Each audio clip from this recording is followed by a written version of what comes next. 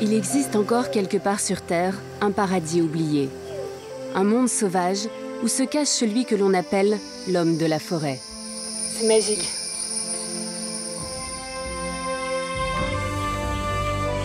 Mais la belle histoire est en train de mal tourner. Ce sanctuaire disparaît peu à peu. Voilà, c'est un carnage. On entend encore le bruit des tronçonneuses de loin. Viens vraiment! Viens! En Indonésie, j'ai rejoint ceux qui se battent pour protéger les orang-outans. Avant, ils vivaient partout en Asie. Maintenant, on ne les trouve plus que sur 2 îles, Sumatra et Bornéo. Il y a à peine 100 ans, ils étaient 300 000. Aujourd'hui, 70% d'entre eux ont disparu. On lui a tiré dessus 62 fois. Il lui reste encore 48 balles dans le corps. Entre les hommes et les orang-outans, le combat semble inégal. Mais rien n'est perdu. On peut encore les sauver.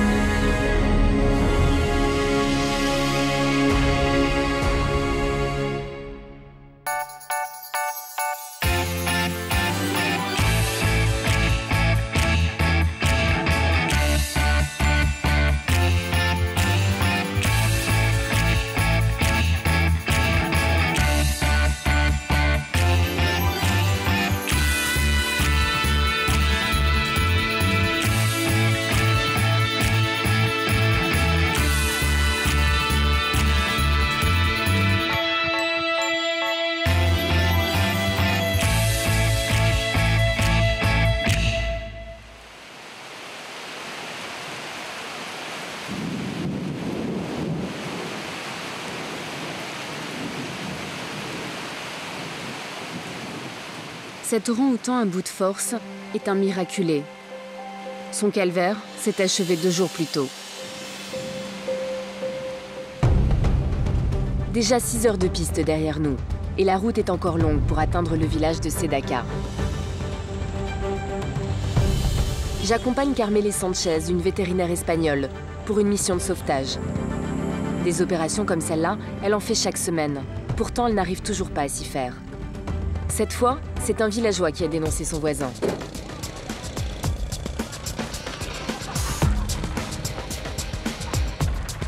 Dans la maison là-bas, il y a un orang-outan en captivité. Alors les orang-outans étant des animaux en voie de disparition, il est formellement interdit d'en posséder comme animal de compagnie en Indonésie. Malheureusement, la pratique est de plus en plus courante. C'est même devenu un signe de richesse, de prestige, un peu comme avoir une belle voiture. Nous ignorons si l'orang-outan est encore en vie. Les quelques secondes qui nous séparent de la maison me paraissent très longues. Il est là.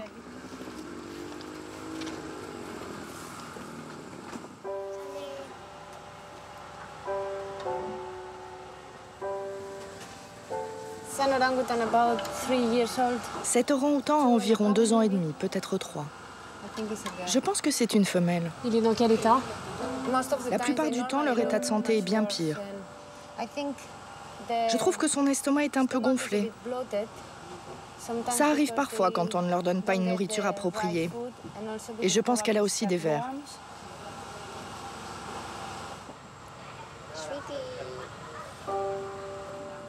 Depuis 2 ans, ce bébé baptisé Cindy par son propriétaire est prisonnier de cette petite cage dont il n'est jamais sorti. Le sort de Cindy est loin d'être réglé. Pour obliger cette famille à nous la confier, des policiers et des rangers nous prêtent main forte.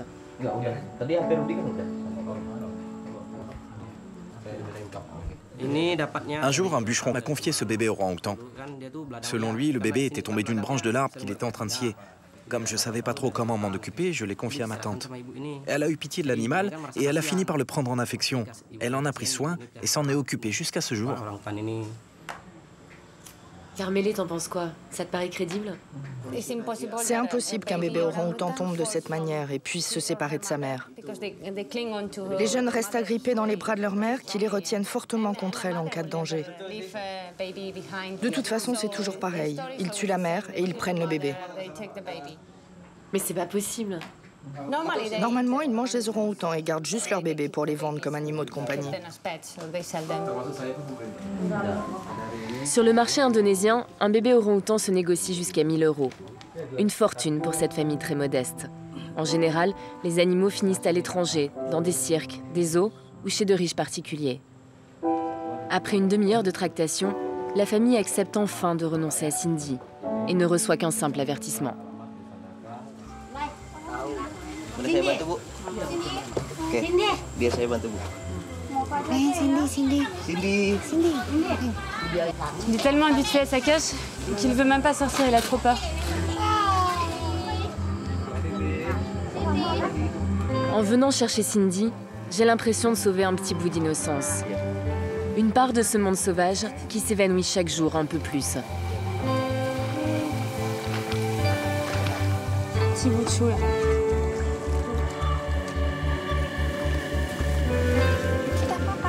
Allez, on rentre à la maison. Ça va bien se passer. Cindy va devoir maintenant supporter les 10 heures de route jusqu'au refuge de Carmélé. Quel sera son avenir dans ce centre de réhabilitation? Est-ce qu'elle retrouvera un jour sa forêt?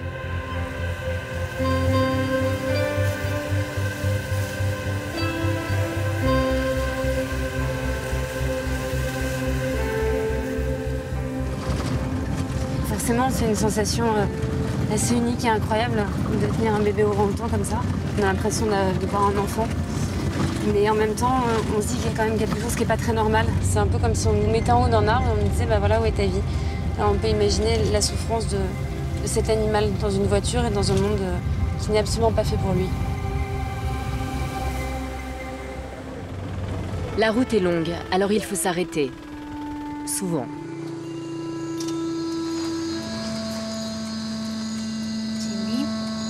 Elle regarde la forêt.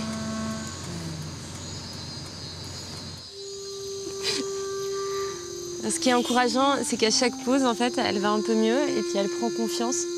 Elle se laisse approcher, toucher, ce qui n'était pas le cas au début. Je me demande ce qui peut bien se passer dans sa tête.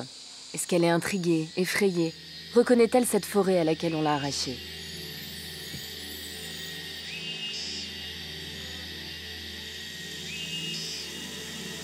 Comme tous les orang-outans, Cindy aurait dû passer les premières années de sa vie aux côtés de sa mère. De tous les grands singes, ces primates sont ceux dont l'éducation est la plus longue, 8 ans.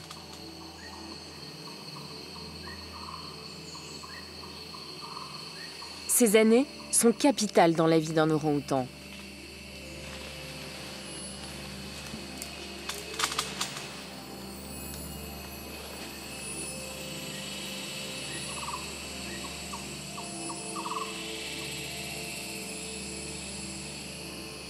En imitant les gestes de sa mère, un jeune orang-outan apprend à reconnaître parmi 2500 espèces d'arbres et 5000 variétés de plantes, celles qui lui permettront de se nourrir et de se soigner.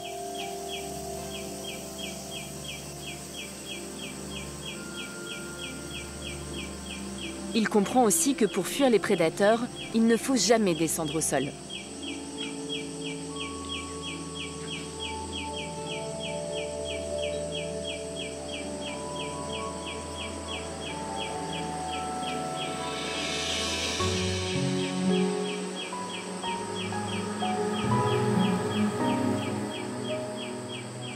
L'apprentissage, l'amour maternel, la tendresse, Cindy n'a pas eu le temps de connaître tout ça.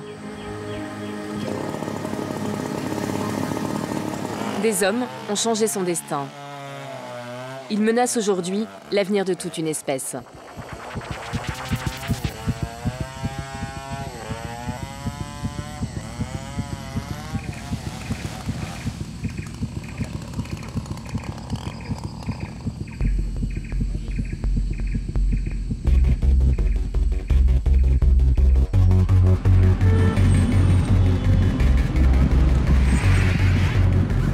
De plus en plus de monde, de moins en moins d'espace.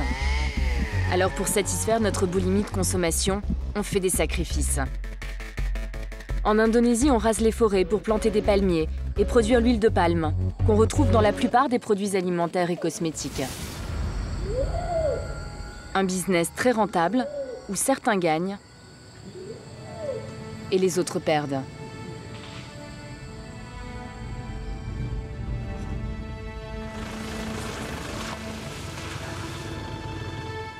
En arrivant chez Carmele, je réalise à quel point cette tragédie est bien réelle. Tous ces animaux enfermés dans des cages, c'est comme un électrochoc. Allons-y. Des Cindy, ici il y en a partout. Le refuge existe depuis à peine 3 mois, mais Carmele a déjà recueilli 12 orphelins en détresse.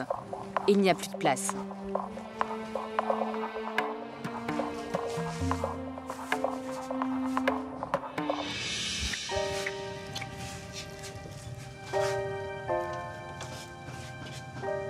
Et t'as pas de clinique ici? Non, pas encore. On espère, mais pour l'instant, c'est tout ce que nous avons.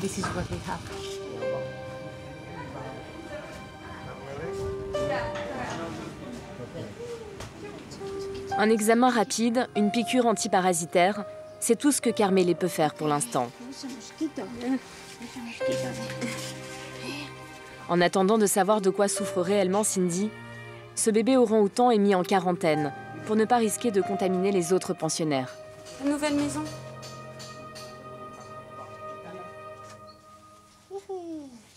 C'est ta nouvelle maison.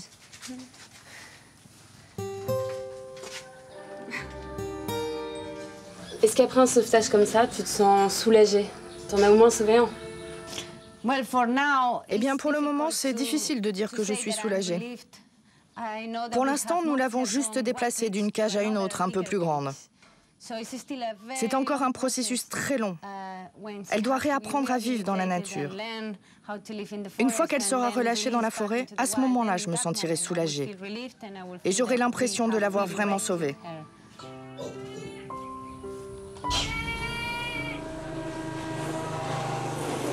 Le seul tort de tous ces prisonniers a été de se trouver sur la route des hommes. Que ressentent ces animaux extrêmement intelligents, capables de penser et de raisonner?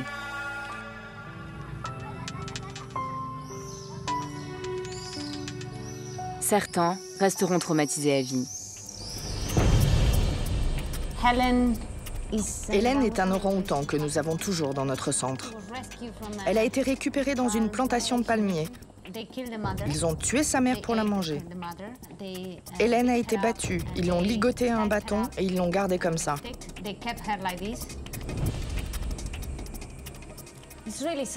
C'est très triste parce que ce n'est pas seulement qu'on fait disparaître des espèces, mais c'est aussi qu'on les fait terriblement souffrir. Je pense qu'ils nous ressemblent. Eux aussi peuvent être déprimés, ressentir la douleur et bien d'autres sentiments, comme nous les humains. À ton avis, pourquoi les humains sont si cruels avec les orang-outans? Je ne pense pas que les gens d'ici soient plus cruels qu'ailleurs.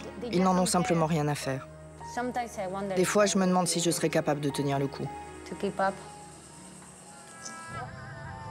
Comment arrêter ce massacre? Eh bien, il n'y a pas 36 solutions. Il faut protéger les dernières forêts. Ce matin, j'ai rejoint l'unité de rangers du commandant Uriento. Nous partons pour une opération commando. La cible, les bûcherons clandestins qui détruisent illégalement l'habitat des orang-outans. D'après leurs informations, les bûcherons se trouvent quelque part là-bas, en plein milieu de la forêt. Là, c'est la route qu'ils utilisent avec les camions pour transporter le bois jusqu'à la ville. Alors là, c'est une véritable course contre la montre qui commence, parce que les villageois ont sûrement vu nos véhicules et vont aller signaler notre présence aux trafiquants pour obtenir un peu d'argent.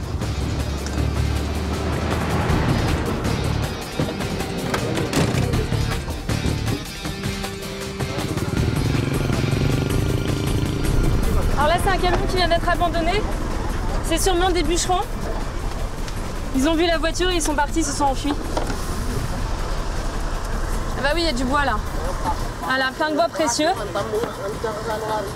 Il y a les finières en plancher ou en meuble. Le but là, c'est vraiment de décourager les bûcherons. Ils vont confisquer le matériel, ils dégonflent les pneus. Ah, ils vont sûrement revenir, mais au moins à chaque fois, ça leur fait perdre de l'argent et c'est comme ça qu'on peut combattre la déforestation. D'un côté, on détruit, de l'autre, on protège. C'est une guerre qui oppose l'homme à lui-même. Entre ceux qui ne raisonnent qu'au présent et ceux qui construisent l'avenir. Sauver les forêts, c'est aujourd'hui aussi vital pour les orang-outans que pour nous.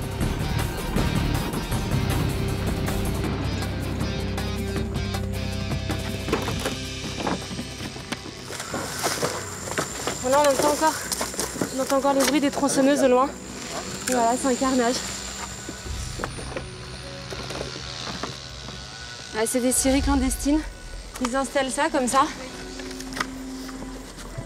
Mais il n'y a plus personne. On arrive trop tard. Il n'y a plus rien, il n'y a plus rien. Ouais, ils sont tout prêts. Faut qu'on soit discret, ils sont juste là.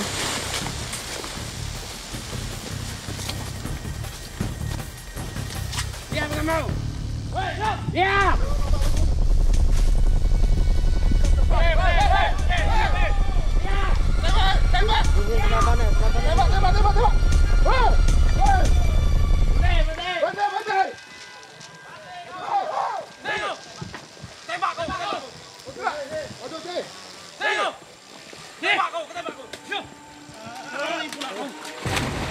Sur le groupe de bûcherons clandestins qui travaillait ici, Ramat, 20 ans, est le seul à ne pas avoir réussi à s'échapper. Il risque gros car nous sommes à l'entrée d'un parc naturel protégé.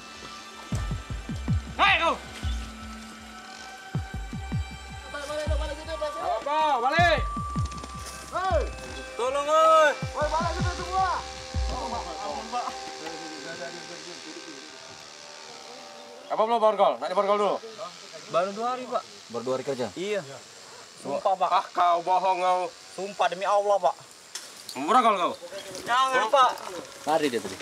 Oh, lari terjun pula kau. Iya, aku udah tahu, Pak. Nyengong lari pula. Diam kau. Diam. Kau ini kau belagak kau. Diam. Tidak, Pak. Berapa 7 tadi? Berenam tadi lari? Tadi galau, Pak. Pourquoi tu travailles ici? Iya, Pak. Je sais que c'est interdit, mais je n'ai pas le choix. J'ai besoin d'argent pour payer mes études. Et vous gagnez combien? Dans les 60 000 roupies par mètre cube. Et en 2 jours, vous faites combien de mètres cubes? Par jour, on peut faire au moins 8 mètres cubes. Ramat a pris tous ses risques pour gagner 200 € par mois, 2 fois le salaire moyen indonésien. Qu'est-ce qu'ils risquent? D'après la loi, il risque 10 ans de prison. En réalité, c'est 5 ans maximum et 10 milliards de roupies d'amende. Ça fait 80 000 €, d'après l'article 41 du Code des forêts. Est-ce que vous pensez que ce genre d'opération peut arrêter la déforestation? C'est chaque fois la même chose. Nous sommes déjà venus ici le mois dernier. On avait tout brûlé pour essayer de les décourager, mais les groupes se reforment et ils recommencent.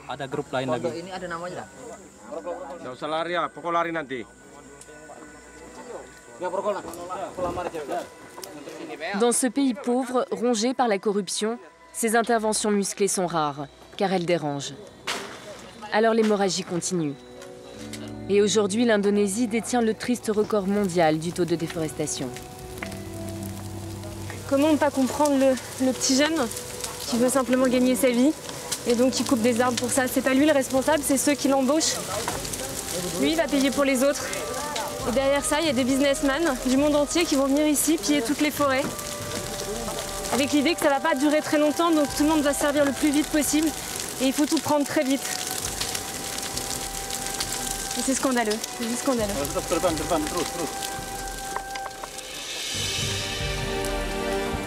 À cause de la déforestation, 5 000 orang-outans disparaissent chaque année. Plus d'habitat, plus de nourriture, ils meurent de faim ou sont tués.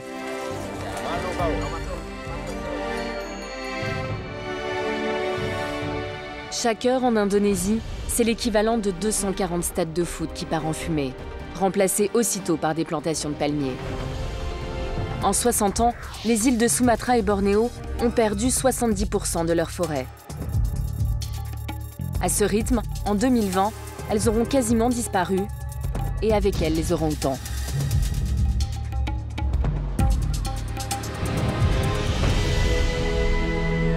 Les derniers orang-outans sauvages de Sumatra ont trouvé refuge dans la réserve du Gunung Leuser. Un paradis pour les animaux menacés.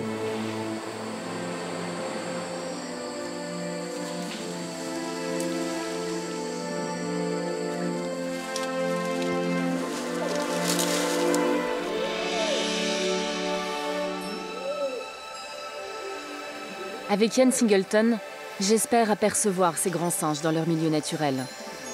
Depuis plus de 20 ans, ce scientifique mondialement reconnu se bat pour sauver ces primates de l'extinction. Ici, Ian connaît tout le monde. Et grâce à lui, je fais des rencontres étonnantes.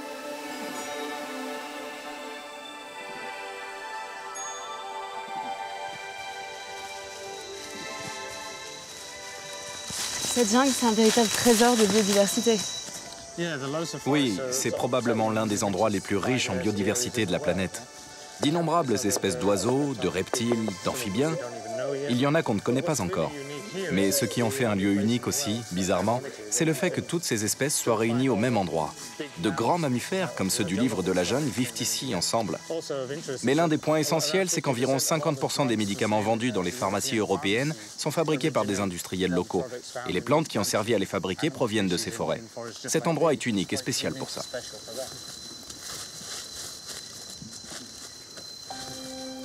Les sons, les odeurs, la lumière, tout ici me paraît magique. Cette forêt impose le respect. Elle est à la fois tellement puissante et si fragile. C'est un peu difficile de juger ce que font les Indonésiens avec leurs forêts. Nous, on a fait exactement pareil en Europe, partout. On a rasé toutes nos forêts. Oui, c'est vrai. Et il devient de plus en plus difficile de trouver des espaces de forêt primaire encore préservés en Angleterre. Mais ici, il y a encore la possibilité de sauver des arbres magnifiques comme celui-ci. Dans cette jungle, c'est l'homme qui doit pour une fois s'adapter à la nature, et pas le contraire. Une jolie leçon d'humilité. Ici, tout se mérite. Après 2 heures de marche, nos efforts sont enfin récompensés.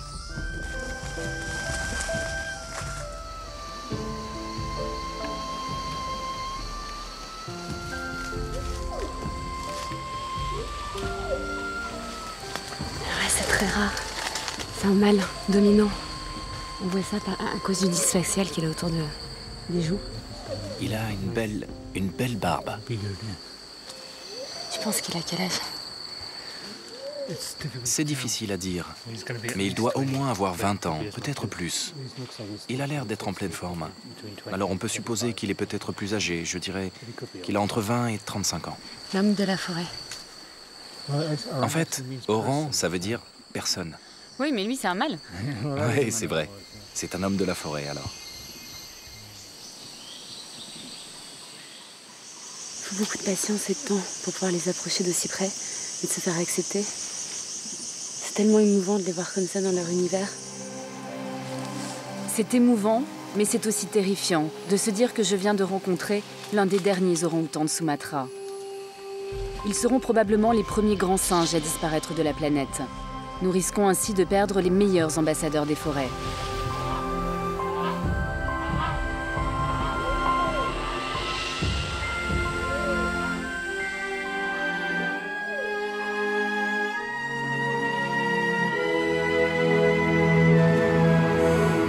Les orang-outans sont d'autant plus menacés que leur taux de reproduction est particulièrement faible. Une femelle a en moyenne un petit tous les 9 ans. C'est très peu. Pas de quoi compenser les pertes de l'espèce.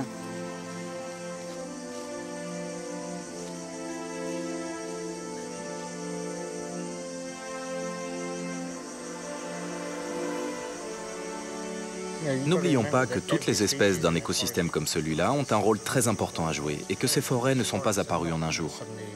Elles sont le résultat de l'interaction d'un nombre incalculable d'espèces. Si les orang-outans disparaissent, la forêt pourrait encore survivre. Mais si l'on perd les orang-outans, les singes siamang et les kalaos, qui constituent les principales espèces frugivores de cette forêt, alors la plupart des autres espèces disparaîtront.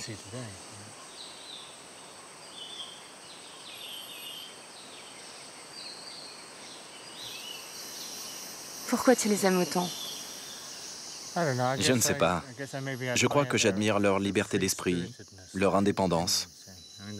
Et puis cette belle boule de poils roux aux reflets dorés qui se promène au cœur de la forêt, sous le soleil. C'est magique.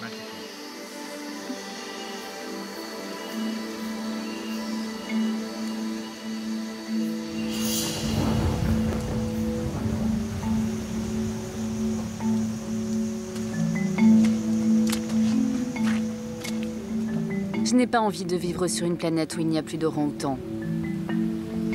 Si Si on laisse disparaître notre cousin, avec qui on a plus de 97% d'ADN en commun, alors c'est certain, on laissera disparaître toutes les autres espèces. Et un jour, ce sera peut-être notre tour.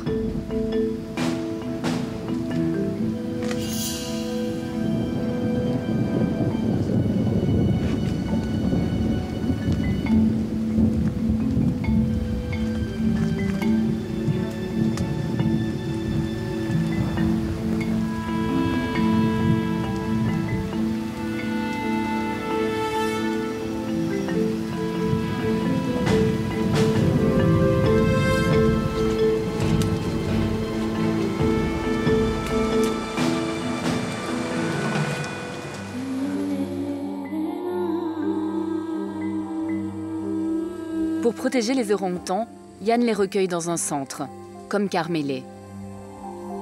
Mais le sien est beaucoup plus grand. Il compte une 50aine de pensionnaires.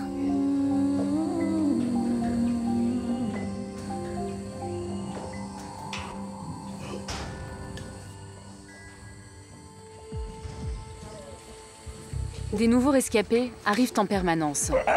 C'est le cas de Monkey, ici depuis 2 jours. L'équipe de Yann l'endort pour lui faire un check-up complet.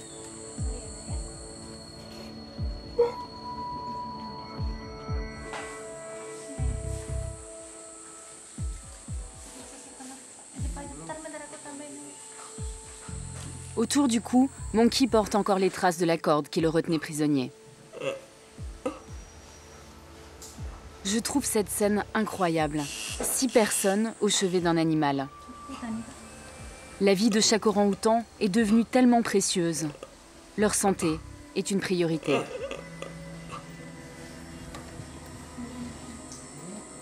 On lui prend ses empreintes. On lui donne une identité. Je prends toujours une photo de leur mâchoire, car selon moi, elles ne changent pas jusqu'à la fin de leur vie. Avec des données fiables, on pourra à nouveau identifier l'animal grâce à son empreinte dentaire. Tu peux faire un nouveau 8. Mais c'est difficile un 8. Faut de l'entraînement. Celle-ci, c'est la 16B 9376A. Enfin, nous l'équipons d'une puce qui servira à l'identifier s'il est un jour relâché.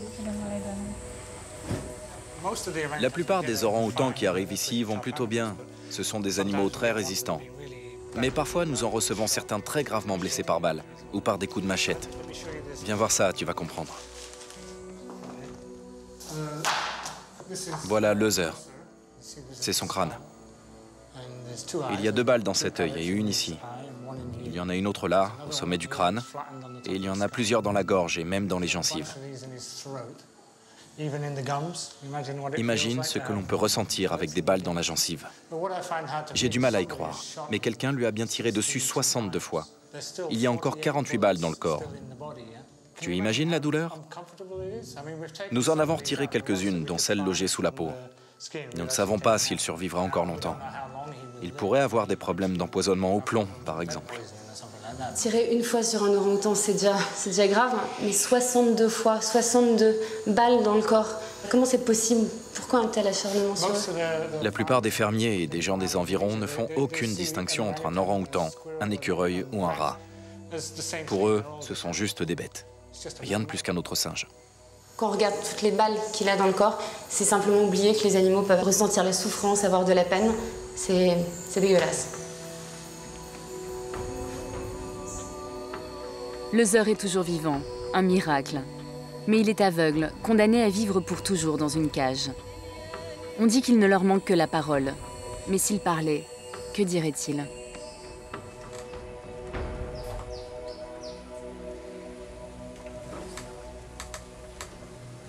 Deux semaines se sont écoulées depuis ma première visite chez Carmélé. Je retourne prendre des nouvelles de Cindy, la petite orpheline. Cindy est toujours en quarantaine, elle va beaucoup mieux, mais elle est toujours un peu déprimée. Son état général s'est quand même amélioré. Quand on la regarde, son regard, ses yeux, son comportement, c'est tellement humain. Moi, parfois, je me demande ce qu'on a fait, nous, de notre humanité.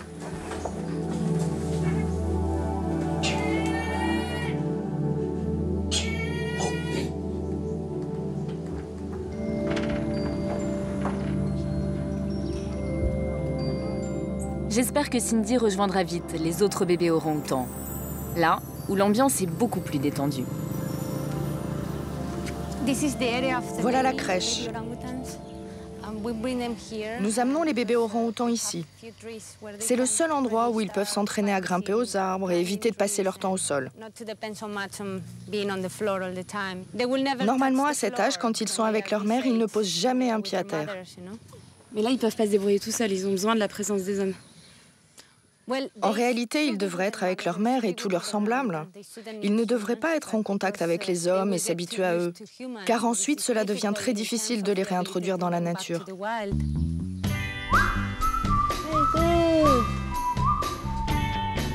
Ces choupettes rousses âgées de 8 mois à 3 ans vont apprendre ici à redevenir des orang-outans.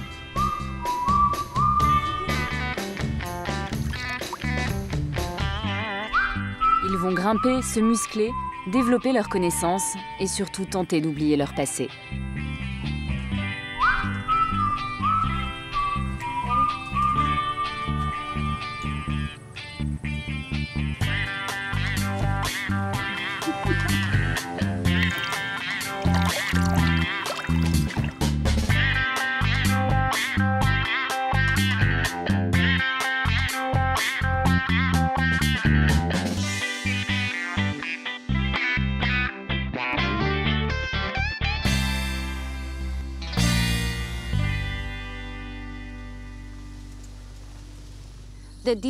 La différence entre un bébé humain et un bébé orang-outan n'est pas très grande. Évidemment, un être humain grandira plus vite et son cerveau se développera davantage. Mais à cet âge, il y a tellement de ressemblances que c'est vraiment fascinant de les observer.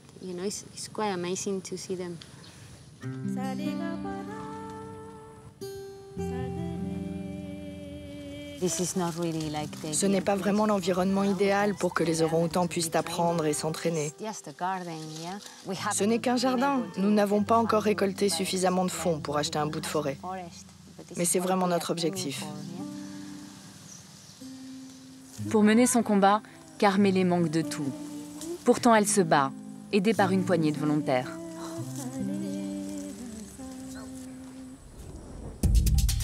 Dans la dizaine de centres de Bornéo et de Sumatra, s'entassent plus de 1000 orang-outans. Mais qu'est-ce qu'on va faire d'eux? De plus en plus rares, les forêts sont devenues un luxe. Rendre la liberté à tous ces primates est aujourd'hui un challenge difficile.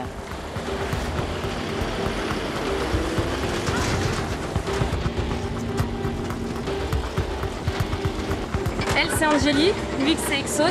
Ils ont été capturés dans une plantation de palmiers à huile quand ils avaient que quelques semaines. Ils n'ont jamais connu la forêt, seulement la captivité et un centre de quarantaine au nord du pays.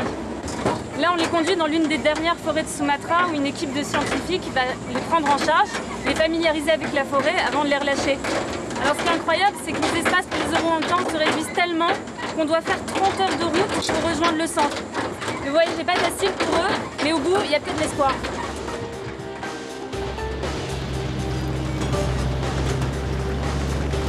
Le centre est isolé, loin des curieux et de tout ce qui pourrait déranger la tranquillité des animaux. Car l'expérience qu'ils vont vivre est déterminante pour leur avenir. Ceux qui travaillent ici ont renoncé au confort et vivent retirés du monde au cœur de la nature.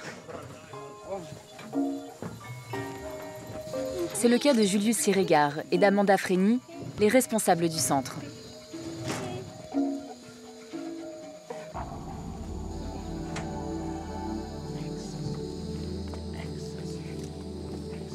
Elle regarde partout là, elle découvre un peu la forêt. Interrogation en même temps. Elle est probablement très intriguée par tous ces arbres et tous ces sons. Mais elle va s'y habituer très vite. Pour la première fois depuis des années, Angélie et Exos vont passer la nuit dans la forêt. Même si pour l'instant, c'est encore derrière des barreaux. Est-ce que tu penses que d'être enfermés en groupe, c'est mieux pour eux? Ils vivent mieux la captivité comme ça? Oui, je crois vraiment que ça les aide dans leurs premiers jours ici, au centre. Et lorsque nous les amenons à l'école de la forêt, ils apprennent bien plus quand ils sont avec leurs camarades.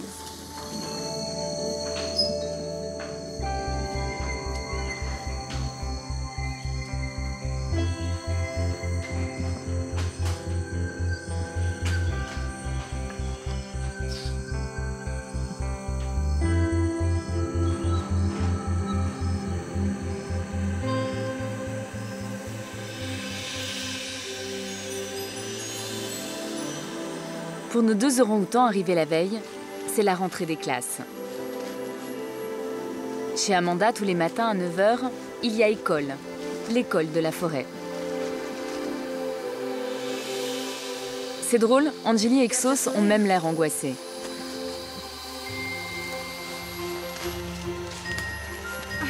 On est bientôt arrivé. Mais t'es pas légère. Regarde. Amanda ne craint pas les fugues. Anjali et Exos sont trop inexpérimentés et craintifs pour s'échapper. Django est déjà dans les arbres. Et quel est le but de la leçon alors aujourd'hui? Ces orang-outans ont été arrachés à leur monde sauvage alors qu'ils étaient encore très jeunes. Nous devons leur rappeler la variété de nourriture qu'offre cette forêt, même en saison sèche, lorsque les fruits sont difficiles à trouver. Nous avons par exemple des nids de termites, des feuilles et des baies comestibles, mais aussi du rotin. Les orang-outans pourront en trouver dans la forêt et les manger. Alors là, en fait, l'idée, c'est de faire semblant de manger ce qui est à l'intérieur de la feuille pour que les orang-outans comprennent que c'est comestible, parce qu'ils apprennent par mimétisme. Donc du coup, il faut ouvrir, lui montrer que ça se mange, pour ensuite que lui reproduise le même geste. Donc du coup, pendant la saison sèche, quand il n'y a plus de fruits, ils reconnaîtront cette plante et ils pourront se nourrir et pas mourir de faim. Ici, au centre de réhabilitation, nous montrons aux orang-outans comment ils peuvent manger les termites à l'intérieur des nids. Nous faisons semblant de les manger. C'est comme ça qu'apprennent les orang-outans. C'est dégoûtant. Hein. Ah, comment il peut manger ça?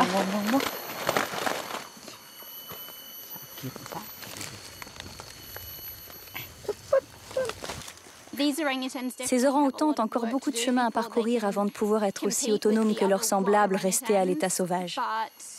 Mais nous sommes convaincus qu'ils pourront survivre dans la forêt. Grâce à tout ce qu'on leur apprend ici, je pense qu'ils s'en sortiront. On est dans une situation un peu absurde en fait, où ce sont les hommes qui apprennent aux orang-outans à se débrouiller dans la forêt. C'est dingue. Il faudra au minimum 6 mois, voire plusieurs années, avant qu'Anjali et Exos soient parfaitement autonomes. Un long processus d'apprentissage au cours duquel les orang-outans vont apprendre à se servir de leur instinct.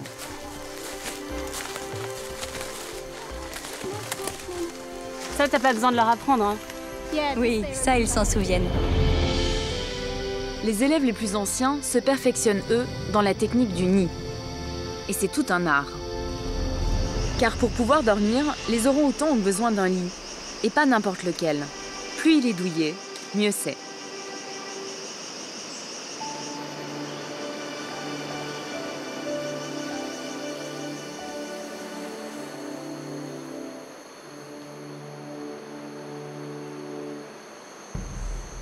À l'école de la forêt, il y en a un qui se débrouille beaucoup mieux que les autres. C'est Django. Il faut dire qu'il est là depuis 6 ans. Alors tous les exercices, il les maîtrise et les connaît par cœur. Django, c'est le roi de la frime. Pourtant, il revient de loin. Dans son ancienne vie, il était maltraité, battu et traumatisé par son propriétaire, un militaire. Django a 9 ans et en général, dans la nature, un orang-outan vit entre 40 et 50 ans. Ça veut dire que Django, il a passé un quart de sa vie en captivité. C'est comme si un homme passait 20 ans de sa vie en prison. Et plus ils sont gros, plus évidemment la captivité est difficile pour eux. Bon, il faut faire un peu attention quand même, parce qu'ils ont la force de 3 hommes. Hein? Et il a l'air tout calme. Hein? Quand il me regarde, c'est impressionnant, l'humanité qu'il y a dans ses yeux. Incroyable. Et voilà comment est né mon coup de foudre pour Django. Une vraie rencontre dont je me souviendrai longtemps.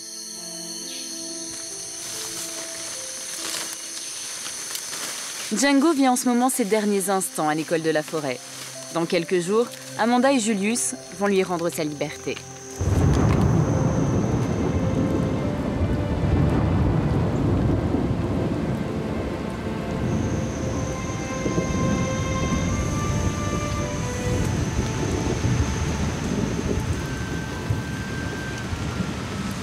Les orang-outans, ils détestent la pluie, c'est un peu comme nous. Alors quand il pleut, ils se mettent une feuille sur la tête pour se protéger. Django est prêt pour la vie sauvage. Enfin, presque. Car en fabrication de parapluies, il n'est pas tout à fait au point. Heureusement, c'est pas une matière principale.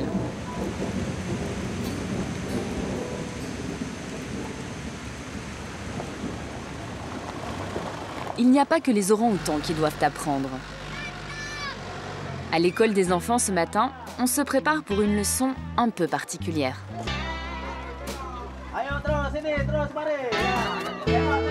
Depuis 10 ans, avec son équipe, Panout tente de sensibiliser les plus jeunes à la cause des orang-outans. Des écoles, il en a déjà visité 500. Et à chaque fois, son cours commence de la même manière. Bonjour les enfants. Je me présente, je m'appelle Panout. Je vais vous parler des orang-outans de Sumatra. Pendant 1 heure, ces ados âgés de 12 à 14 ans vont avoir le droit à un cours complet sur les grands singes. Pouvez-vous donner 4 exemples d'aliments que mangent les orang-outans? Pousses. C'est quoi, pousse? Des pousses de... Une pousse de cocotier? Des fruits, des grains. Et quoi d'autre encore? Des bananes frites?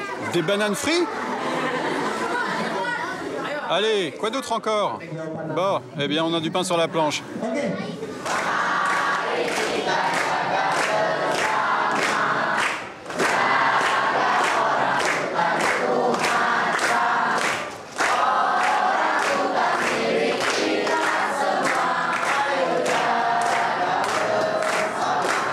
C'est bien. Encore une fois, plus fort. Alors ça rend plutôt optimiste parce que le message a l'air de bien passer. Ils ont écouté, ils ont appris des choses, ils ont l'air enthousiastes. C'est la première fois qu'ils entendaient parler d'orang-outans. Et le destin, la survie de ces animaux va dépendre d'eux, de ce qu'ils feront plus tard, de ce qu'ils diront à leurs parents. Donc maintenant, c'est entre leurs mains. Ce qui me plaît avant tout chez Panout, c'est qu'il est indonésien. Du coup, je me dis que tout ça n'est pas qu'un délire d'occidentaux gâtés. Et qu'ici aussi, on prend conscience du drame qui est en train de se jouer. Panout a toujours été sensible à l'environnement. Et puis un jour, il a décidé d'y consacrer sa vie. Ça doit être difficile de te battre tout seul. C'est le rôle du gouvernement, tout ça. Je dirais, rien n'est facile dans ce monde. Et tout particulièrement pour ce type de défi, se battre pour sauver la forêt primaire. C'est pas juste en un claquement de doigts que l'on résout les problèmes. Non, ça marche pas comme ça. C'est le dévouement de toute une vie. Je fais tout cela depuis presque 10 ans et j'arrêterai jamais. Est-ce que tu penses vraiment que tu peux changer les choses en éduquant les gens, en leur apprenant des choses sur les orang-outans? Je crois que l'éducation, c'est la clé. Selon moi, il est important d'installer des fondamentaux chez chacun d'entre nous afin que les prochaines générations aient un comportement écologique plus responsable. Mais aussi pour former des leaders verts qui se battront en première ligne pour protéger l'environnement. Et c'est ça qu'on est en train de faire actuellement.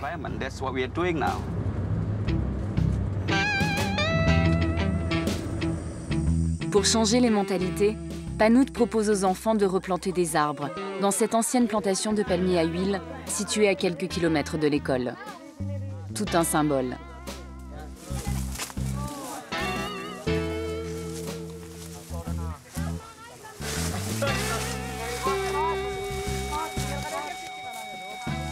Vas-y, n'aie pas peur de mettre beaucoup de terre.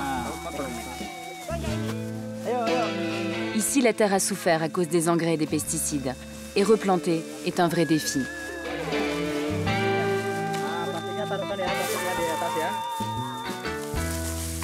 Ça va être un énorme travail de replanter tout ça. Oui, les gens peuvent couper des arbres en un rien de temps sans vraiment penser à l'avenir et au fait que cette exploitation des terres et du sol peut être mauvaise pour l'environnement. Ici, les gens sont en colère face à cette déforestation, tu sais. Car maintenant, c'est nous qui en portons la responsabilité. On aurait dû faire ça il y a déjà très longtemps, quand on a commencé à se rendre compte que détruire la forêt était une erreur. Il faudra 150 ans pour qu'il y ait à nouveau une forêt ici. Mais Panout a déjà remporté une victoire. Il a convaincu les anciens employés de la plantation de travailler avec lui et de l'aider à replanter.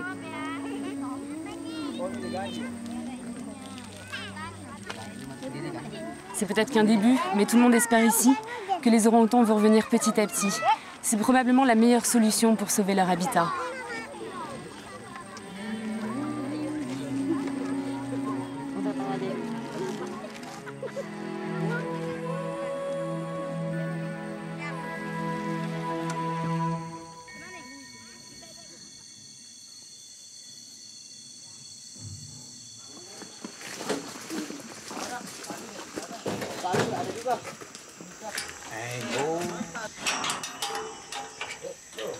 c'est un grand jour pour Django, il va être relâché, là il le sait peut-être pas encore, mais c'est ses derniers moments en captivité.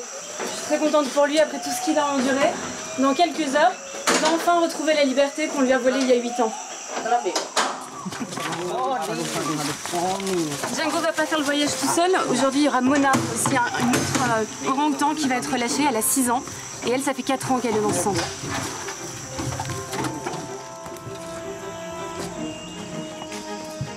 Direction la forêt de Tigapulu. C'est dans cette réserve de 140 000 hectares que tous les pensionnaires du centre prêts pour la liberté sont relâchés. Historiquement, aucun orang-outan sauvage n'a jamais vécu dans cette partie de l'île. On ne trouvait ici que des tigres et des éléphants. Mais face à la disparition des forêts, cet endroit représente aujourd'hui le refuge idéal pour ces rescapés. On va devoir s'enfoncer pendant 3 heures dans la jungle pour éloigner les orang-outans le plus possible du centre et également pour échapper et aller loin des braconniers et des bûcherons pour trouver un lieu sûr. C'est des conditions qui ne sont pas faciles parce qu'il fait 40 degrés, il y a 90% d'humidité. C'est éprouvant pour les animaux, mais pour les hommes c'est hyper dur aussi. Il y a une douzaine de porteurs qui vont se relayer pour transporter les animaux et on se bat contre les sangsues partout. On a les pieds mouillés.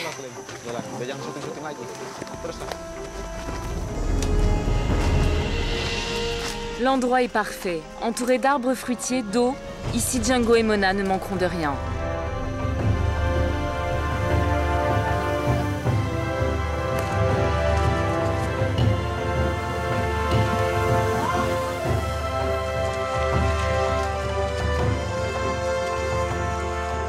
Je pense que c'est le bon endroit.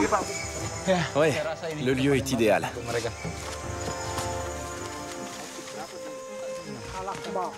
Ouais, posez la cage ici. On est bien arrivé au point inscrit sur le GPS. Nous sommes à environ 8 km de la station scientifique et ici c'est vraiment parfait.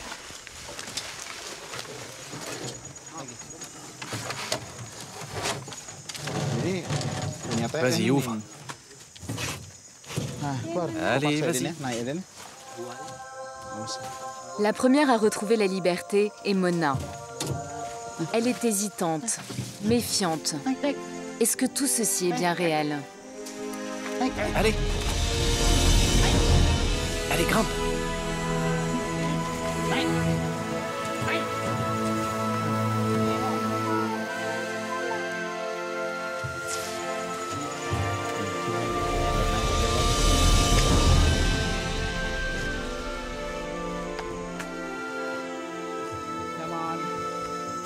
Tu lui as pas dit au revoir?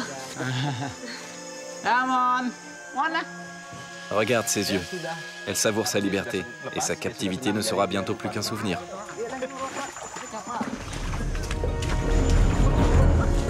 Tout droit par là.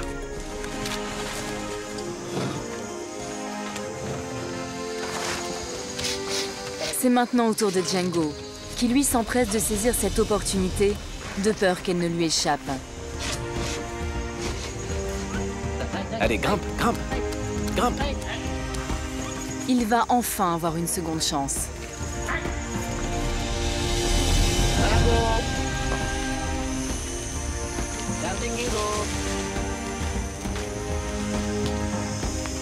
C'est émouvant de les voir comme ça, après tout ce qu'ils ont enduré. T'es inquiet pour Django? Oui, bien sûr. Nous sommes toujours inquiets. Mais on ne va pas les abandonner comme ça et des pisteurs vont les suivre pendant plusieurs jours. Ça va aller. Ces 6 ans passés au centre lui ont permis de devenir parfaitement autonome. Il va être bien ici.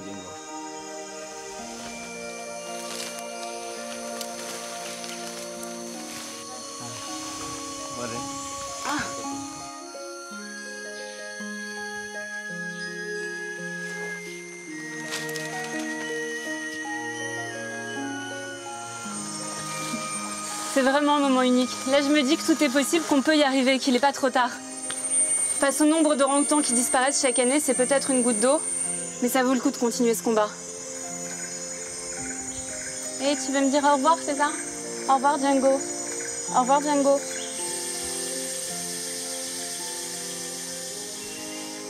Allez, allez, Django. Faut y aller maintenant. Allez. Allez. Vas-y, maman. Allez.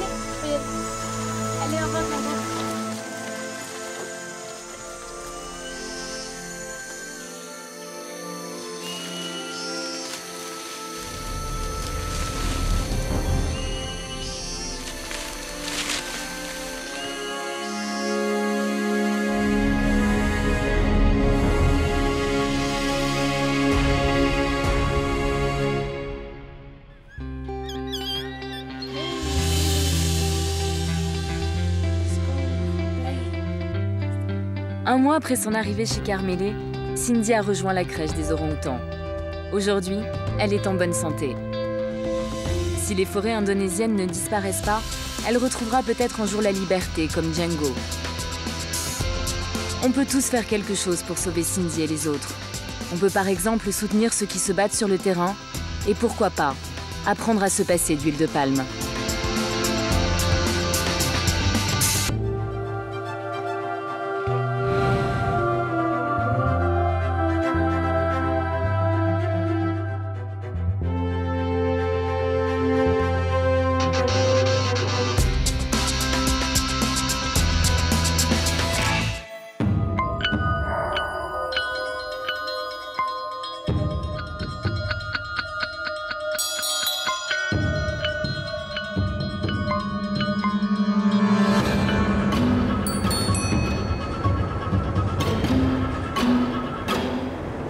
C'est hallucinant parce que je suis vraiment toute seule sur la route, il n'y a personne. Il faut dire que la Namibie est grande comme la France et l'Angleterre réunies et ne compte que 2 millions d'habitants, c'est la population de Paris.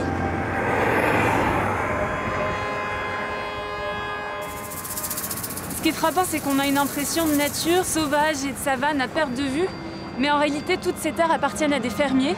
Il y a des clôtures un peu partout. Et les animaux n'ont pas d'autre choix que de passer de ferme en ferme. Ils sont sur les terres des fermiers et ne sont plus les bienvenus. Alors aujourd'hui, il y a un vrai conflit de territoire entre les hommes et les animaux, dont les principales victimes sont les guépards.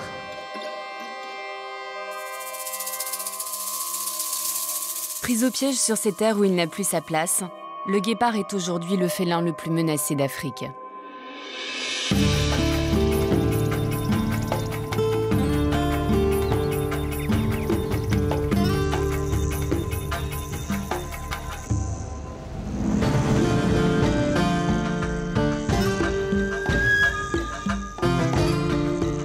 Pour chasser et survivre, ce prédateur a besoin d'espace, de beaucoup d'espace. En moyenne, 3000 km², soit environ 30 fois la taille d'une ville comme Paris.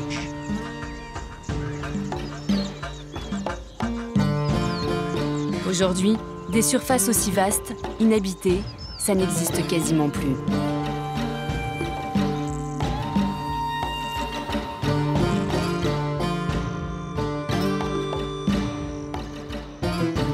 Alors à quoi bon marquer son territoire quand on n'en a plus ?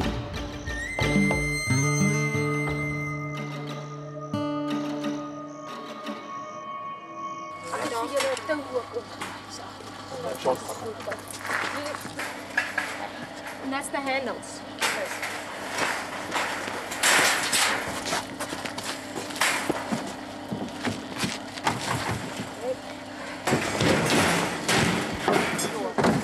Ce matin, nous partons pour une opération de sauvetage. Marlies Van Vuren est une écologiste qui se bat depuis 15 ans pour sauver les animaux sauvages en Namibie. Et aujourd'hui, on a rendez-vous avec un fermier qui a capturé 2 guépards et qui menace de les tuer si personne n'intervient. Alors voilà, on y va.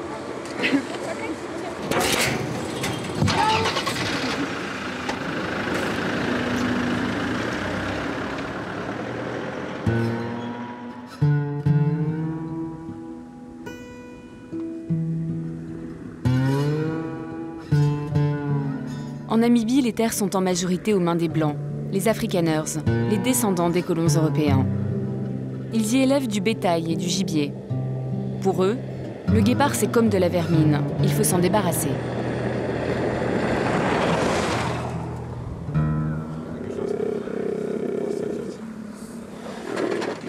Ce sont des mâles, non? Je sais pas trop. C'est peut-être un mâle et une femelle, je suis pas sûr. Tout est clôturé ici? Oui, oui. Et ils ont attaqué votre bétail? J'ai déjà perdu 120 ou 130 Springboks et 120 Impala, plus 9 de mes autruches. Les plus jeunes? Non, des grandes que j'ai élevées. Elles faisaient partie de ma famille. Mais c'est pas ces deux-là qui ont fait le coup. C'est un autre, un gros que j'ai capturé. Maintenant, il est chez le taxidermiste. Bientôt, il sera dans mon entrée, et chaque matin, je pourrai lui mettre des claques et lui dire « T'as vu ce que t'as fait ?» Même si le guépard est un animal en voie de disparition, on a le droit de le tuer ici. Oui, c'est légal en Namibie. En tant que fermier, si un guépard rôde sur tes terres, tu as le droit de l'abattre. Il faut qu'ils voient rien du tout. Il faut tout cacher et ça va les calmer normalement. Parce que là, ils ont l'air quand même assez nerveux. Ça fait 2 jours qu'ils sont dans la cage. Donc ils sont assez stressés. Ces 2 guépards ont eu de la chance.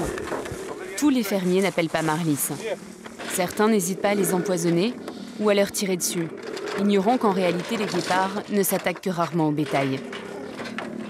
Coupable idéal, facile à attraper, ils payent pour les autres, les hyènes ou les léopards.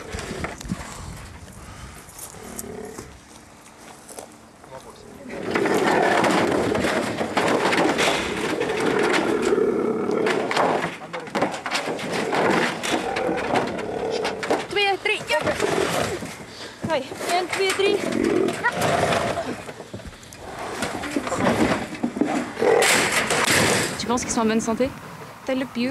Ils sont superbes et ont l'air d'aller bien. Regarde, on voit que ses dents sont saines. 2 beaux matous. Ils sont frères. Le dominant se place devant l'autre pour faire face au danger. Quand on trouve des mâles ensemble, ils sont forcément frères. Parfois, ils sont même 3 ou 4.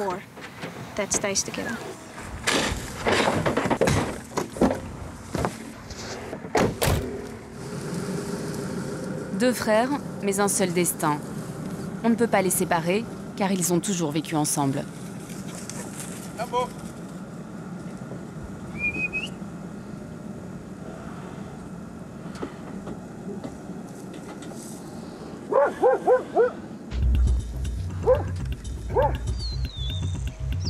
À l'état sauvage, les jeunes mâles, une fois autonomes, vivent souvent en fratrie. Ils forment ainsi une coalition pour protéger leur territoire des autres guépards et surtout pour chasser.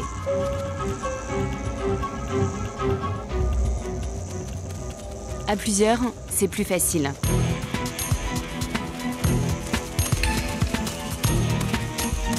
Il y en a toujours un plus malin que les autres, plus téméraire.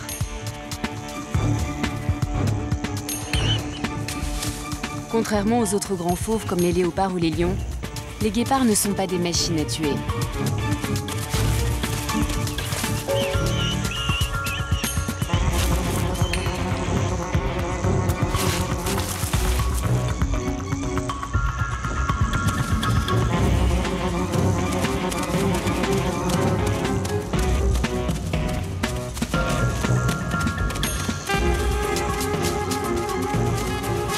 Timides, craintifs, certains se laissent même impressionner par leur proie.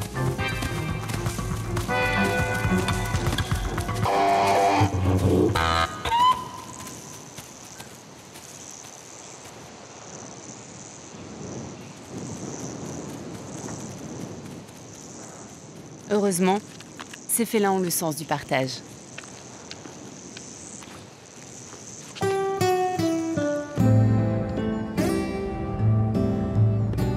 En repartant de la ferme avec nos 2 rescapés, je ressens comme un goût amer. On les a peut-être sauvés, mais en attendant, il y a 2 félins de moins dans la nature.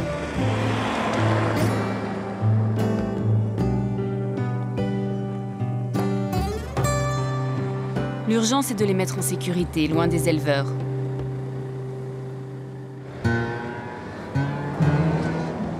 Après 3 heures de route, nous arrivons à Nankoussé, le refuge créé par Marlis van Vuren.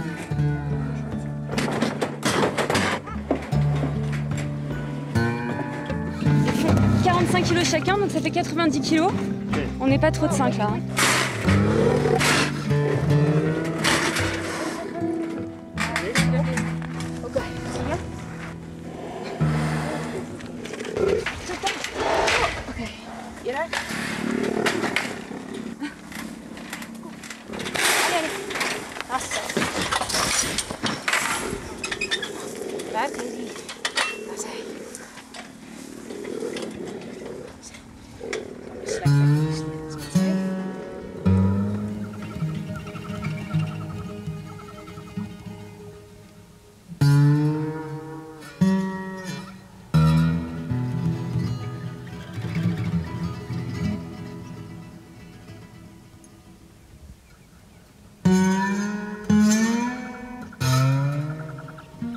Alors là, on a mis les 2 guépards en quarantaine. Ils vont rester ici à peu près 1 mois.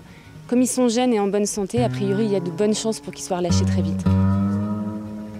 Encore faudra-t-il trouver un lieu pour les accueillir. Car aujourd'hui, personne n'en veut.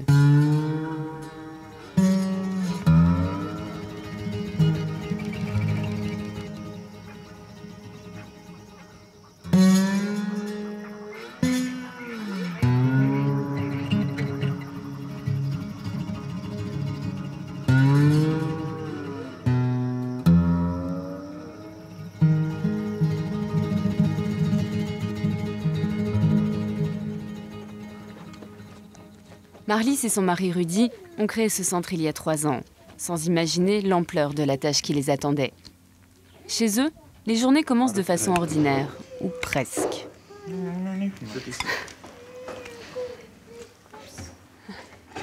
Ouh là là.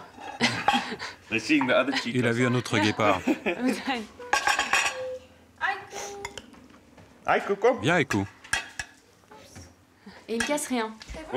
Si, mais beaucoup moins qu'avant.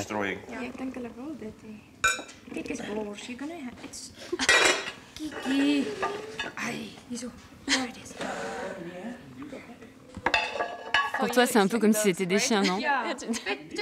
Oui, des chiens turbulents.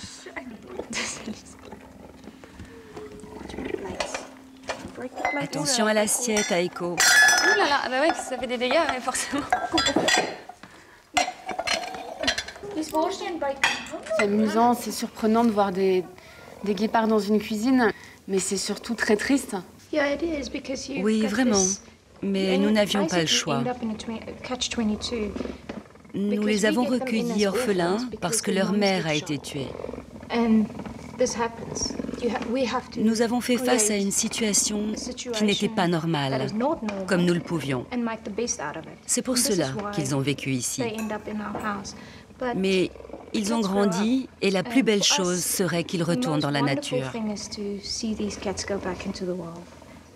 Marlys a un lien très fort avec eux, parce qu'elle les a élevés.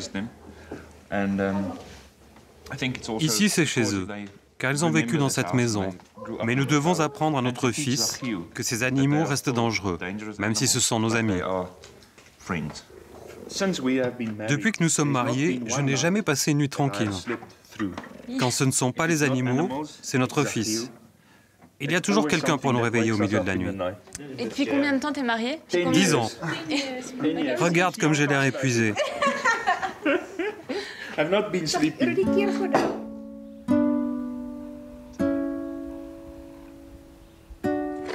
Au total, à Nankoussé, Marlys a recueilli une 15aine de guépards. Beaucoup sont orphelins, et avec les plus jeunes, elle a été obligée de jouer les mères de substitution. Ceux-là ont été capturés par un fermier alors qu'ils n'avaient que quelques semaines. Leur mère a réussi à s'échapper, mais elle a dû abandonner ses petits. Pour qu'ils aient une chance de survivre, Marlys a veillé sur eux jour et nuit. Aujourd'hui, ils sont plus habitués aux hommes qu'à la vie sauvage. Et leur rendre la liberté est devenu difficile. C'est vraiment un gros chat qui ronronne. On confond souvent les guépards avec d'autres félins, comme les léopards ou les jaguars. Alors la spécificité du guépard, c'est d'abord sa fourrure, des taches noires sur un pelage fauve. Et c'est surtout en fait le larmier qu'il a autour des yeux. Donc ça sert essentiellement à le protéger du soleil. On dit aussi que ça lui permet de se focaliser sur sa proie pendant qu'il chasse. Il a l'aspect d'un lévrier avec des hautes pattes, un corps très maigre et une petite tête. Alors, ce qui est le plus frappant dans sa ressemblance avec le chien, c'est ses pattes. En fait, ses griffes ne se rétractent pas comme celles des autres félins, elles sont semi-rétractiles. Ça lui permet de mieux chasser.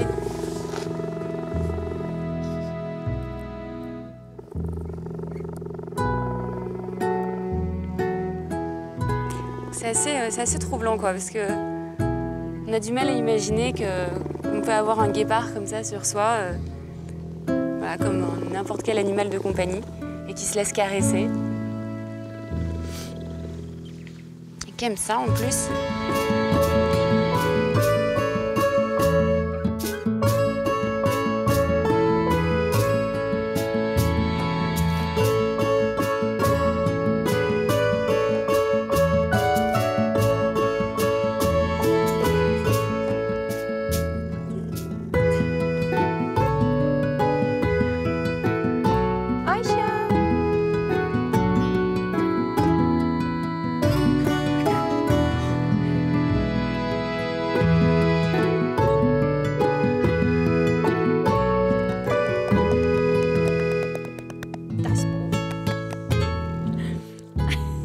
Ça, qu'est-ce qui te plaît le plus chez eux? Leur confiance. Ils te font totalement confiance quand tu es avec eux. Si tu les as tout petits, ils te donnent beaucoup d'amour. Ils ont tous des personnalités différentes. Pour moi, ce n'est pas j'aime les guépards, les lions ou les léopards. Ce qui me plaît, ce sont leurs personnalités toutes différentes. Avec chacun d'eux, j'entretiens une relation unique. Faire de leurs poils.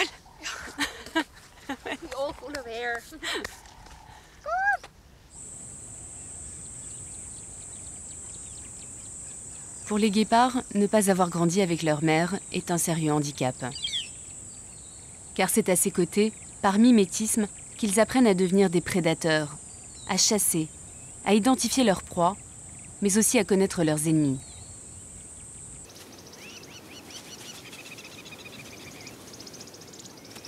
Elle veille en permanence sur eux, car 2/3 des guépardos en moyenne n'atteignent pas l'âge adulte. Ils sont souvent dévorés par des lions, des hyènes ou des léopards. Un facteur supplémentaire qui fragilise cette espèce.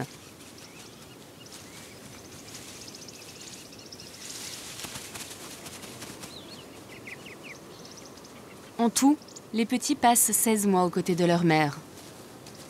Un temps précieux, la clé pour survivre dans la savane africaine. En Namibie, le conflit avec les hommes fait d'autres victimes.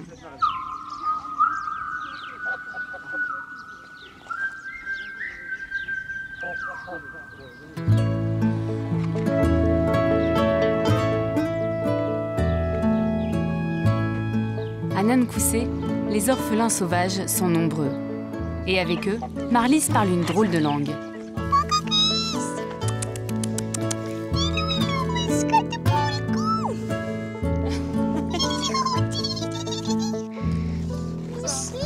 Alors, qu'est-ce que c'est comme animal? C'est un bébé autotion, enfin plutôt un jeune. Et où est-ce que tu l'as trouvé? C'est notre vétérinaire qui l'a récupéré. Il venait d'être percuté par une voiture. Depuis, il a un problème au dos. Alors cet endroit, c'est un peu l'Arche de Noé, enfin l'Arche de Marlies.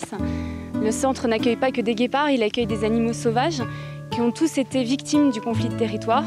Alors la plupart ont été blessés, chassés par les humains. Alors tous ces animaux n'ont plus d'autre endroit où aller, donc on peut dire en quelque sorte que ce sont tous des réfugiés. Chez Marlies, il ne faut s'étonner de rien. Un bébé léopard avec un chien, rien de plus normal. Des lycaons, des caracals qui gambadent, la routine. Au total, une 50aine d'animaux, une 20aine d'espèces ont trouvé refuge ici. Et tout ce petit monde cohabite en attendant de pouvoir retrouver un jour la liberté. Alors 2 fois par semaine, c'est la balade des babouins. Alors l'idée, c'est de les sortir et de les emmener en plein cœur de la réserve pour qu'ils voient un peu autre chose que leur enclos. C'est le moment que j'appréhende le plus. Les babouins ont mauvaise réputation. Les Namibiens les détestent et n'hésitent pas à les abattre. Marlies, elle, leur voue une véritable passion et les recueille. Un travail à plein temps. 10 bénévoles sont nécessaires pour une simple promenade. Il faut dire que ce sont de vrais petits voyous.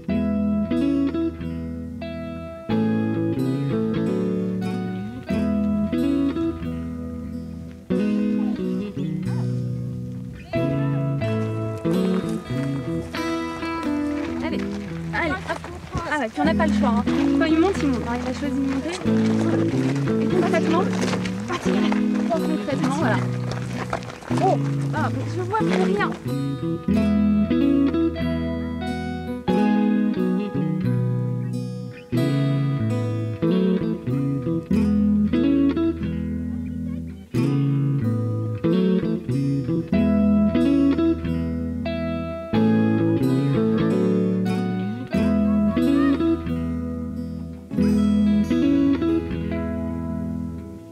En gros, quand on met un à dos, on a tout le groupe à dos. Hein. Donc il faut être sympa, tolérant, les aimer même si c'est des terreurs, parce que la mafia à côté d'eux, c'est rien du tout. Mais voilà, puis ils font des petits bisuitages. Ça, c'est le petit bisuitage qu'ils m'ont fait. Voilà, une petite morsure quoi. Voilà, mais on s'y fait. Hein. Hello. Allez, sans rancune, je vais quand même m'occuper des plus petits. Et déjà à cet âge-là, ça promet.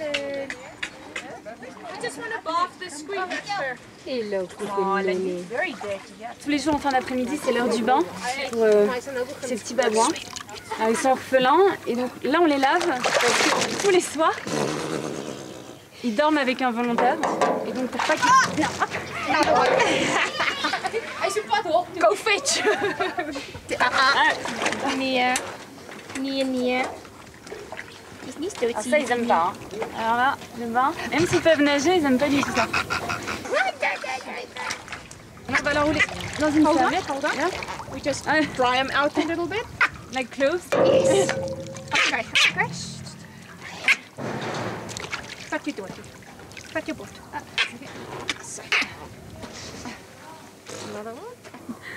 Ah oui, il tremble. Il tremble parce qu'il a froid.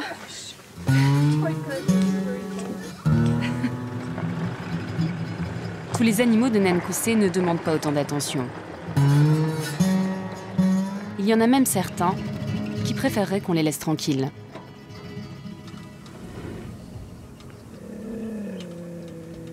Là, on va nourrir les plus sauvages des guépards qu'il y a Marlis ici, qui sont très craintifs. Donc bon, on va voir ce que ça donne.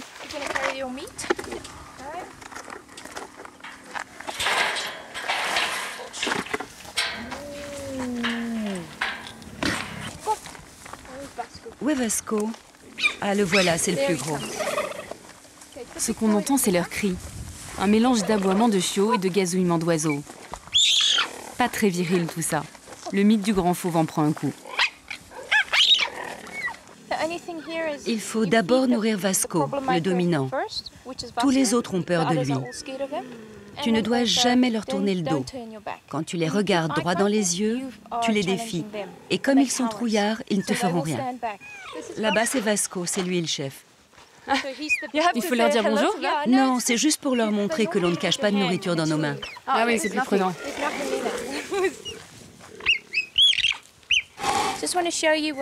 Je vais te montrer comment ça marche. Si tu t'approches, ils s'enfuient. Si tu te retournes comme ça, ils viennent vers toi. Si tu fais semblant de courir, ils te poursuivent. Tu deviens une proie. Ouais. Tu veux essayer? Fais semblant de t'enfuir.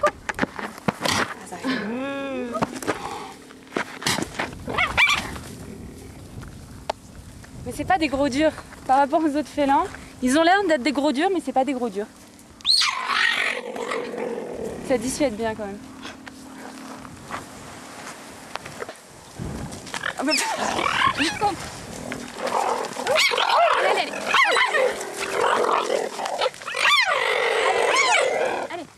C'est très important que ces guépards restent sauvages parce qu'ils sont ici en transit, ils vont bientôt être relâchés.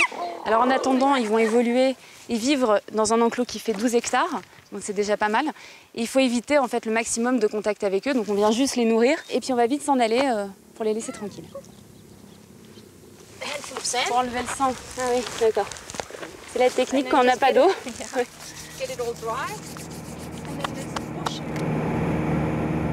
Marlis a réussi à trouver des terres pour relâcher quelques guépards. Cette fois-ci, elle doit aller très loin, à 700 km de Nankoussé. Son mari Rudy est aux commandes. Nous mettons le cap au sud, vers la plus grande réserve privée de Namibie.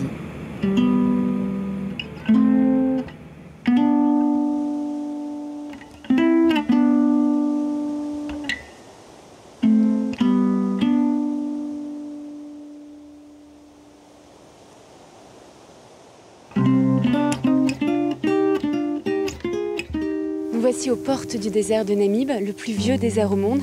Alors ici, la savane s'évanouit peu à peu pour laisser place aux magnifiques dunes rouges de Namibie. Il y a encore 20 ans, il y avait des fermes partout et la plupart des guépards qui vivaient ici ont été tués par les fermiers. Et puis un jour, ils ont décidé d'abandonner l'élevage pour se consacrer à l'écotourisme. Cet endroit est même devenu un modèle dans le genre. Marlis réintroduit ici des guépards qu'elle a eus en captivité dans son centre pour repeupler cette région.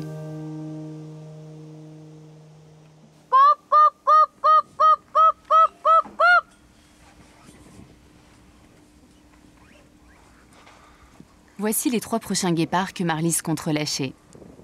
Après 2 ans passés à Nankoussé, ils ont été transférés ici il y a 1 mois pour qu'ils s'adaptent à leur nouvel environnement, bien différent de leur habitat d'origine.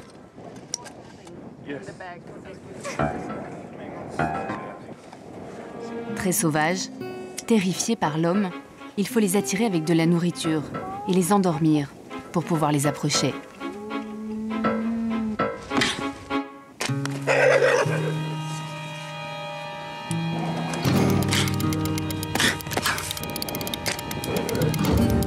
Okay, perfect. Okay, this is the last one, this one.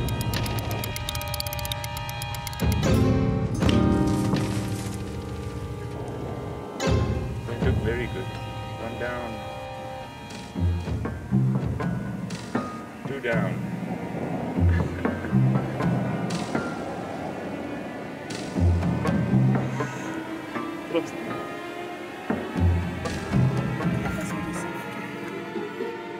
Il y a 2 mâles, Zoulou et Roméo, et une femelle, Lily. Ils ont 3 ans. Alors là, on parle pas fort parce qu'on vient de les endormir, parce qu'il va falloir les équiper d'un collier émetteur. Ça, c'est indispensable avant de les relâcher. En fait, on a très peu de temps parce que l'anesthésie dure à peu près 1 heure. Et il va falloir les équiper d'un collier, ce qui prend un peu de temps, les mesurer, faire différentes analyses. Et faut pas mettre plus de produits parce qu'après, ça devient dangereux pour leur vie. Donc voilà, donc il n'y a qu'1 heure. Soulève, soulève. Ah, c'est le dernier mâle, c'est le plus gros. Elle bouge encore un peu. Tant de travail et d'énergie pour rendre à ces animaux cette chose si naturelle que la liberté. Et eux, que ressentent-ils ?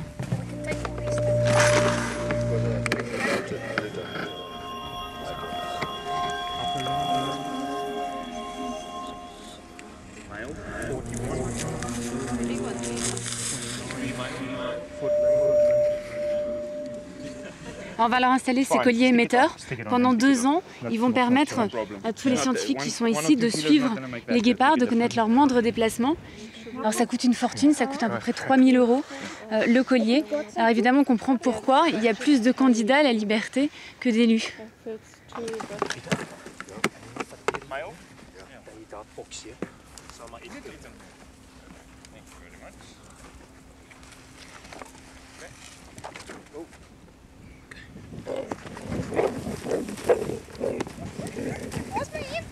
Le réveil est difficile.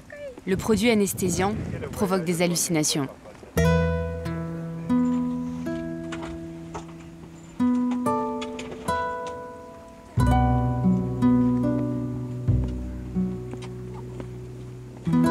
Les guépards mettront quelques minutes avant de retrouver leurs esprits.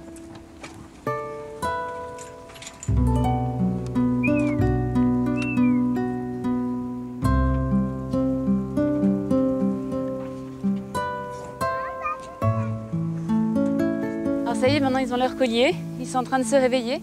Et la prochaine étape, c'est la liberté.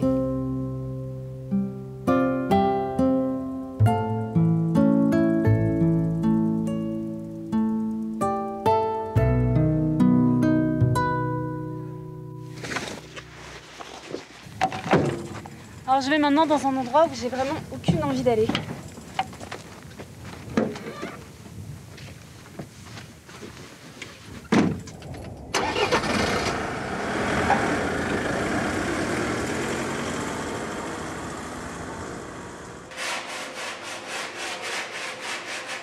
On appelle cela des trophées, mais je vois pas vraiment où est la victoire dans tout ça. Nous sommes chez un taxidermiste, l'artisan qui redonne un aspect vivant aux animaux morts. J'ai rendez-vous avec Dietel Metzger. Il organise en Namibie des chasses pour des touristes américains, russes ou encore français. Car dans ce pays, pour 7 000 €, on a le droit de tuer un guépard, juste pour le plaisir. Le quota est 250 par an. Dietelm veut me convaincre que la chasse ne met pas en péril les félins, mais qu'au contraire, elle participe à leur protection. Vous comprenez que c'est un peu paradoxal quand même de dire que pour protéger les guépards, il faut les tuer. C'est vrai. Mais il faut comprendre que les fermiers et les éleveurs tuent les guépards de toute façon. La chasse donne une valeur économique à l'animal. Plutôt que les tuer, maintenant les fermiers ont intérêt à les garder sur leurs terres pour les chasseurs. Grâce à cela, ils vont gagner de l'argent. Vous me dites qu'aujourd'hui la chasse est le seul moyen de donner une valeur au guépard. Mais l'écotourisme alors? L'écotourisme donne une valeur au guépard, mais c'est difficile à quantifier. Je pense que la chasse est tout aussi importante. Grâce à elle, les animaux ont une valeur, et comme ça, il y a de bonnes raisons d'avoir un guépard sur ces terres. Je dois vous avouer quelque chose, j'aime pas la chasse, mais j'aimerais comprendre le plaisir qu'il y a à tuer un animal. Je vais prendre une métaphore. Vous êtes un jeune homme et vous allez en boîte de nuit. Sur la piste, vous repérez une fille qui vous plaît. Vous allez lui parler. Ça marche pas toujours, mais ce soir, ça se passe bien. Et alors, vous réussissez à la ramener chez vous. C'est pareil avec la chasse. C'est pareil.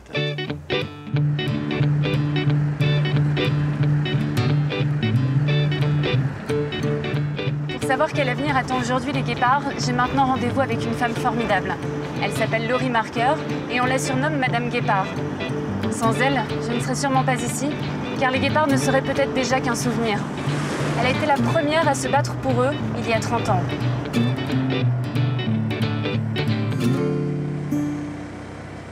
Bah tranquille, pas gêné, en plein milieu de la route les facochas. Bon bah on va essayer de pas les déranger.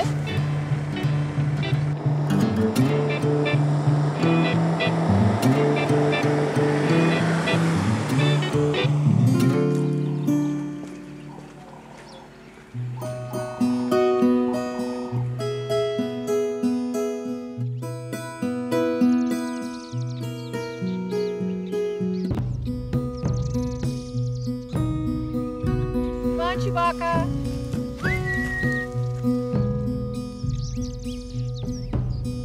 Chewbacca, c'est la star des guépards. Il est devenu l'ambassadeur et l'emblème de la protection des guépards. Il est un peu fatigué, il a 15 ans aujourd'hui, il arrive à la fin de sa vie, puisqu'en général, un guépard vit jusqu'à l'âge de 13 ans.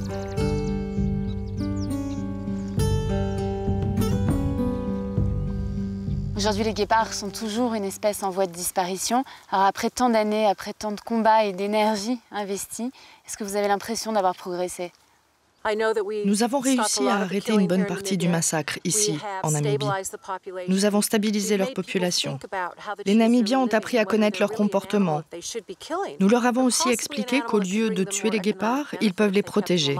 Et que s'ils les gardent en vie, ils pourront gagner de l'argent grâce à l'écotourisme. Mais les gens n'ont pas encore pris conscience que cet animal magnifique et si rapide est au bord de l'extinction.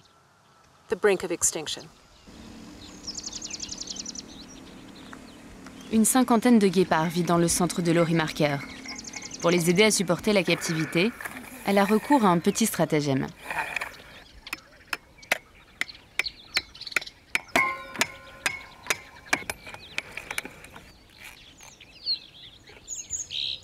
Alors ici, régulièrement, les guépards sont entraînés à la course. Ce sont les mammifères terrestres les plus rapides du monde. Mais comme les athlètes, ils ont besoin de s'entraîner.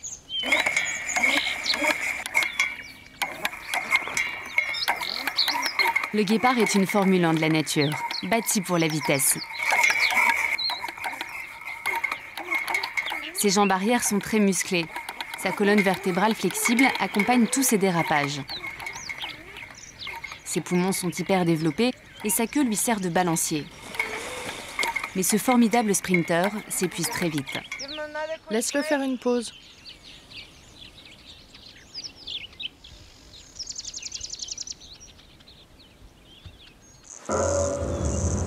Dans la nature, quand il chasse, un guépard ne peut courir que quelques dizaines de secondes. Il doit être efficace.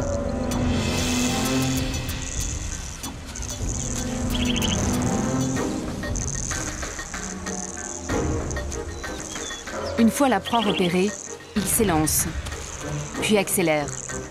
Il peut atteindre 110 km/h. Ces courses sont les plus spectaculaires du monde.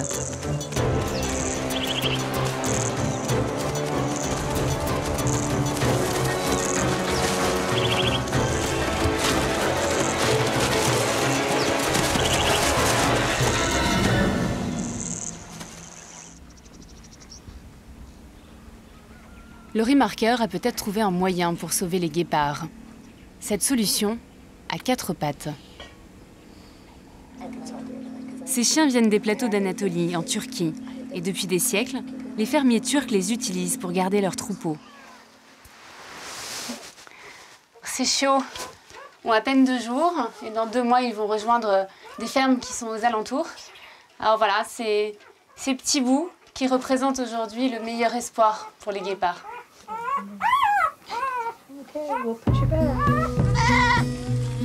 Le remarqueur a déjà offert 300 chiens aux fermiers namibiens. Car ces puissants molosses sont capables d'affronter les plus gros prédateurs.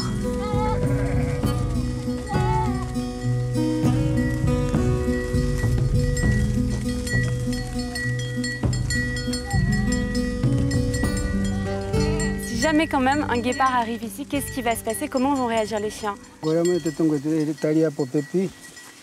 Les chiens vont s'asseoir et aboyer.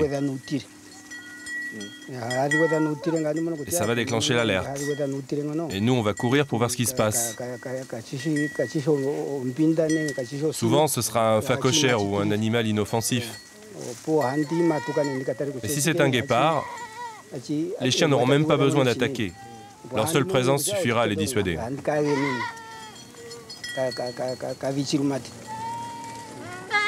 En même temps, il n'y a rien d'exceptionnel dans tout ça. C'est pas original, mais on avait exactement la même chose en France. Des chiens de berger, on a toujours eu ça. Alors maintenant, on a moins de prédateurs, donc l'habitude se perd. En tout cas, c'est une technique qui a fait ses preuves et qui marche vraiment ici. Le raisonnement est simple. Si le bétail n'est plus attaqué, les fermiers ne tueront peut-être plus les guépards. Et aujourd'hui, concrètement, est-ce que les guépards ont un avenir ? Notre défi, c'est l'éducation. L'éducation ici en Afrique pour que les gens comprennent que nous ne pouvons pas y arriver tout seuls. La mobilisation de ceux qui aiment les guépards ne suffira pas à les sauver de l'extinction. Nous avons besoin d'une aide internationale, de l'aide de votre pays, des pays occidentaux pour sauver cette espèce. Il faudra de l'argent, des moyens pour soutenir ceux qui ont des guépards sur leur terre.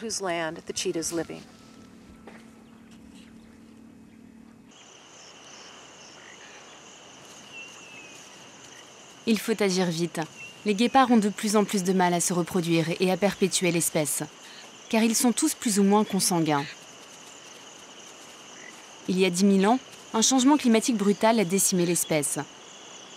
Les guépards d'aujourd'hui sont les descendants d'une petite population de survivants. Tous appartiennent presque à la même famille. Ils sont frères, sœurs, oncles ou cousins éloignés. Moins il y a de guépards, et plus cette consanguinité s'intensifie. La seule chance aujourd'hui pour un mâle de rencontrer une femelle avec qui il a peu de liens de parenté, c'est d'aller la chercher loin, et donc d'avoir un vaste territoire.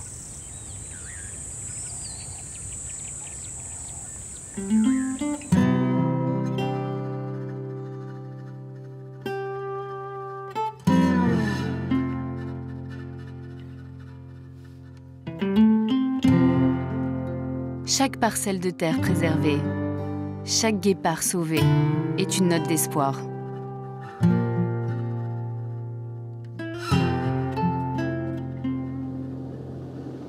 J'ai hâte de retrouver Marlis et de prendre des nouvelles des 2 frères guépards.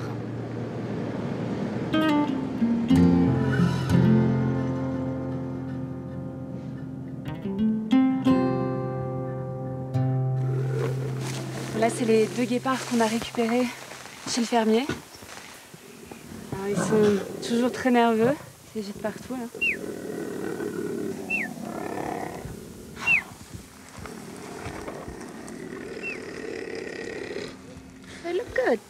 Ils ont l'air en forme, ils vont bien.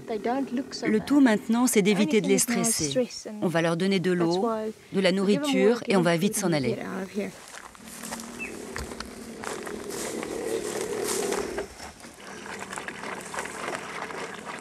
Alors maintenant, on peut peut-être leur donner un nom.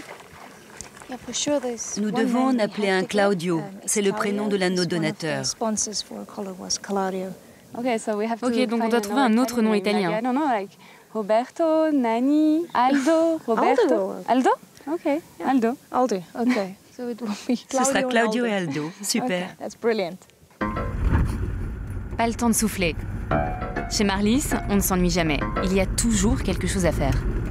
Là, c'est une opération un peu spéciale. Alors, avec les volontaires, on va aller dans l'enclos des lions. Et c'est peut-être la partie la plus risquée du boulot ici. C'est d'aller nettoyer les cages pendant que les lions sont à l'intérieur, évidemment. Sinon, ce serait pas drôle.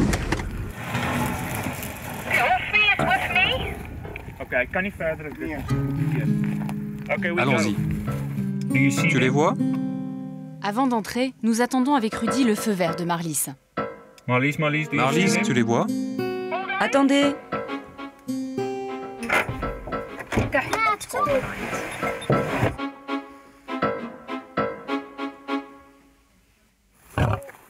Postés à l'opposé de l'enclos, Marlis et son équipe sont chargés de faire diversion avec de la nourriture.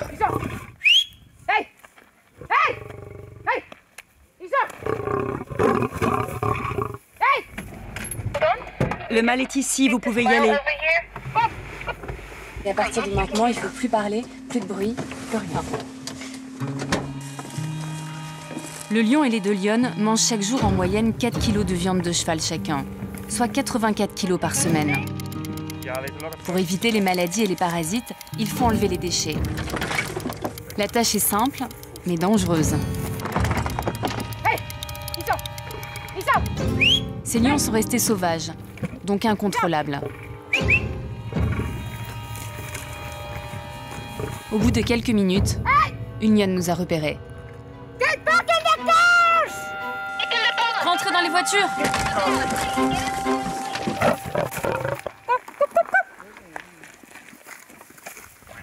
C'est bon, tout le monde va bien? Oui. Merci, mission accomplie. Une fois sortis de l'enclos, la tension redescend. Quand tu as dit monter dans les voitures, je suis monté le premier. Et après j'ai crié montez dans les voitures. On s'est fait une belle frayeur. Mais on a tous le sentiment d'avoir vécu un moment unique.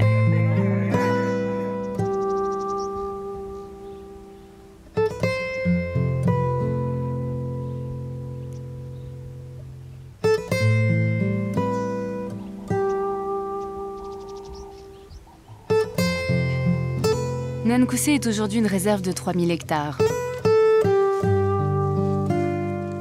Marlis est sur le point de racheter aux fermiers voisins 45 000 hectares supplémentaires. De quoi offrir un joli espace de liberté à ses protégés.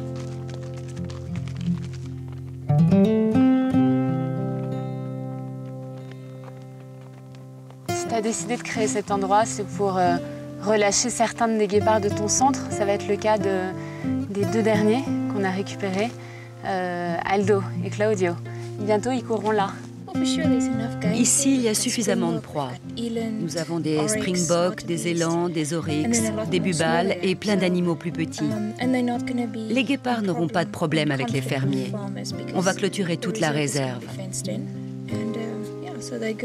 Bientôt, leur vie leur appartiendra.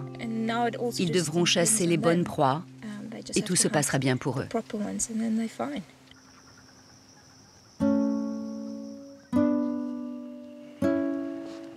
Là, ce sont Aiku, Aïcha et Kiki avec leur biberon. Lui, c'est Aiku. Il était super mignon.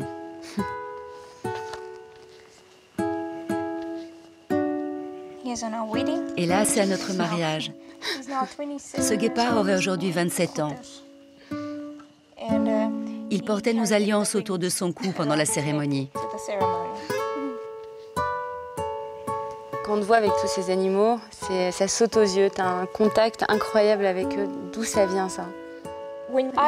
Quand j'étais petite, mes parents avaient une ferme à l'est de la Namibie où ils avaient créé un orphelinat pour les animaux sauvages. J'ai grandi au milieu de ces animaux. J'en suis tombée amoureuse. Et toute petite, je dormais avec des babouins et toutes sortes d'animaux. Lui, c'est Macho, à Lionceau. Je l'ai emmené à la mer. Là, c'est lui. C'est le même. C'était encore un bébé. On était sur la côte. Et là, c'est moi avec Betty et son père Cana. Et lui, il est là aussi. Un grand garçon. C'était mon préféré. Et là, il y en a une autre de lui.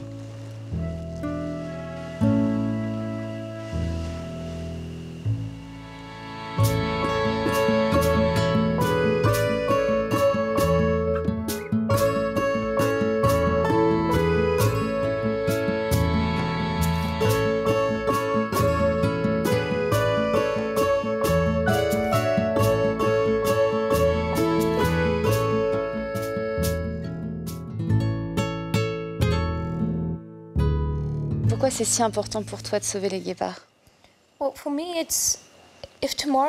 Si demain, il n'y a plus de guépards, et que je sais que j'ai vécu à une époque où j'aurais pu changer les choses, eh bien je me sentirais coupable. C'est mon devoir. Je dois faire quelque chose. Si tout le monde se dit « la Terre continuera de tourner sans les guépards », bien sûr que nous pouvons vivre sans aucun animal, c'est sûr. Mais qu'est-ce qu'on apporte à la société, au monde, si on se contente de rester assis à regarder les choses et les animaux disparaître?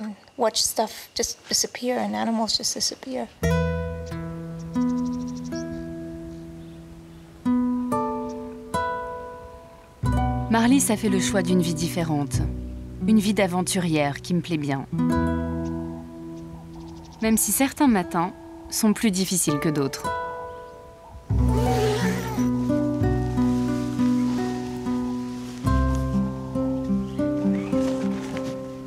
Au début, ça surprend un peu, mais on s'y fait vite.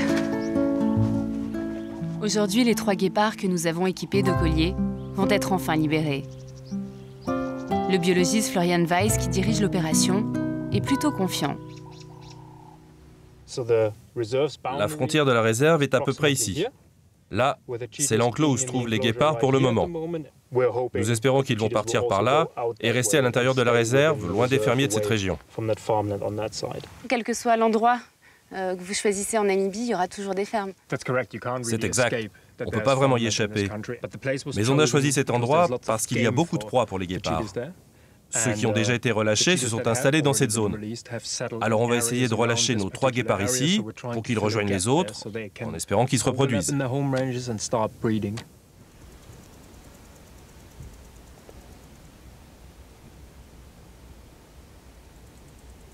La vie en captivité a ses avantages. Les 3 guépards vont maintenant devoir affronter la liberté et les risques qu'elle implique.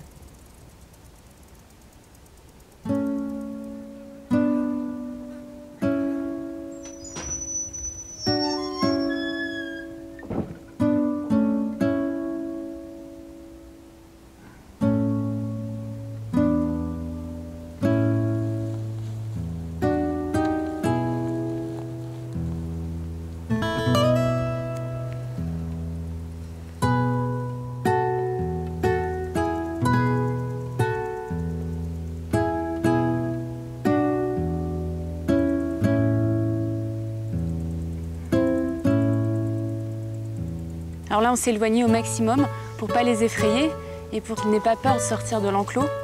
Alors ce qui est incroyable, c'est qu'on est à peu près à 1 km d'eux. Et non seulement ils peuvent nous voir, mais avec le vent, ils peuvent aussi nous sentir. Donc il va falloir encore patienter.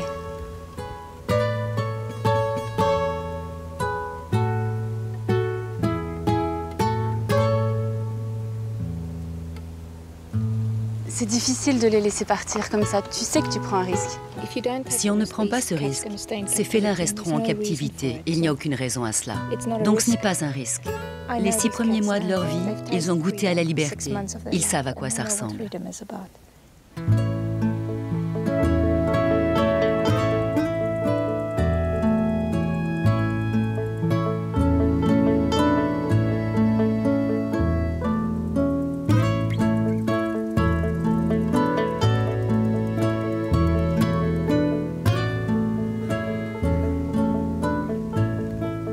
Je crois qu'on ne réalise pas à quel point on se sentirait seul si les félins disparaissaient.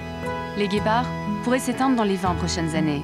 Mais on peut encore empêcher ça, en aidant ceux qui, ici, font tout pour les protéger. Car la question n'est pas de savoir si les guépards ont un avenir, mais si on est prêt à leur en laisser un.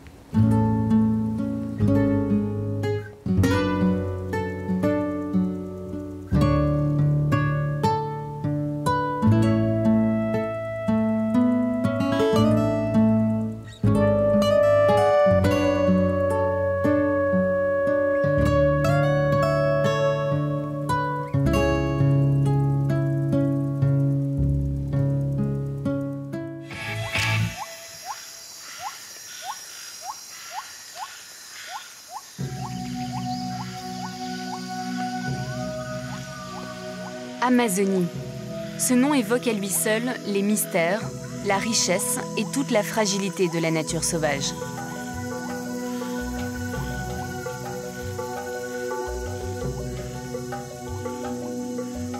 Au Pérou, ces forêts couvrent un territoire plus vaste que la France et représentent un véritable trésor national.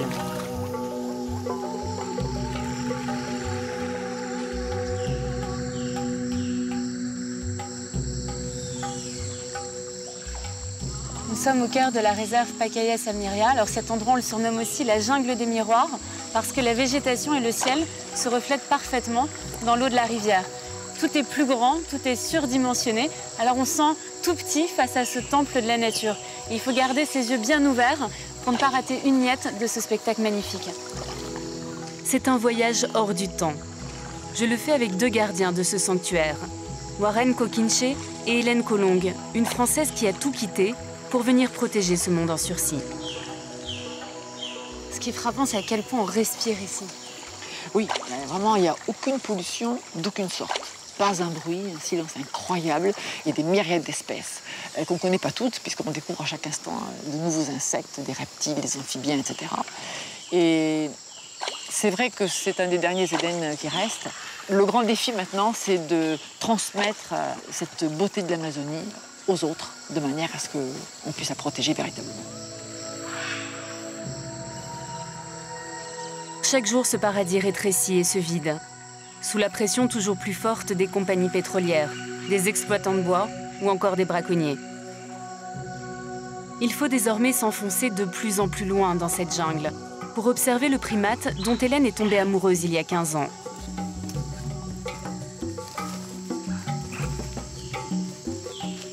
Cette ancienne professeure d'espagnol a choisi de se battre pour les singes laineux, et ce n'est pas pour rien. Si tu veux, c'est un petit peu comme si la forêt, ici, elle a inventé les animaux, de manière à trouver une façon de se reproduire, se régénérer. Et dans ce processus, le singe laineux, il joue un rôle très très important, puisqu'il va consommer pas loin de 300 plantes et fruits différents qu'il va transporter. Avec ses excréments, il va y avoir automatiquement une fertilisation des graines et le singe laineux se déplace sur un espace assez considérable, entre 500 et 1000 hectares. Donc tu imagines la façon dont il permet à la forêt de se régénérer et c'est une sorte de réciprocité qui s'installe puisque le singe laineux ne peut pas vivre sans la forêt. Donc lui, le singe laineux, c'est un peu le jardinier de l'Amazonie. C'est tout à fait le jardinier, lui, d'autres primates et d'autres animaux bien sûr, mais du fait que lui ne peut vivre que dans la forêt primaire, et qu'il disparaît dès qu'on coupe cette forêt primaire, il est totalement lié à cet écosystème. Donc protéger les singes laineux, c'est protéger un écosystème. C'est protéger tout ça. Voilà. On estime que la population de singes laineux a chuté de 60% en 15 ans. Aujourd'hui, c'est devenu difficile de les apercevoir.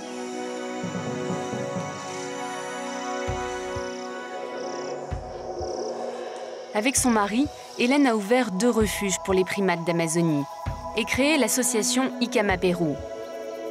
Dans ce pays où l'on tue les singes adultes pour leur viande et où l'on vend les petits comme mascottes, cette Française est l'une des seules à se préoccuper de leur sort. Elle a déjà recueilli une centaine d'orphelins. Et ce matin, en voilà 2 de plus.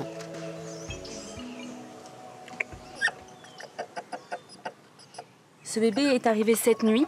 Il a été capturé sur un marché au moment où il allait être vendu comme animal de compagnie. Il est tout pelé, il se gratte, il est en mauvais état, il a été mal nourri. Et en fait, ils sont victimes de leur gentillesse et de leur physique de peluche. Et donc aujourd'hui, ils font l'objet d'un odieux trafic. Au Pérou, un bébé singe laineux se négocie jusqu'à 100 €, l'équivalent d'un demi-mois de salaire. Ceux qui survivent au transport sont parfois revendus à prix d'or aux États-Unis ou en Europe.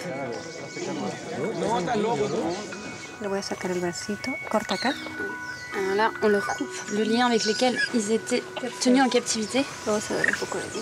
Leur souffrance, leur vie, tout ça, ça ne compte pas. C'est un business honteux face auquel on se sent vite impuissant.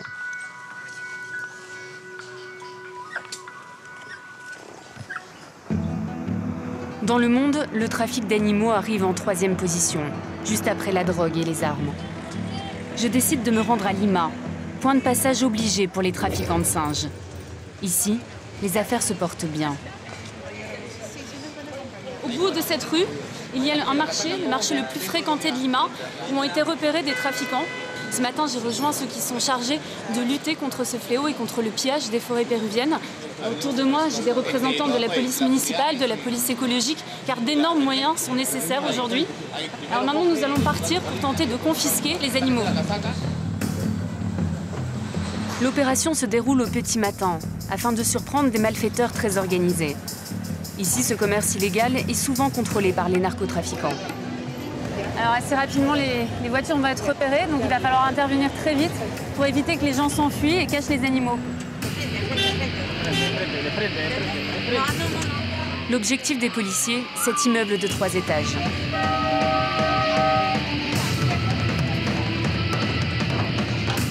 Mais c'est raté. À notre arrivée, les trafiquants se sont déjà enfuis, en ne laissant derrière eux qu'une petite partie de leurs marchandises.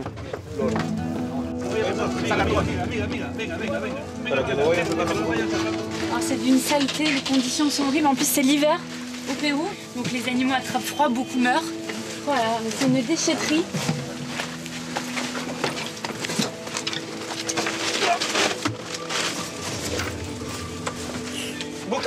Les conditions d'hygiène sont affreuses pour les animaux. Il y a des transmissions de maladies. Et donc pour répondre à la demande, on imagine bien le nombre d'animaux qu'il faut, puisque une grosse partie meurt évidemment avant d'être vendue. Ah, ils font des trous pour qu'ils respirent et ils mettent les animaux dans des boîtes en carton comme ça. Il y a des centaines d'animaux ici, quoi. Des centaines.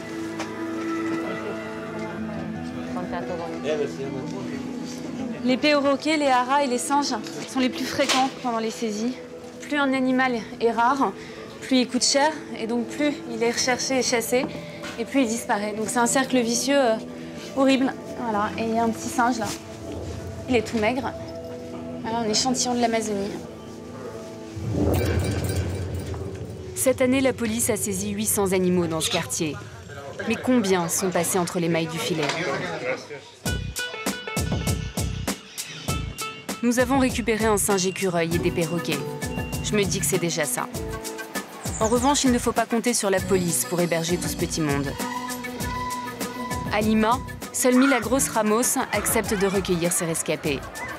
Elle est vétérinaire d'un zoo installé au beau milieu d'un collège. Une sorte d'arche de Noé perchée tout en haut de la ville. La plupart des 200 animaux qui ont échoué ici ont été confisqués ou abandonnés par leurs propriétaires.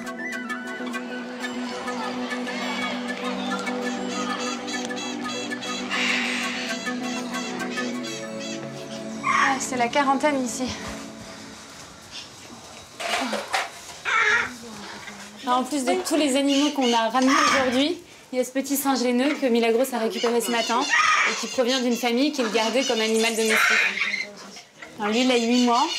Il a vraiment été transformé en une petite peluche, hein, avec son pyjama, ses couches. On en a fait un jouet vivant.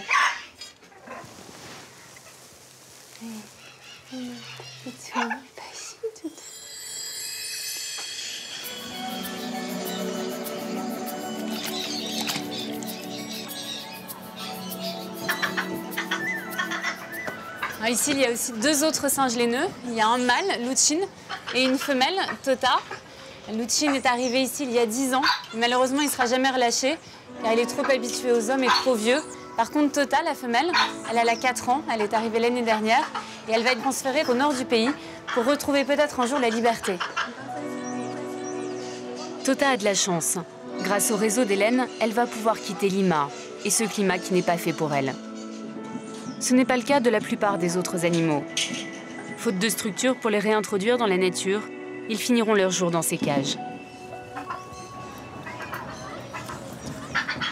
Comme tous les singes laineux, Tota est très sensible au stress.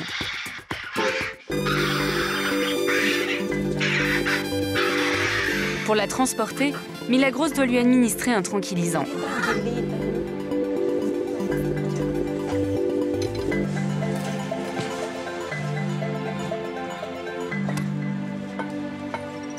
Sous le regard des autres pensionnaires, Tota part pour une nouvelle vie.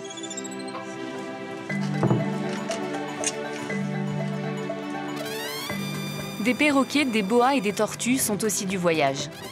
Après des heures de négociations avec les autorités, nous sommes autorisés à quitter la ville pour rejoindre l'aéroport. C'est le monde à l'envers. Il est plus facile d'arracher des animaux à leur forêt que de les ramener chez eux. Les boas ici et le petit singe dans la cage. Donc là, tous les animaux vont partir par avion. Il va falloir à nouveau les peser, faire des papiers. C'est long, c'est fastidieux, ça prend du temps. Mais dans un pays où le trafic d'animaux est monnaie courante, c'est important de prouver qu'on n'est pas des trafiquants, car forcément, tout déplacement d'animaux devient suspect. Alors comment tu fais, où tu trouves la force de te battre comme ça? Savoir que tous ces animaux vont pouvoir rejoindre leur habitat naturel, ou au moins retrouver une nourriture et un climat qui leur correspond. Ça me donne de la force. C'est une grande satisfaction pour moi. Milagros en espagnol, ça veut dire miracle. Bon voyage.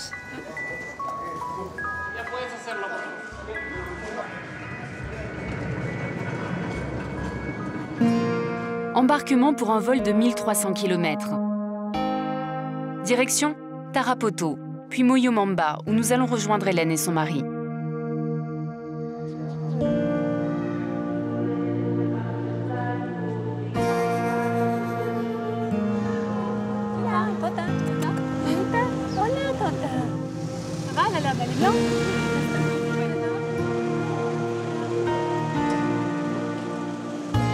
Allez, plus que 3 heures de route et on est arrivé. Enfin, presque arrivé.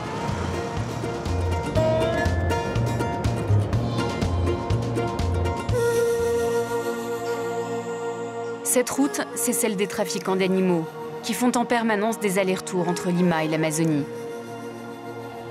Tota est sûrement déjà passé par ici. Tota!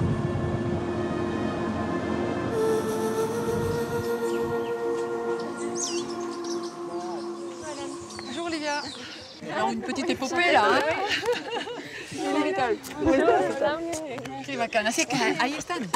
Ah, c'est une petite princesse, elle est superbe. Elle a une belle tête, elle est magnifique.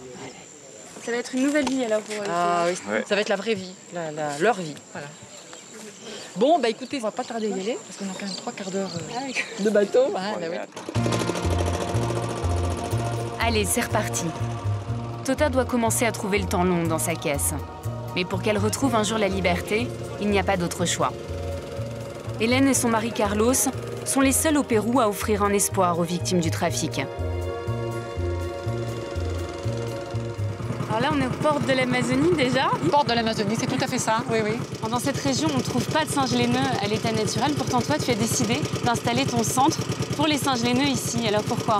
Oui, parce que dans les années 90, la basse Amazonie était une région très dangereuse entre les guérillas et le narcotrafic, donc il n'était pas possible de s'y installer. Et Moyomamba, ça représentait un écosystème assez proche de celui des laineux. Et surtout, c'était une voie de passage obligée du trafic. Donc ça nous permettait d'intercepter les laineux, entre autres, avant qu'ils arrivent à Lima, où tu as vu, on les récupère le plus souvent.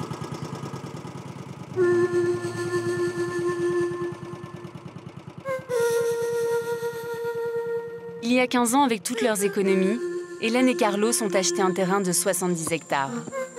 Un petit paradis isolé, baptisé Tarongue. Ils y recueillent 5 espèces de primates menacées.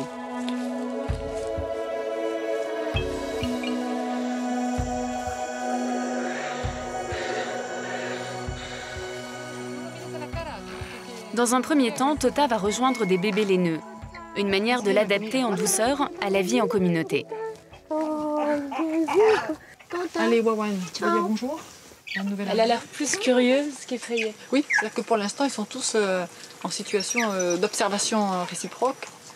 Et dès qu'ils seront rassurés sur les intentions des uns et des autres, il commencera à se passer quelque chose. Pour l'instant, c'est prématuré. Pour Total, l'important surtout, c'est qu'elle ne soit pas toute seule. Bien sûr, un singe tout seul, ça n'est plus un singe. Ils ont une vie sociale très complexe, très riche. C'est un élément fondamental du bien-être des primates que d'être en groupe.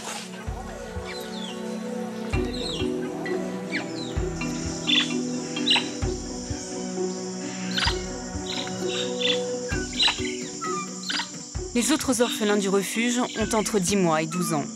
Ils ont tous connu le même sort que Tota. Animaux de compagnie, attachés et parfois même enfermés dans des placards pendant des années.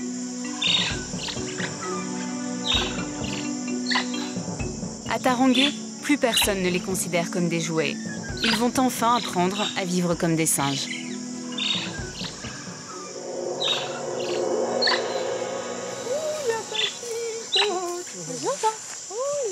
Ah, c'est qui lui? Alors tu vois, voilà Hector, ça c'est un animal tout à fait caractéristique des problèmes que rencontrent les laineux. Lui, ça fait 8 ans qu'il a vécu coupé complètement de son espèce dans un appartement à Lima, avec des gens qui croient aimer les animaux, donc ils l'ont rendu obèse, diabétique, avec le gros gâteau d'anniversaire à la crème, toutes choses dont un singe laineux se passe admirablement, tu imagines bien. Par contre, le fait d'être coupé de son espèce, ça pose beaucoup de problèmes parce que c'est un animal qui n'a tout simplement pas confiance en lui. Donc en fait, ici, le but, c'est pour toi, c'est de recréer un groupe pour qu'ils puissent survivre ensemble, ensuite en liberté. C'est exactement ça. Donc actuellement, il est dans une phase, si tu veux, de re-socialisation dans laquelle les petits sont en fait ceux qui l'aident à comprendre qu'il est un singe laineux. Et là, il va être pris dans un ensemble où tu as beaucoup de laineux qui, eux, savent déjà très bien comment se conduire en forêt. Et à ce moment-là, il va suivre certainement le mouvement. Voilà. Mais il faudra du temps pour que ces singes retrouvent leur instinct sauvage et se détachent des hommes.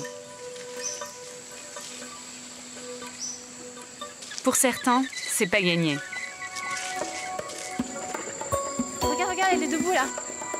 C'est l'heure de la promenade pour les attelles, de drôles de créatures. Les attelles se déplacent occasionnellement debout. Tu vois là l'expression d'un individu avec une féminité tout à fait extraordinaire. Une princesse. Elle a pratiquement le petit doigt en l'air, une façon très élégante, très distinguée de se bouger.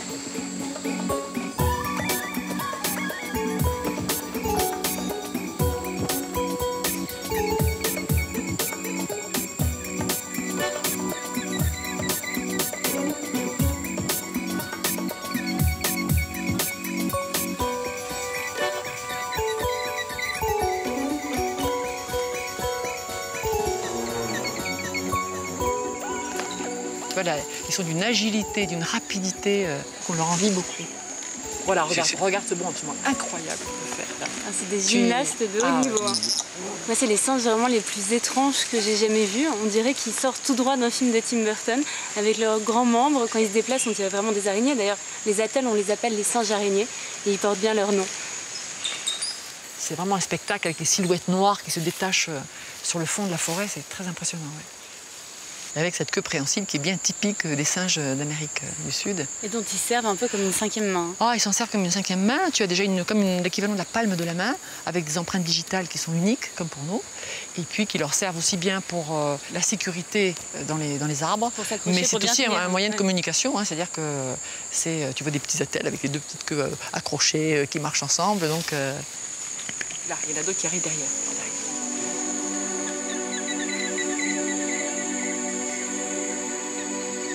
Et eux, ils sont encore plus en danger que les singes laineux. Ah oui, ils sont encore plus en danger. Surtout les autres primates, c'est vraiment les deux grands primates qui sont favoris des communautés indigènes, mais aussi du commerce de mascottes, parce que c'est vrai qu'ils ont un caractère, un tempérament qui est très attachant. Ouais. Qu'est-ce que ça veut dire tout ça? Oh, ça c'est tout un petit discours qui traduit le désir de communiquer aussi avec l'homme. Dit que la forêt a inventé non mamita, non mamita, non, non, non, non. Plus de contact avec les hommes. Il y a des moments où on ne peut plus résister là. Parce que bah oui. Voilà, là, c'est pas faire de gestes brusques. Surtout pas de gestes brusques. Oui, mamita, oui, tu es trop gentille. Je sais, moi aussi. Oui, je sais. Oui, mais oui, mais je la connais très peu aussi. va repartir. Très bien, bravo, c'est bien. Tu es une grande fille. Non, c'est fini. Elle veut m'amener avec elle dans les arbres, tu vois? Allez, on va dans les arbres, on va rigoler. Non, mamita, moi je peux pas grimper dans les arbres. Je la déçois énormément parce que... Mais enfin, tu vois pas, c'est vraiment rigolo. Allez, on grimpe toute seule, très bien. Et elle enroule sa queue autour de ton cou parce que elle t'attrape comme ça. Il y a plein d'usages divers. Voilà. Et donc là, je voulais m'entraîner avec elle. Voilà, c'est fini.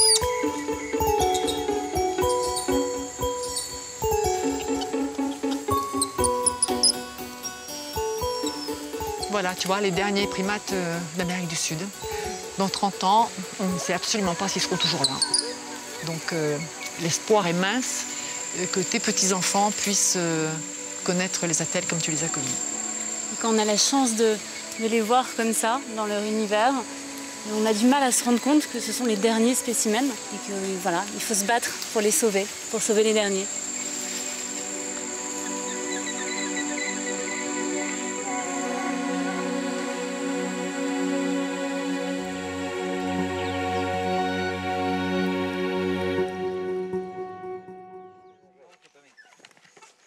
Trois jours se sont écoulés depuis l'arrivée de Tota à Tarongué. Il est temps pour elle de franchir une nouvelle étape. Elle va rejoindre un enclos plus vaste où se trouve son futur groupe.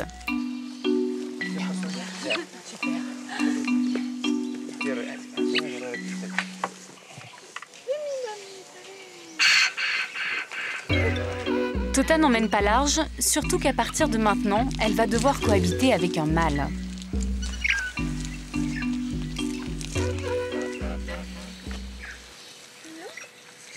Tota a été mise dans la cage d'Hector et des 3 autres bébés. Donc là, elle va s'intégrer petit à petit à cette nouvelle famille pour elle. Alors on voit qu'Hector tourne un peu autour de Tota, donc la nouvelle femelle du groupe. Il a l'air très intrigué. Il va falloir qu'il l'adopte et qu'il l'accepte pour que le groupe fonctionne. Ça commence comme ça et puis... Faut pas trop lui montrer d'intérêt non plus. Non. C'est émouvant parce que ça forme vraiment une famille recomposée où tous les membres ont connu le même passé douloureux et ensemble, ils vont être solidaires et ils vont s'en sortir comme ça.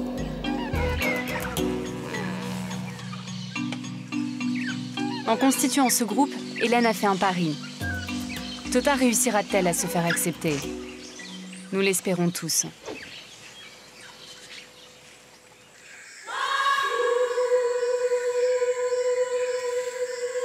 Pour Tota et sa nouvelle petite famille, il est encore trop tôt pour sortir en forêt. En revanche, les singes les plus aguerris passent tous leurs après-midi dans les arbres. Tarongué est l'endroit idéal pour se réadapter à la vie sauvage. Pour ces bébés singes laineux, ici, c'est une véritable classe préparatoire à la nature. Ils vont s'entraîner à la difficile gymnastique de sauter d'arbre en arbre avec des bonds qui doivent être immenses. Et ils vont en fait se familiariser à nouveau à cette forêt à laquelle ils ont été arrachés. Super, regarde, ça y est, elle est partie. Ces primates sont encore très dépendants des hommes. Quelques heures de liberté, et après tout le monde rentrera au centre.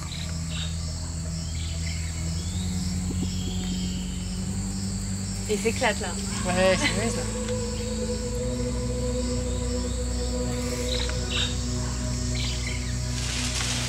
Voilà, mais enfin tu vois quand même, ils se débrouillent pas mal. Tu vois quand même les sauts qu'ils font là. Hein. C'est assez spectaculaire là. Hein. Ouais, c'est dingue. En plus, ils sont petits, quoi, donc ils ont une... Tu es étonné parce que tu te dis, ils sont tout petits, ils sont vulnérables, ils n'ont pas leur mère. Et puis, en définitive, tu t'aperçois qu'ils ont un courage et surtout un plaisir à être en forêt qui est tout à fait extraordinaire. L'air de rien, ces petites boules de poils grimpent à 20 mètres du sol. Car la place d'un singe laineux, c'est dans la canopée, loin des prédateurs. Et tu remarqueras, ils restent en contact vocal. Hein, ils ne se perdent pas de vue, tu vois. Ils savent tous où ils sont. Ah, c'est des petits signes de ralliement. Oui, bien sûr.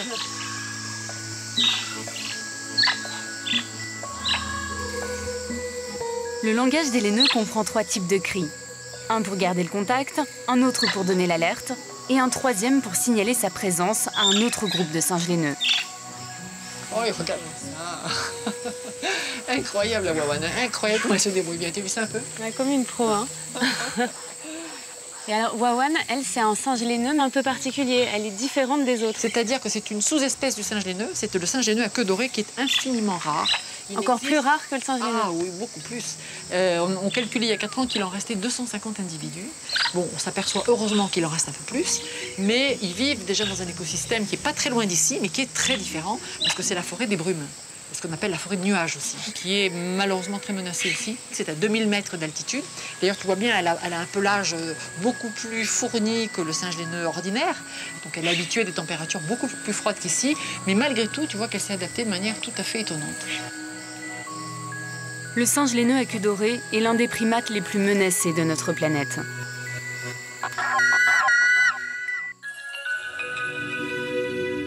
En cause, les compagnies forestières, qui rasent chaque jour illégalement des milliers d'hectares en Amazonie. Et puis il y a aussi les Péruviens, de plus en plus nombreux à venir s'installer ici, pour fuir la misère des villes. Ils coupent les arbres pour cultiver du riz ou du café, et utilisent le bois pour construire leurs maisons et se chauffer. Mais quand la forêt disparaît, il n'y a pas que les singes laineux qui sont en danger.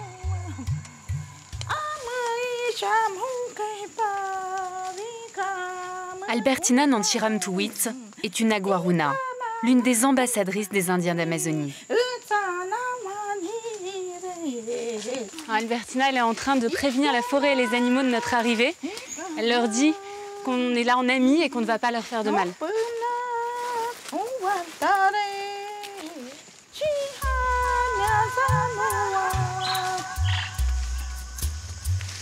Depuis 30 ans, Albertina voit la forêt et les animaux disparaître.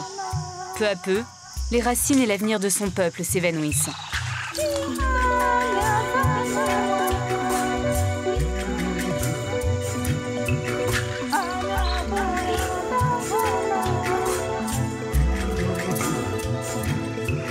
Aujourd'hui, elle se bat aux côtés de son amie Hélène pour sauver les singes laineux.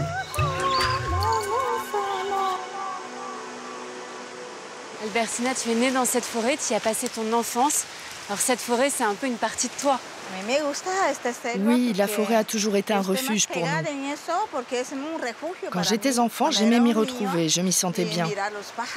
Le spectacle des animaux et des oiseaux m'émerveillait.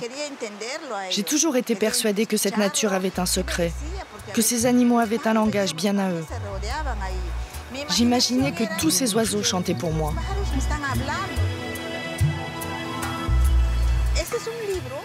Cette forêt est comme un livre.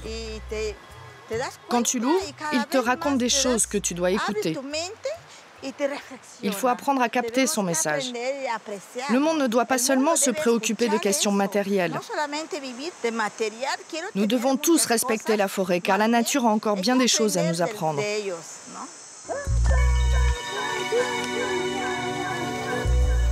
Les Indiens et les singes laineux partagent le même combat, les mêmes intérêts.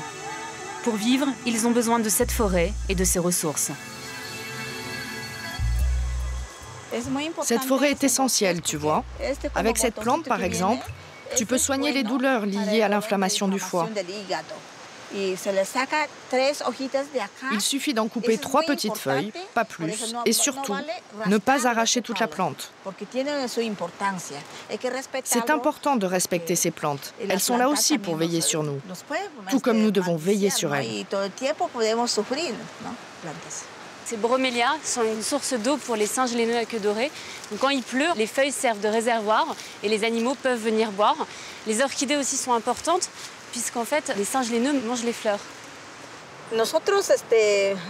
C'est pour toutes ces raisons que nous adorons cette forêt. La forêt ne parle pas comme nous, mais elle se manifeste sous des formes très diverses. Elle nous envoie des messages, c'est pour ça que nous la respectons. Cette forêt, c'est notre vie. Un peu à l'écart, Albertina s'est mise à pleurer. Je suis bouleversée par son appel au secours. Son chant, celui de tout un peuple, trouvera-t-il enfin un écho?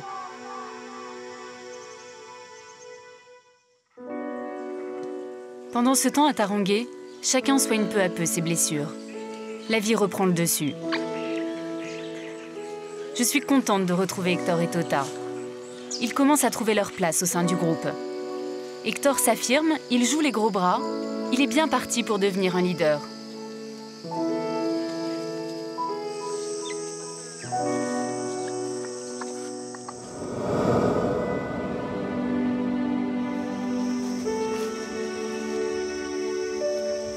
Jour après jour, Tota progresse. Elle semble apaisée, plus sereine. Bonjour Tota. Je suis rassurée quant à son avenir. Il règne enfin une certaine douceur dans cet enclos.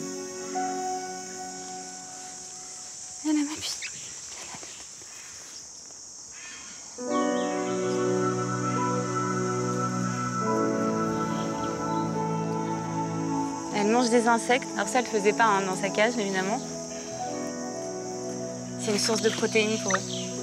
Où tu vas, toi? Mais où tu vas? Qu'est-ce que tu fais, toi?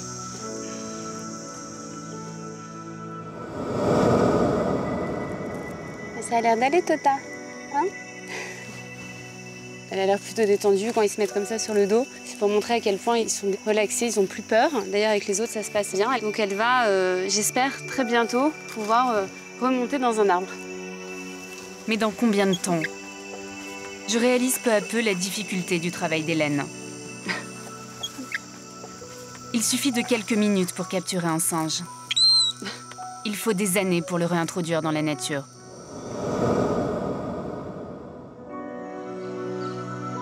Tota n'est qu'au début de ce long parcours. Une nouvelle étape très importante s'annonce pour elle. Et Tota va très bien, elle s'est bien adaptée aux autres, à Hector et aux petits. Donc maintenant, ce groupe est candidat à la liberté. Et aujourd'hui, c'est le grand départ, puisqu'ils vont en Basse-Amazonie rejoindre leur milieu naturel. Ah, ils crient beaucoup quand on les met dans les cages, mais ils souffrent absolument pas. Ce sont des grands comédiens qui aiment le scandale. Tout va bien. Une fois qu'ils sont dans la cage, ils s'arrêtent de crier. Ils sont à nouveau tout tranquilles. Ah, maintenant, ça va être au tour de Tota.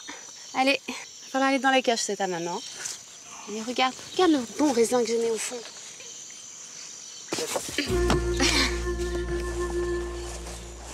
Tota n'a pas l'air ravie de retourner dans cette caisse. Mais c'est pour la bonne cause. L'aventure continue. Nous partons pour le second centre d'Hélène, à Lagunas. 1 heure de pirogue, 7 heures de voiture et nous finirons par 8 heures de bateau.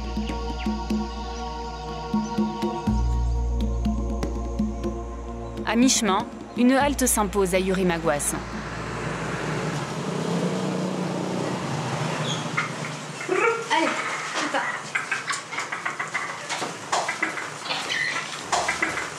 Alors là, on doit s'arrêter pour la nuit, donc on va dormir à l'hôtel avec les animaux, donc c'est un peu la ménagerie, hein. Pas facile, sachant qu'il faut évidemment leur donner à boire et à manger, avec les moyens du bord. On ne donne pas pareil tout ça, ça va leur faire du liquide. Allez, à table. C'est vraiment ce genre d'hôtel un peu glauque, avec toute la ménagerie. Oui, bah, ça arrive très souvent et la plupart du temps on les a dans notre chambre. Évidemment, les gens pensent qu'on est assez spécial. Tu cherches à manger? Oui. Helena, toma. Ah? 60 kilos, ouais. C'est surréaliste comme situation, c'est... C'est Hector, hein? Pas oublier Hector. Attends, Léo. Et Hector.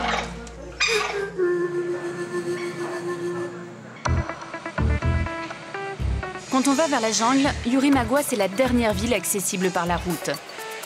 C'est un carrefour où se croisent aventuriers, marchands et braconniers.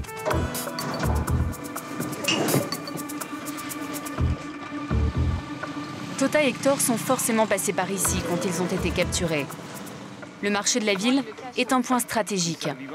C'est là que les trafiquants achètent les animaux. Alors dès qu'il en a l'occasion, Carlos part à la recherche de singes laineux.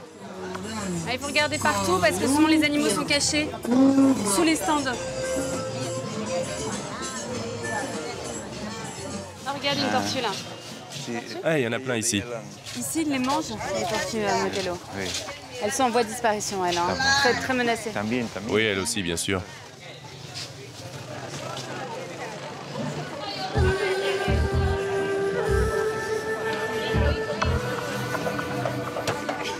Il y a un singe ici, il y a un singe. C'est un tama. Bonjour, il a l'air un peu malade, non? Ah, tu crois qu'il dort? Combien ça coûte le petit tamarin? Ouais, 5 sols chacun. Un peu moins de 10 €, quoi. Évidemment, ça fait vivre une famille pendant une semaine. On comprend l'enjeu du trafic. Avec des tortues. Tout ça, c'est interdit. Hein. C'est un bébé perroquet, ça. Oui, permiso. Allez, au revoir. Alors, pour l'instant, il n'y a aucun singe laineux. Hein. Non, et c'est bien là la preuve qu'il en reste de moins en moins.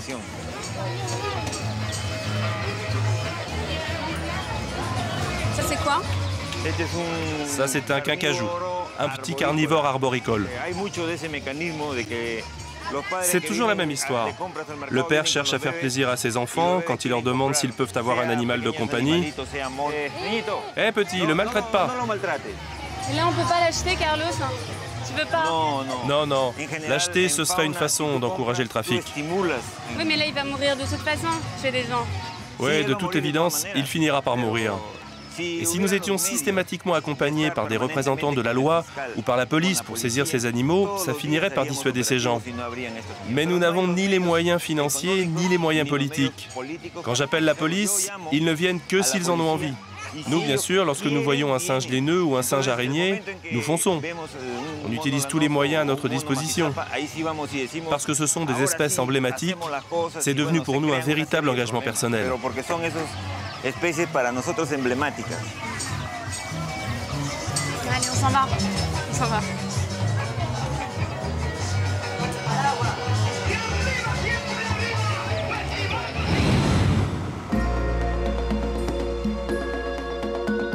Carlos et Hélène reçoivent régulièrement des menaces.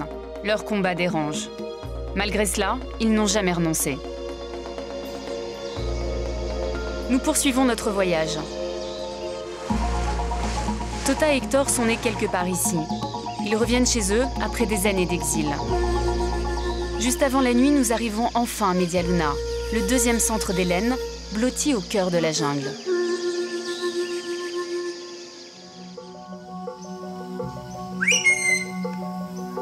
Media Luna est un lieu magique. C'est ici qu'Hélène regroupe les candidats à la liberté. Tota, Hector et les petits viennent de passer une première nuit avec leurs nouveaux copains. Ce qui est de très nouveau pour eux, c'est cette grosse chaleur qu'ils n'ont pas connue à Tarangué. Ce qui est incroyable alors qu'ils viennent d'ici. Oui, c'est leur endroit, mais effectivement, il va falloir une petite réadaptation parce qu'ils étaient habitués à des climats beaucoup plus froids. Oui, Tota. Bonjour, Hector. Bon, donc on va rentrer dans le grand enclos, là. Tota. On va peut-être leur donner à boire d'abord. Tu vois, elle sait déjà ce que c'est, elle en a eu pendant le voyage. Elle n'ose pas encore, tu vois, parce que c'est la nouvelle venue. Alors, elle ne sait pas trop bien comment se conduire encore. Voilà, ça suffit. Déjà, tu vois, Tota, elle était très agitée ce matin parce que c'est un nouvel endroit avec des partenaires qui ont définitivement elle ne connaît pas. Là, elle est beaucoup plus calme. Donc en fait, pendant les premiers jours, ils vont s'acclimater, ils vont découvrir la nourriture locale. Oui, et puis ils vont créer des liens. Et petit à petit, on verra, selon les affinités, on intégrera certains, on en déplacera d'autres. On a peut-être même l'espoir de pouvoir la sortir dehors. Donc petit à petit, là, on va essayer d'être moins... Mais il faut faire les choses progressivement. Parce qu'un petit animal qui a été habitué à l'homme comme ça, tu ne vas pas dire, bon, tout est fini du jour au lendemain. Parce que là, tu vas causer un traumatisme qui peut être très, très grave pour sa santé, pour son moral, etc. Donc, elle a besoin de l'être humain, on est là, mais pour une période seulement. Pour relâcher un jour ces primates, il faut un endroit sûr.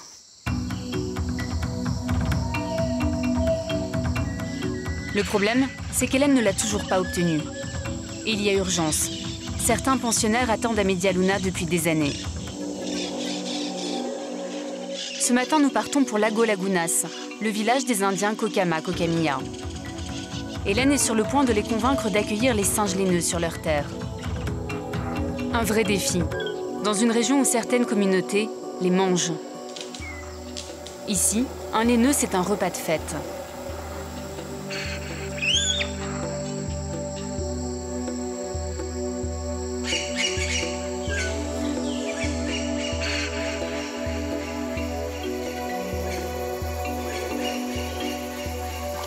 Nous arrivons au milieu de nulle part. Les Kokama Kokamiya possèdent une immense forêt de 18 000 hectares. Depuis quelques mois, Hélène les aide à développer le tourisme et l'artisanat. En échange, ils s'engagent à protéger ces singes laineux. Ils sont trop mignons.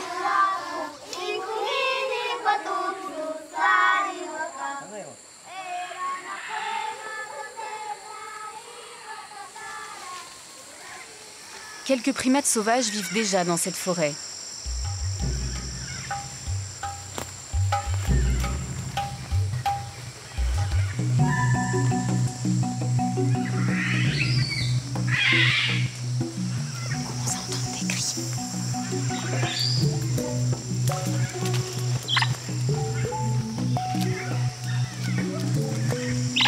Ils sont là. Il y en a combien? J'en vois 3 pour l'instant. J'entends des bruits aussi par là. Aurélie est une scientifique qui travaille avec Hélène. Elle doit s'assurer qu'il y aura ici suffisamment de place pour tous les singes.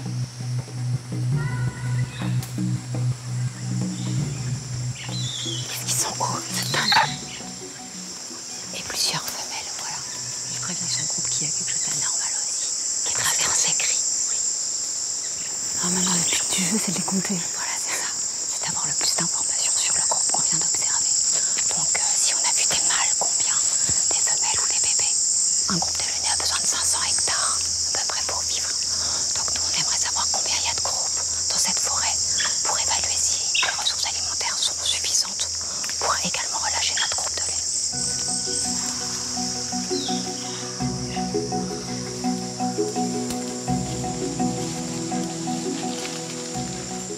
C'est juste exceptionnel de les voir comme ça. Ça remplit de bonheur.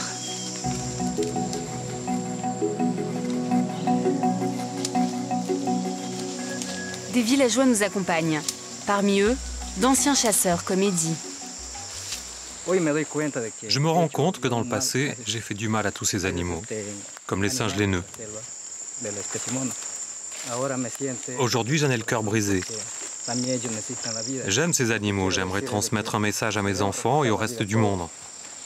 On ne peut pas vivre sans nature, nous devons la respecter.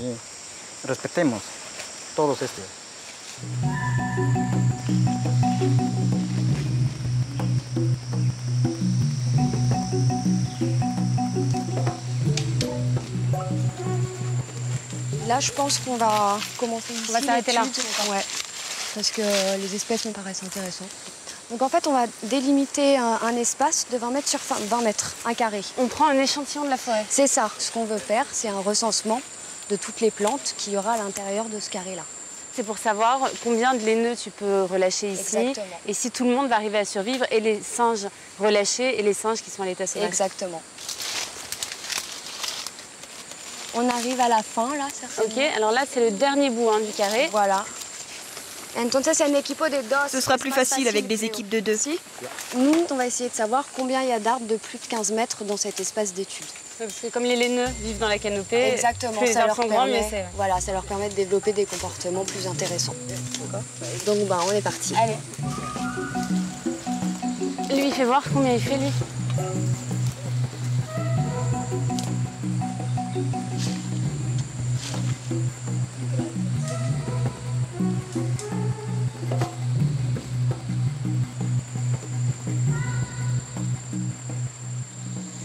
Alors, qu'est-ce qu'ils ont trouvé, là?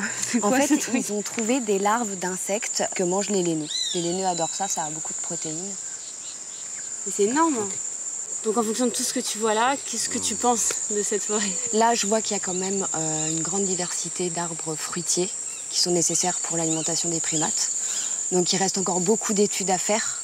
Mais dans ce premier jet, on peut déjà avoir un bon espoir sur le relâcher des laineux de la Media Luna. Et ce qui est dingue aussi, c'est que la communauté a vraiment joué le jeu. Ils se sont impliqués, ils ont vraiment compté les arbres, les différentes espèces d'insectes. Et c'est l'alliance entre les ONG et ces populations locales qui est le grand espoir pour la conservation. Il aura fallu 15 ans de travail pour en arriver là. C'est le rêve d'Hélène et Carlos qui se réalise. Bientôt, les singes de Media Luna seront relâchés.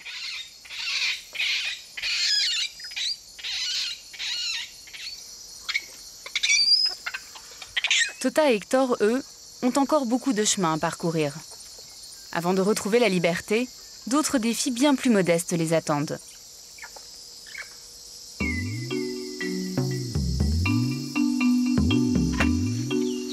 Tota. Tota s'est bien intégrée aux autres. Elle est toute douce. C'est incroyable parce qu'après une semaine seulement passée ici, son poil est beaucoup plus beau, beaucoup plus soyeux. D'ailleurs, ils portent mal leur nom, on les appelle les singes laineux, on devrait plutôt les appeler les singes soyeux.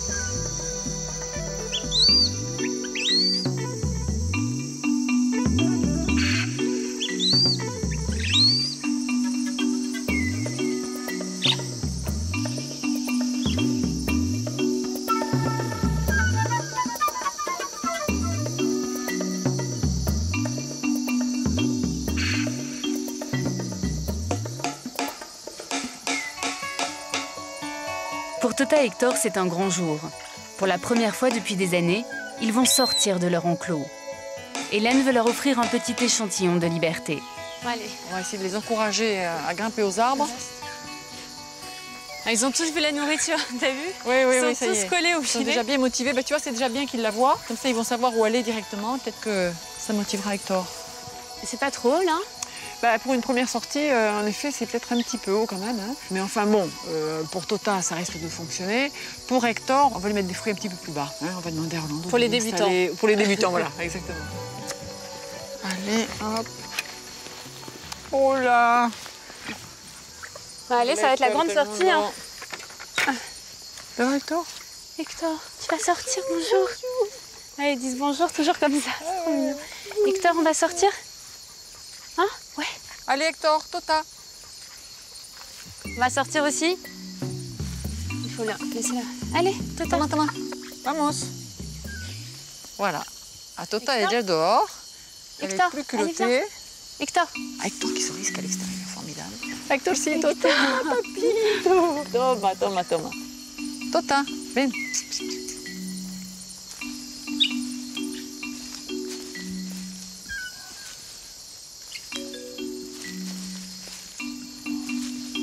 Même si on ne connaît pas son passé, on peut tout de suite voir qu'elle a été élevée dans une maison parce que la première chose qu'elle cherche, c'est une maison avec des gens qui vont pouvoir lui donner oui, sa première réaction, c'est pas d'aller dans les arbres. Sa première réaction, c'est pas du tout ça.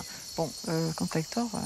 Regarde, il va dans l'arbre. Oh là là, Hector, il va dans l'arbre. Dis donc, t'as vu, il a trouvé le chemin le plus confortable. Si tu veux, dans les primates, plus ils sont en hauteur, plus ils affirment leur hiérarchie. Hein. Donc là, Hector nous dit, le chef, c'est moi. Là, il va passer un bon moment à explorer, à trouver ses repères, à partir de l'enclos qui est quand même son point de sécurité, tu vois. Et là, une fois qu'il sera bien rassuré, il prendra une décision.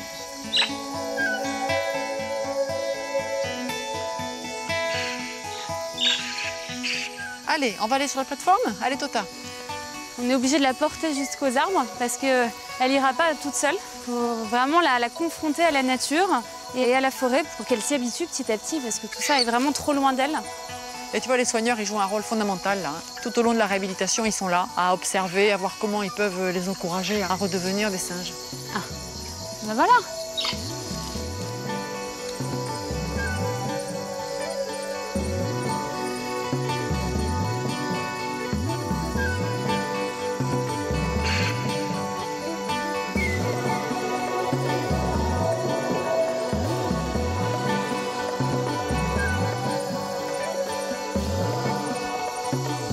Tota est encore une débutante à l'école de la forêt, mais j'espère qu'elle va progresser et que ma petite rescapée de Lima retrouvera vite son Amazonie et sa forêt. Elle va venir ici tous les jours jusqu'à ce qu'elle soit prête. Elle finira par prendre goût à la liberté, j'en suis absolument convaincue.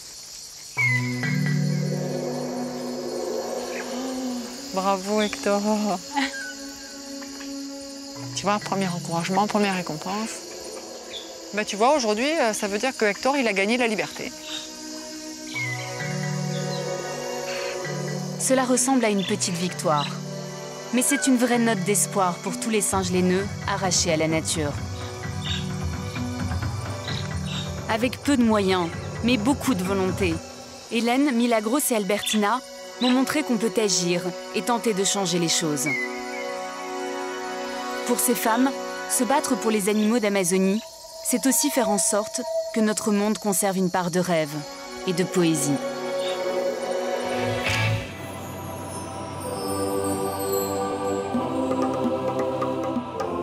Quelque part dans cette savane au sud du Kenya, un éléphanto est en danger. Il a été aperçu en train d'errer seul dans la réserve d'Amboseli. L'équipe du David Sheldrick Trust tente de le localiser. Aux côtés de ces sauveteurs, je m'apprête à vivre l'une des expériences les plus intenses de ma vie. On est en pleine saison sèche en ce moment au Kenya et c'est la période la plus critique pour les éléphants. L'eau et la nourriture sont très rares. Il faut intervenir très vite. Privé du lait maternel et de la protection de son troupeau, un jeune éléphant est condamné. Là, il doit être déshydraté, il doit avoir faim. Et la nuit, évidemment, ça devient une proie facile pour les lions, par exemple. Donc si on veut qu'il survive, il faut absolument l'attraper maintenant.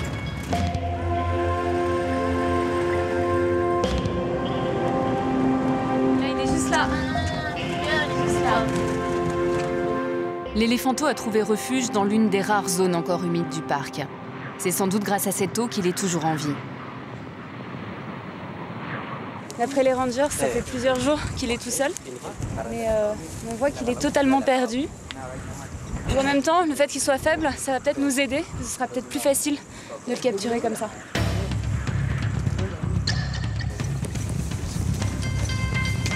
Ah. Ouais. Le problème, c'est qu'il est au milieu de l'eau et on ne sait pas si c'est très profond ou pas. Donc l'idée, là, ça va être de l'éloigner le plus possible des marécages.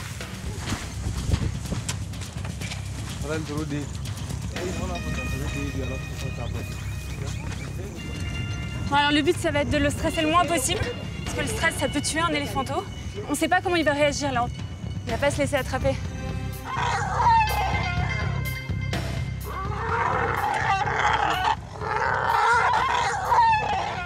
Face à nous, un animal de 500 kilos, effrayé et imprévisible. Même s'ils ont l'habitude de ce genre d'intervention, à chaque fois, les soigneurs prennent des risques.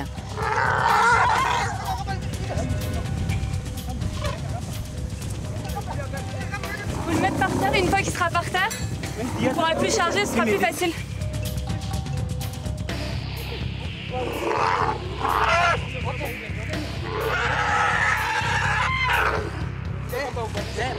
Au bout d'un quart d'heure, nous parvenons enfin à le maîtriser. À partir du moment où on va lui cacher les yeux, il va se calmer parce qu'il verra plus rien et il sera moins stressé. Difficile de savoir ce qu'il est arrivé à cet éléphanto. Où est sa famille? Était-il trop faible pour suivre les siens? Ou alors, comme dans la plupart des cas, sa mère a-t-elle été tuée par des braconniers?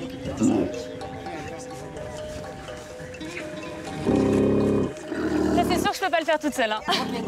Ok, let's go.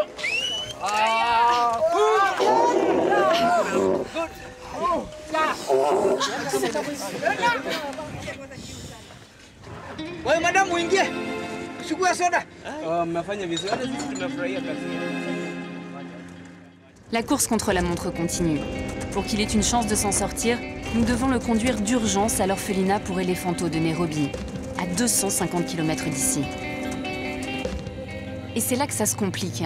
Petite devinette, comment faire tenir un éléphant dans un petit avion? C'est impressionnant comme il est lourd.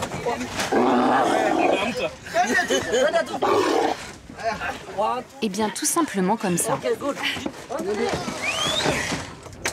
C'est impossible de les anesthésier, ça peut être dangereux pour leur vie. Donc le but, c'est vraiment de le maintenir, de faire en sorte qu'il ne bouge pas dans l'avion, parce que sinon, ça va bien se passer. Malgré les sangles, je ne suis pas tout à fait rassurée. Et je ne suis pas la seule. Nous gardons tous un œil sur notre drôle de passager. Car s'il s'agite ou se détache, il peut déstabiliser l'avion.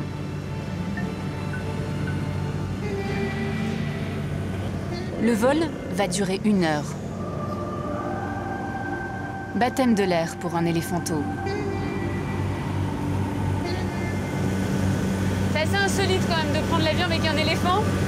Pas tous les jours qu'on fait ça. On apprend à faire connaissance.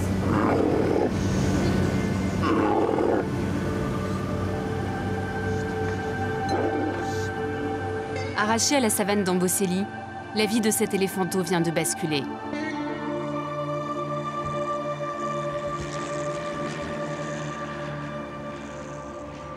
Il aurait dû grandir au sein d'une famille composée essentiellement de femelles. est dirigée par la plus expérimentée d'entre elles, la matriarche.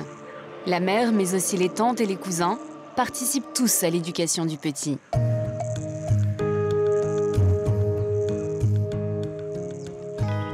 Entre les pattes de ces colosses de 5 tonnes, il se sent en sécurité. Les éléphantos sont très sensibles psychologiquement. La famille est essentielle à leur équilibre. Sans elle, ils sont capables de se laisser mourir.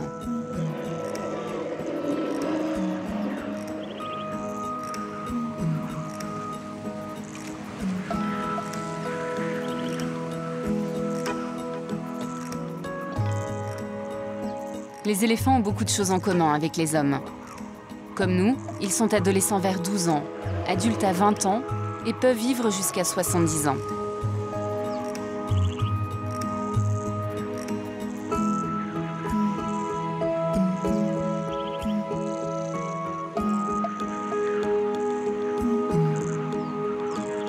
Notre petit rescapé, lui, ne reverra jamais sa famille.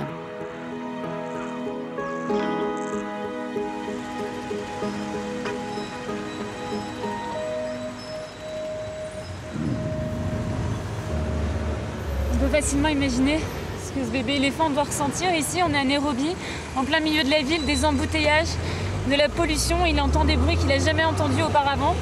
C'est sans doute le moment le plus difficile pour lui. On est bientôt arrivé. Après 1 heure de voiture, nous arrivons enfin à destination. Dans cet orphelinat un peu spécial, les opérations de sauvetage, c'est devenu la routine. Cet éléphanto est le 7e à être secouru cette année, le 60e en 2 ans. À chaque fois, la même piqûre de vitamines pour les aider à affronter cette nouvelle vie.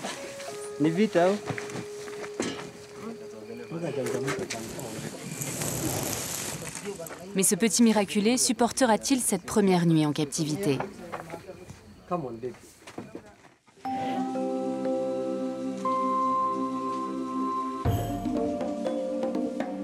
Le lendemain matin, je découvre un endroit unique au monde.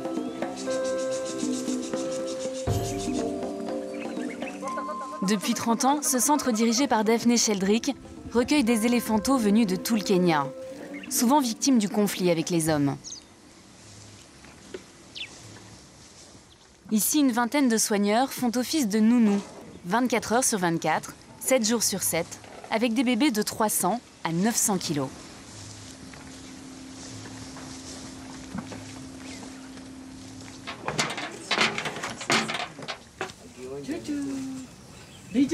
Ma première visite est pour notre rescapée, qui s'avère être en fait une rescapée, une femelle d'environ 1 an et demi, qui a déjà son petit caractère.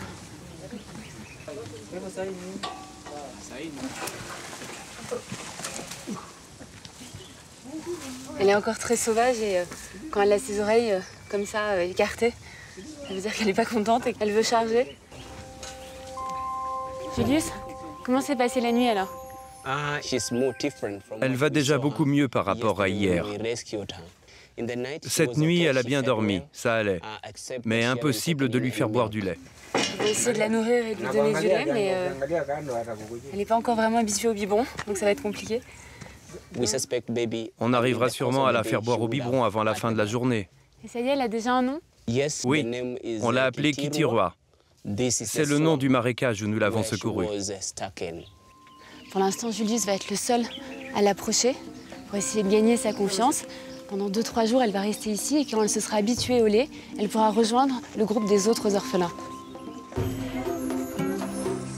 Le comité d'accueil est déjà là. Tout semble parfaitement organisé, mais quand Daphne Sheldrick a ouvert son orphelinat, rien n'était simple. Au début, il n'y avait que ma fille et moi ici. Mon mari venait de mourir et nous avions décidé de nous installer dans le parc national de Nairobi. Quand le premier éléphanto est arrivé, je n'avais aucun soigneur. L'éléphant dormait dans notre chambre. En plus, il avait la diarrhée. Alors ma fille et moi, nous l'avons veillé jour et nuit en nous levant toutes les 3 ou 4 heures, juste pour être près de lui.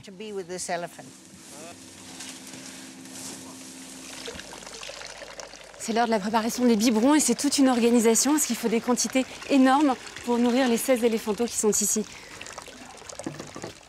Chaque biberon peut contenir 2,5 litres de lait, sachant que le plus petit des éléphantaux boit ici à peu près 10 litres de lait par jour et les plus gros jusqu'à 40 litres. Ça, c'est la poudre de lait des éléphantaux qui est mixée avec l'eau. Et Daphné Sheldrick a mis plus de 20 ans à élaborer une alternative au lait maternel des éléphants. Elle a perdu beaucoup d'éléphantaux avant d'y arriver, car s'ils n'ont pas un régime approprié, ils ne survivent pas. Vous n'êtes pas une scientifique et pourtant vous avez réussi à faire quelque chose que personne n'avait fait avant vous, c'est d'élever des très jeunes éléphantaux. Alors c'est quoi votre secret ? Je ne suis pas une scientifique, mais je suis une naturaliste. Alors j'ai appris à connaître les éléphants en étudiant les troupeaux sauvages. Et si vous interprétez le comportement des bébés comme s'il s'agissait d'humains, maintenant que j'ai des petits-enfants, la comparaison est plus facile, vous êtes tout de suite dans le vrai. Parce que dans le fond, nous aussi nous sommes des animaux, nous ne sommes pas très différents. Le secret avec n'importe quel animal, c'est l'amour, l'empathie que vous avez pour lui. Et bien sûr l'expérience. C'est du porridge. Ça n'a pas beaucoup de goût en fait, hein. C'est pas sucré. Nous aussi on peut en boire. Tu sais, les éléphants sont des animaux très humains. Donc, vous voulez dire qu'un enfant pourrait boire ça ? Oui, bien sûr. Mais c'est pas encore la formule idéale pour eux. Non, personne ne l'a encore trouvé, mais on est sur la bonne voie. Ok. Allez. Alors voilà, là il court. Ici, toutes les 3 heures, c'est le rendez-vous des gloutons. Pause biberon pour ces bébés en pleine croissance et pas question d'être en retard. Ici, allez.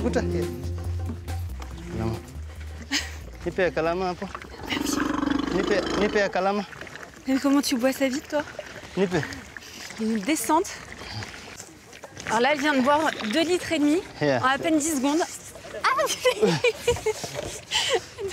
Drop that one. Drop. Ok.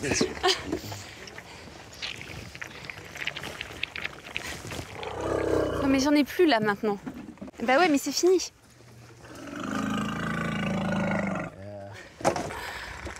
Et elle se débrouille toute seule elle.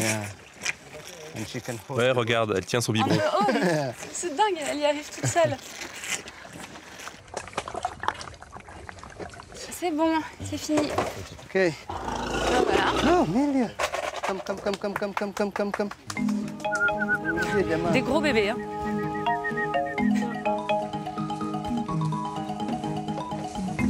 Saitis, Mourka, Kibo et les autres ont entre 9 mois et 2 ans. Chez Daphné, ils ont trouvé une nouvelle famille. Et ici, tout le monde est solidaire. Comme dans un vrai troupeau, les aînés guident les plus jeunes.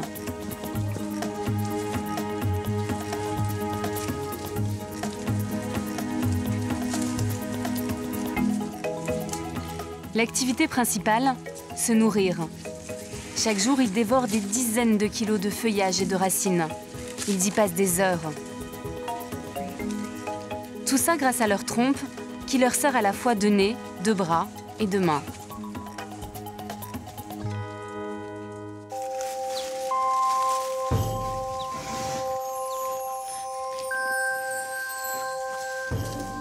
On leur souffle dans la trompe. Ça, c'est une façon de se présenter à eux quand ils ne nous connaissent pas. Généralement, ils dressent leur trompe pour savoir un peu qui on est. Et ils ont une mémoire olfactive très grande, donc ils se souviendront toujours de mon odeur.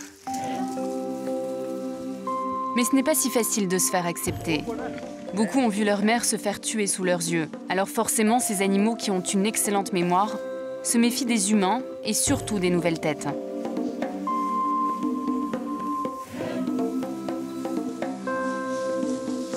Alors Saitis, c'est la plus jeune du groupe, elle a à peine 9 mois. Et les plus grands éléphantaux se mettent autour d'elle pour la protéger, pour la rassurer, comme ils le feraient dans un troupeau sauvage. Saitis a été recueillie à l'âge de 2 mois. Elle était toute petite, tellement fragile. On pense que sa mère a été tuée et que c'est lié au conflit de territoire entre les hommes et les animaux. Des fermiers ? Oui, des fermiers. Tu sais, tous les gens qui vivent autour des parcs nationaux et des zones protégées sont des fermiers. Alors on pense que sa mère a été tuée d'une façon ou d'une autre, parce que le conflit homme-animal finit toujours comme ça. La mère est tuée et dans la panique générale, le petit se retrouve séparé du reste du troupeau. Le vrai défi ici, c'est de redonner à Saitis et aux autres l'envie de vivre. Pour oublier leur passé douloureux, ils doivent à tout prix s'intégrer au groupe. Et ce n'est jamais évident.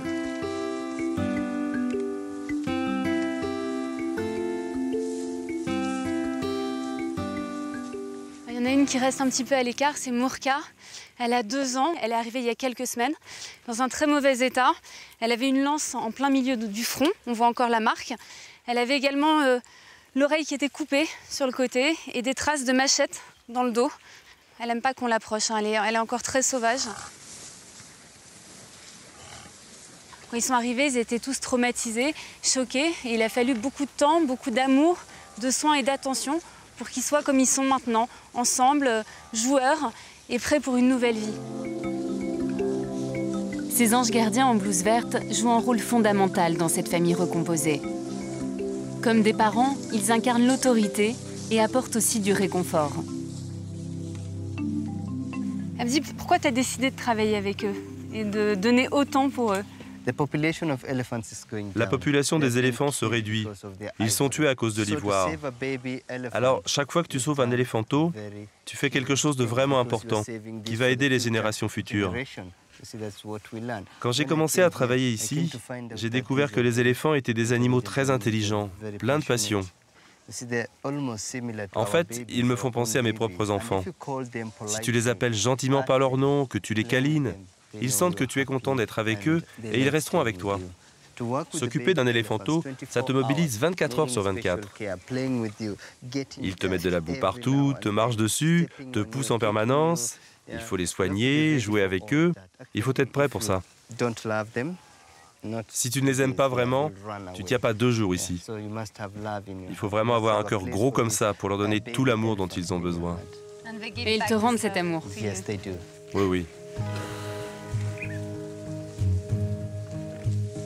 De l'amour, les soigneurs en ont aussi pour l'autre petit protégé de la savane, le rhinocéros. Celui-ci s'appelle Malim. Il appartient à l'une des espèces les plus menacées d'Afrique. Au Kenya, il ne serait plus que 600. Il est tout petit. Alors il faut veiller sur Malim, comme sur un trésor. Ça fait un moment qu'il est malade. On l'entend respirer, hein, il respire très fort. Oui, il a une pneumonie. C'est pour ça qu'il a du mal à respirer. C'est une sensation assez incroyable de toucher un bébé rhino comme ça. Approcher un rhino dans la nature, c'est impossible. Et les gens, en fait, chassent les rhinos pour leurs cornes. Ils en font des aphrodisiaques, ou ils en font aussi des manches pour faire des armes et des poignards. Voilà. Et lui, c'est aussi un petit orphelin. Et il va s'en sortir? Normalement, il devrait survivre. Nous avons déjà eu des cas de pneumonie avec nos éléphants. Mais c'est la première fois que nous traitons un rhinocéros. Je pense qu'il devrait se remettre petit à petit et qu'il pourra ainsi retourner dans la nature. Ça fait mal au cœur là, de l'entendre respirer comme ça.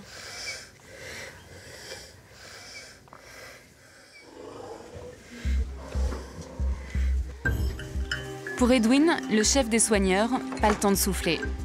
Ce soir, c'est lui qui dort avec Saitis.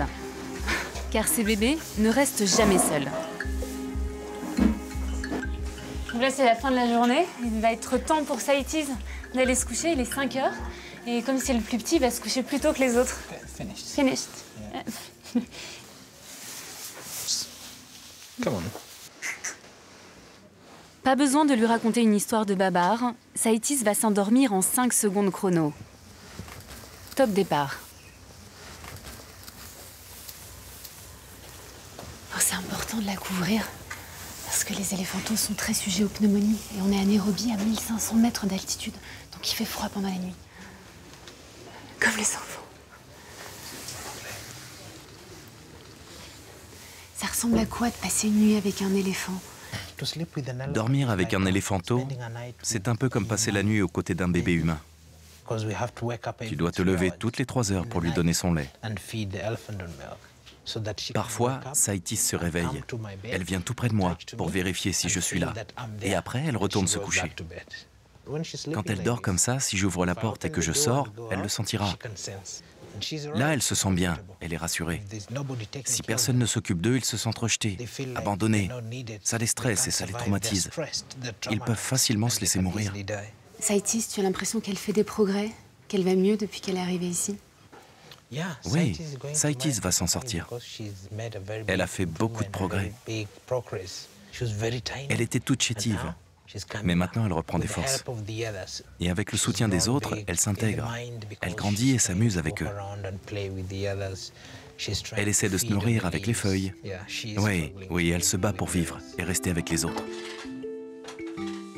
Tous ces bébés seront bichonnés dans cette crèche jusqu'à l'âge de 2 ans.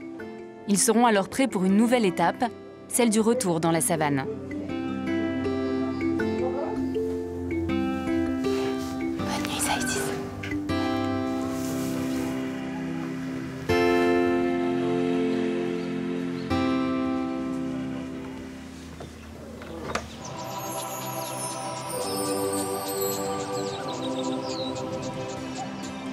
J'ai envie de savoir ce qui attend Saïtis, Kitiroua et les autres d'ici quelques mois. Direction le 2e centre de Daphné Sheldrick, à 300 km de Nairobi, dans le parc de Tsavo, la plus grande réserve du pays.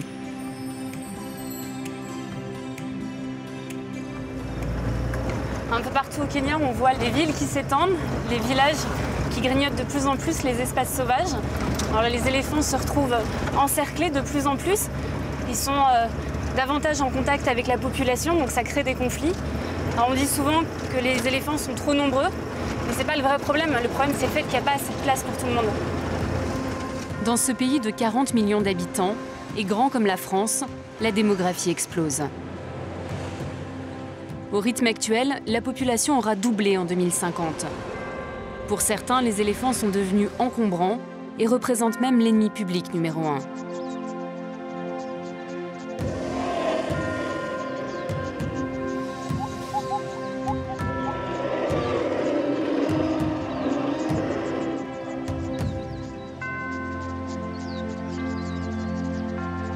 Ces grands nomades trouvent de plus en plus d'hommes sur leur route. Ils saccagent les champs des agriculteurs et parfois ils tuent. 30 personnes par an en moyenne au Kenya. L'immense parc de Tsavo est l'un de leurs derniers refuges. Un paradis pour la faune sauvage. Mais ce n'a pas toujours été le cas. Dans les années 70 et 80, Tsavo a été la cible privilégiée des braconniers.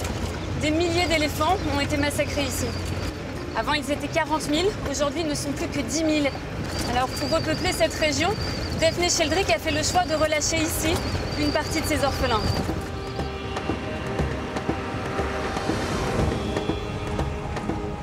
Aujourd'hui, la réserve porte toujours les stigmates des grands massacres. Les troupeaux sont plus petits, les éléphants plus jeunes. Les anciens reconnaissables à leur grande défense ont quasiment disparu.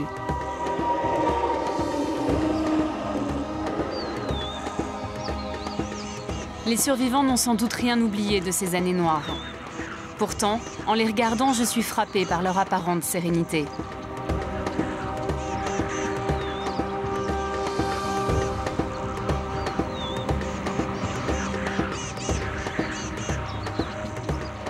Avec leurs airs de grands sages, les géants de Tsavo représentent un espoir.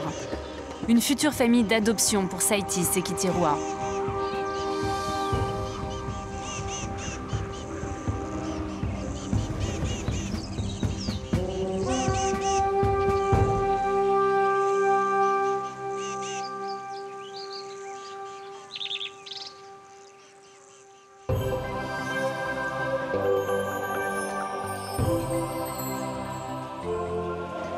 Chaque année, un petit groupe d'éléphantaux de la crèche de Nairobi est transféré ici. Dans le 2e centre de Daphné Sheldrick, ils sont aujourd'hui une quinzaine, tous candidats à un retour à la vie sauvage. Ici, l'ambiance est radicalement différente par rapport à l'orphelinat de Nairobi. D'abord, les éléphants sont plus grands, ils ont entre 2 et 5 ans. Et puis ici, ils vont apprendre à être indépendants. Donc il n'y a plus d'étables individuelles, des soigneurs qui dorment avec eux.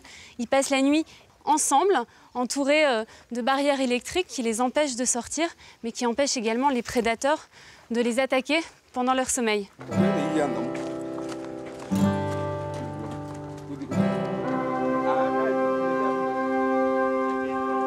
Ce ne sont plus vraiment des bébés. Certains ont d'ailleurs les défenses qui commencent à pousser, mais ils n'ont pas perdu pour autant les bonnes habitudes.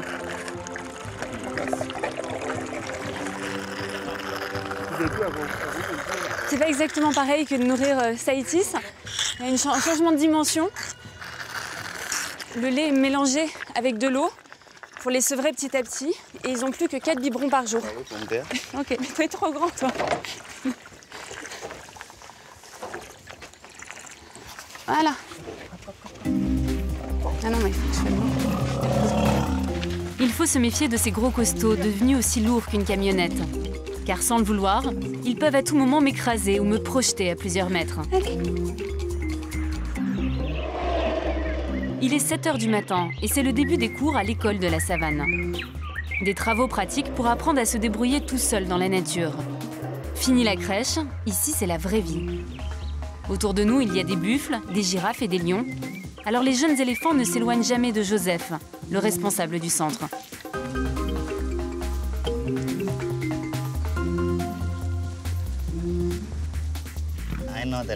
Je les connais tous par leur nom, et chacun a sa personnalité. Comment ils savent ce qu'ils doivent manger? Parce que pour eux, c'est un nouvel environnement. En plus, c'est la saison sèche. Alors ça, ils l'apprennent tout seuls? Chaque jour, ils peuvent approcher des troupeaux sauvages et ainsi, ils observent ce qu'ils mangent. Pendant la saison sèche, la nourriture est plus difficile à trouver. Donc, ils suivent ces éléphants et ils les copient.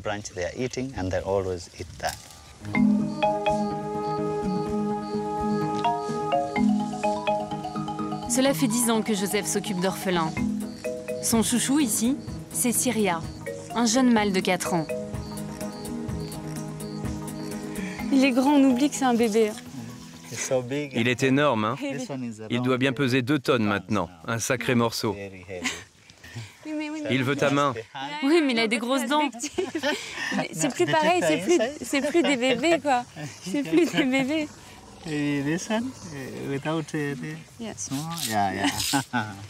C'est bizarre de se faire téter la main par un éléphant qui fait 2 tonnes. Parce que je suis une tétine, en fait. Je leur tétine. Tu as beaucoup de force. Oui, c'est ça, tu veux encore.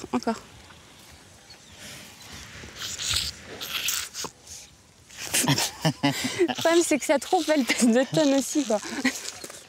Ça me va bien, la trompe, hein. Qu'est-ce qui est arrivé à Syria? C'est une victime du braconnage. Quand ils s'en sont pris à sa mère, il était à ses côtés. Le troupeau s'est dispersé et Syria s'est enfui. Il s'est retrouvé tout seul. Heureusement, il a été repéré par des bienfaiteurs qui nous ont appelés pour qu'on vienne le secourir. Syria, il a ses défenses qui commencent à sortir. Dans un sens, moi j'aimerais bien qu'elles sortent jamais parce que plus elles vont être grandes, plus il va être vulnérable. Ah mais non mais toi, mais moi je peux pas tout le monde. Et oh, j'ai que 2 mains, hein. Et j'ai que 2 mains.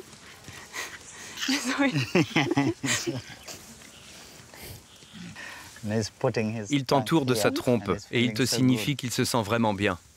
Même si ici tu essaies de les rendre plus indépendants, ils cherchent quand même le contact avec les hommes.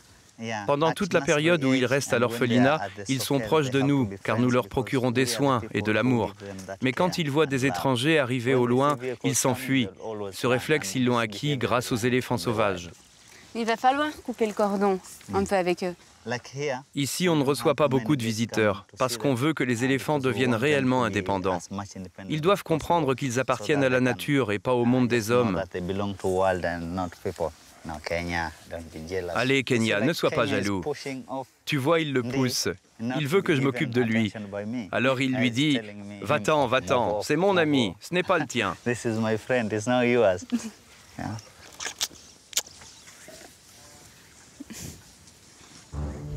Mais pour que tous les efforts de Joseph ne soient pas inutiles, il faut aussi lutter contre le braconnage.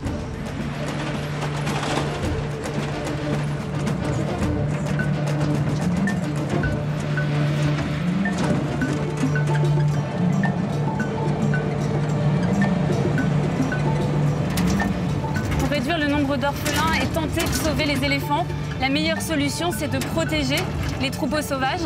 Alors ça, c'est le métier de ces rangers. Ils appartiennent au KWS. Le KWS, c'est l'organisation gouvernementale chargée de protéger l'environnement au Kenya. Au total, 500 hommes et femmes travaillent à Tsavo et dédient leur vie à protéger la vie sauvage. Tous ces hommes sont armés car leur mission est dangereuse et ils doivent pouvoir se défendre face aux braconniers.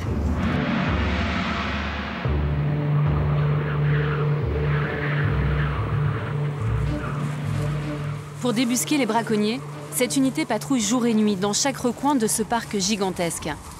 Les trafiquants n'hésitent pas à pénétrer dans les réserves protégées. Beaucoup viennent des pays voisins, la Somalie ou la Tanzanie.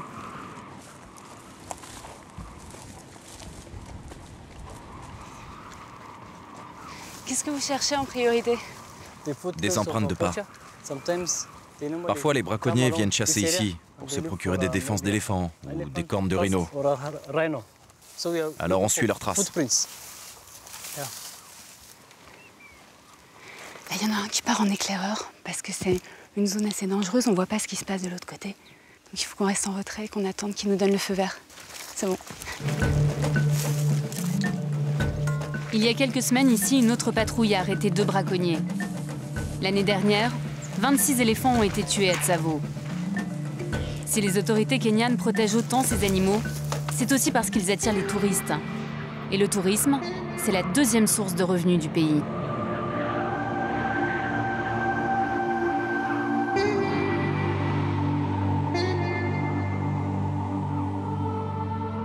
Nous sommes sur une piste. Les traces de pas que nous suivons nous conduisent jusqu'à des pièges. Le principe est très simple, c'est une vieille méthode pour chasser des animaux ici. En fait, l'animal se prend la tête et plus il va se débattre, plus voilà, le piège va se refermer sur lui et va l'étrangler. Donc ce piège peut tuer une antilope. Par contre, si un éléphant se prend le pied ou la trompe là-dedans, eh bien, il va être blessé et va agoniser plusieurs jours avant de mourir. Aujourd'hui, les trafiquants utilisent de plus en plus les armes à feu et les flèches empoisonnées, plus efficaces. Ramasser ces morceaux de fil de fer peut paraître dérisoire, mais chaque piège enlevé, c'est peut-être un animal sauvé. En un quart d'heure, on en a trouvé 5 déjà. Ça montre le nombre de pièges qu'il y a ici.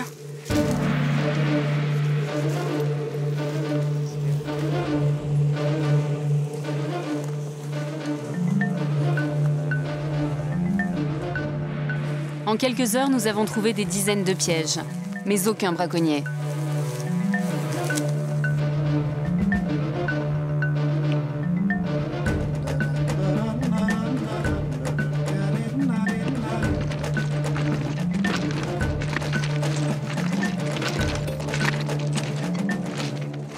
On vient de nous prévenir qu'un éléphant a eu un accident à l'entrée du parc, à quelques centaines de mètres d'un village.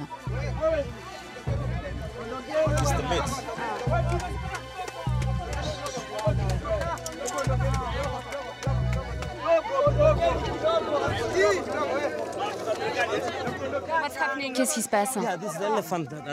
Cet éléphant a été percuté par un train la nuit dernière. Et les gens se battent pour la viande.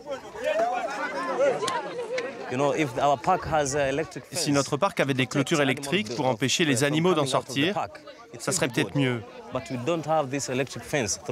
Mais ce n'est pas le cas. Alors ce genre d'accident arrive souvent. Les éléphants, les zèbres et d'autres animaux se font renverser par les trains.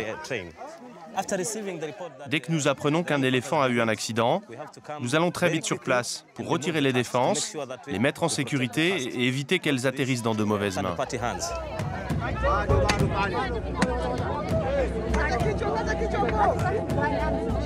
Et vous, qu'est-ce que vous pensez des éléphants? Vous avez des problèmes avec eux? Oui, parfois. Mais tout ça, c'est un peu triste. En même temps, j'ai de la viande pour nourrir toute ma famille.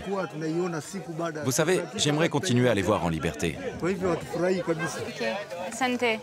Asante.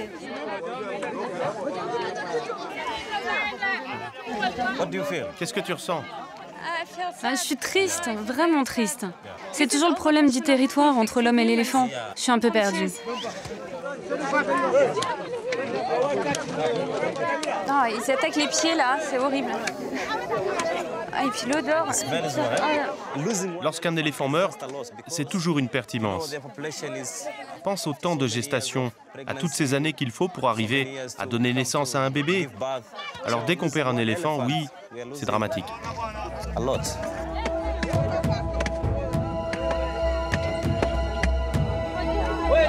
Est-ce que les gens qui sont ici sont aussi ceux qui mettent les pièges, qui tuent les éléphants? Oui, certains d'entre eux. Tu sais, les gens ici aiment la viande de brousse. C'est culturel. Et puis, ils s'en prennent aux éléphants parce qu'ils s'approchent des fermes. Ils mangent les récoltes. Alors pour ces villageois, c'est un peu comme une vengeance. Quand on voit l'attitude des gens là, on comprend que voilà, le rapport avec les éléphants est difficile et que pour eux, un éléphant mort, c'est plutôt une bonne nouvelle.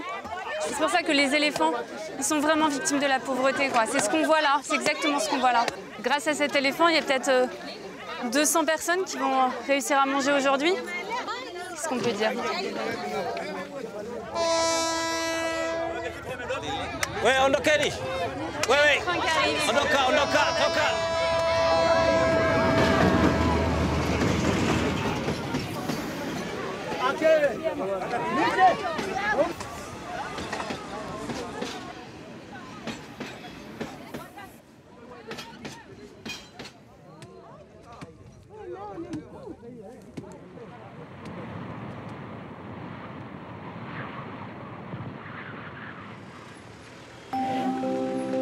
Je retourne à l'orphelinat de Nairobi, prendre des nouvelles de Kitty Roy, la petite rescapée que nous avons ramenée en avion.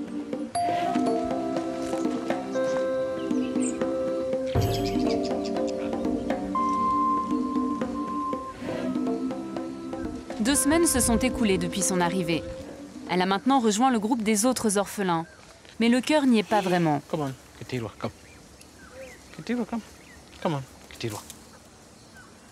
Quand les éléphantos arrivent ici, ils sont toujours déprimés. Et c'est sûrement le cas encore pour Kitty Roy. On voit bien, elle reste à l'écart des autres, elle ne sait pas quoi faire. Voilà, elle laisse pendre sa trompe comme ça et elle se nourrit même pas.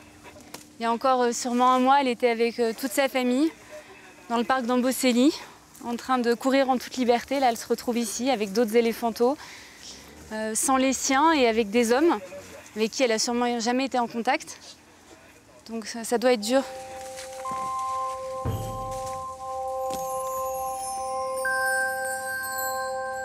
Kitty Roy apprendra qu'il y a aussi des petits moments de bonheur dans cette nouvelle vie. Contre les coups de déprime, les soigneurs ont d'ailleurs une technique plutôt inattendue.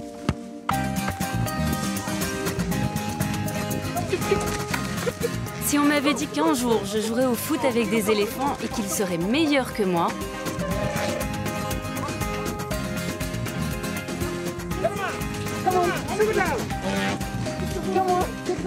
l'air de rien, c'est aussi comme ça que les soigneurs parviennent à créer des liens entre les éléphantos.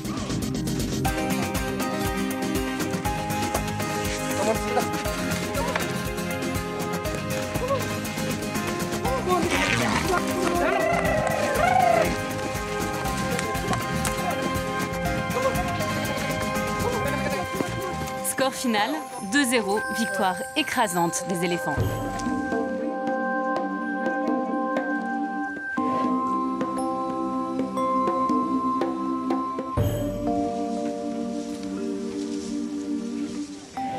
Leur redonner goût à la vie, les sauver, est un combat de tous les jours. Un combat qu'on peut perdre à chaque instant. Sur les 200 éléphantos que Daphné Sheldrick a recueillis, seule la moitié a survécu.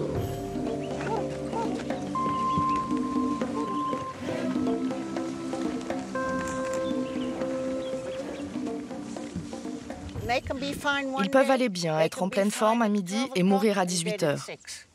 Ça peut aller très vite. Les éléphants sont extrêmement fragiles quand ils sont en bas âge. Dans un monde parfait, ils ne devraient pas avoir d'ennemis. Mais leur ennemi, maintenant, c'est l'homme.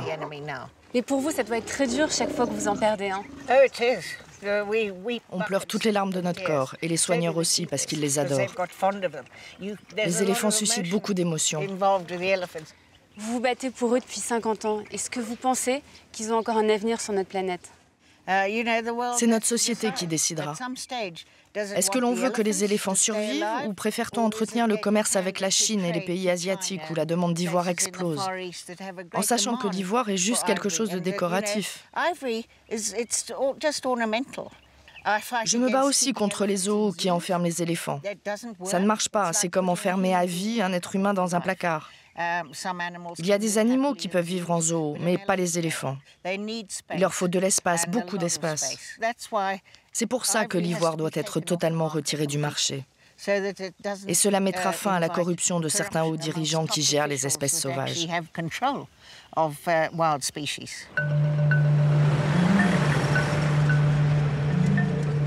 Depuis 20 ans, le commerce international de l'ivoire est interdit. Une mesure qui a été efficace pendant quelques années. Mais aujourd'hui, à cause de la demande asiatique, le trafic a repris de façon alarmante.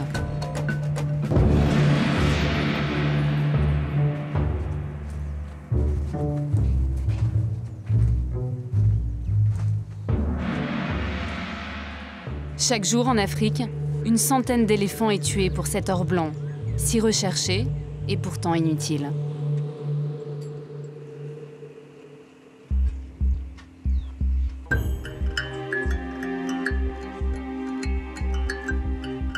Au Kenya aussi, le sujet est sensible. Mais les rangers du parc de Tsavo ont accepté de me montrer l'ivoire qu'ils ont saisi cette année.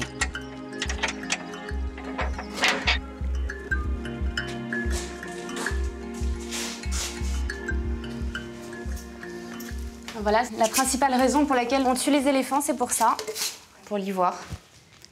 Et ici, il n'y a qu'une petite partie qui a été confisquée auprès des braconniers. Tout le reste part sur le marché international. Alors souvent, on pense que le problème de l'ivoire est réglé, qu'il est derrière nous. Ben voilà, la preuve que non. À 1 200 € le kilo d'ivoire, une seule défense peut peser 60 kilos et se négocier jusqu'à 70 000 €.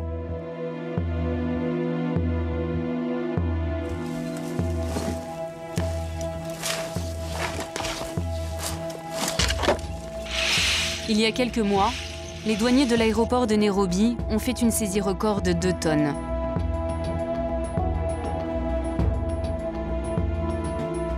Ce qui est dur, c'est d'imaginer que dans ce lot, il y a peut-être les défenses de la mère de Saïtis ou des autres orphelins que j'ai rencontrés.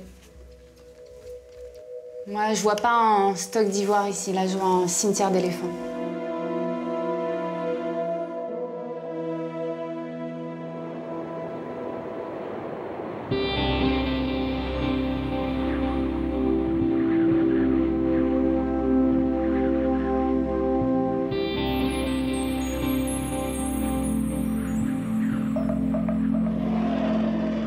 Un éléphant a-t-il vraiment plus de valeur mort que vivant?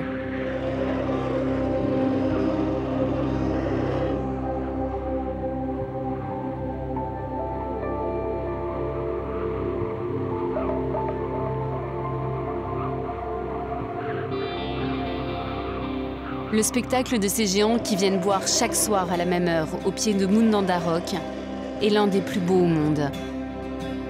Et il n'a pas de prix.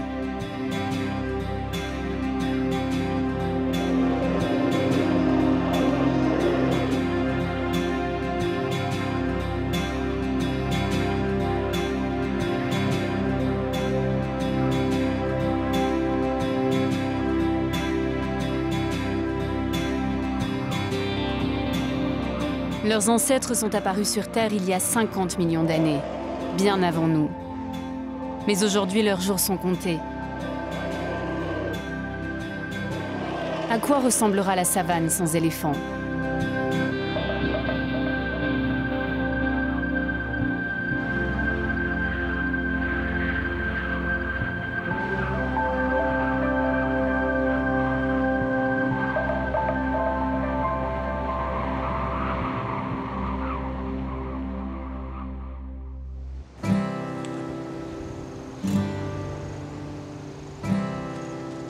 Certains matins, des visiteurs inattendus s'invitent à l'orphelinat de Tsavo.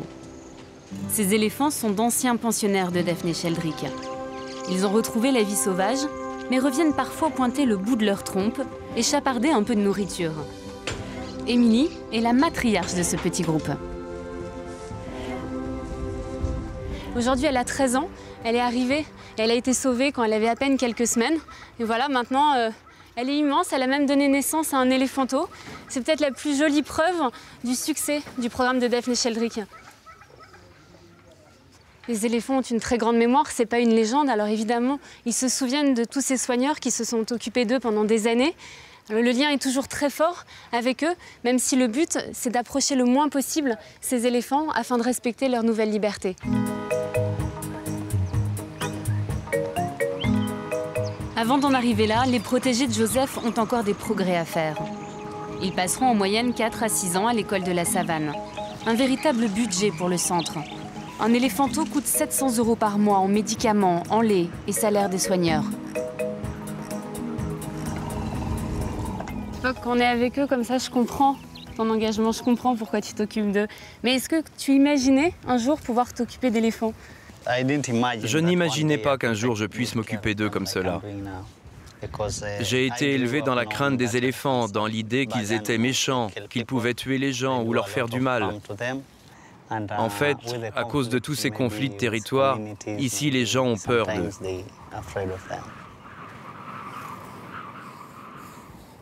Quand on voit Syria comme ça, on n'a pas l'impression qu'il va bientôt partir. Il partira, mais c'est lui qui choisira le moment. Il aime la liberté, mais il est très proche des soigneurs. Alors peut-être qu'il restera ici un peu plus longtemps que d'autres. En quelques jours, à peine, je suis déjà attachée à lui, donc j'imagine que toi, après plusieurs années, ça va être difficile de le laisser partir. Ça va être difficile. Quand il va partir, il va nous manquer et nous serons inquiets. Est-ce qu'il sera toujours en sécurité dehors? Nous faisons régulièrement des patrouilles pour voir si ceux qui sont partis vont bien. Et si c'est le cas, on est heureux parce qu'on a réussi. Ils appartiennent au monde sauvage, ils doivent y retourner.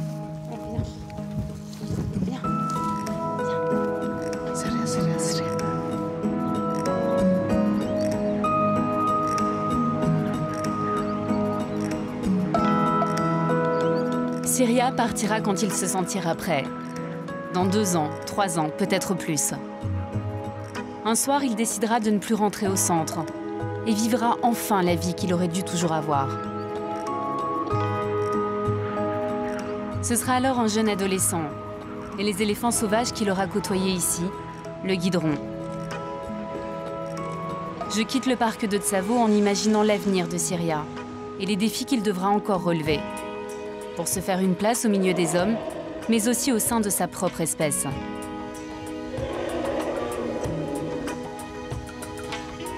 Il devra se montrer le plus fort pour conquérir les femelles et assurer sa descendance.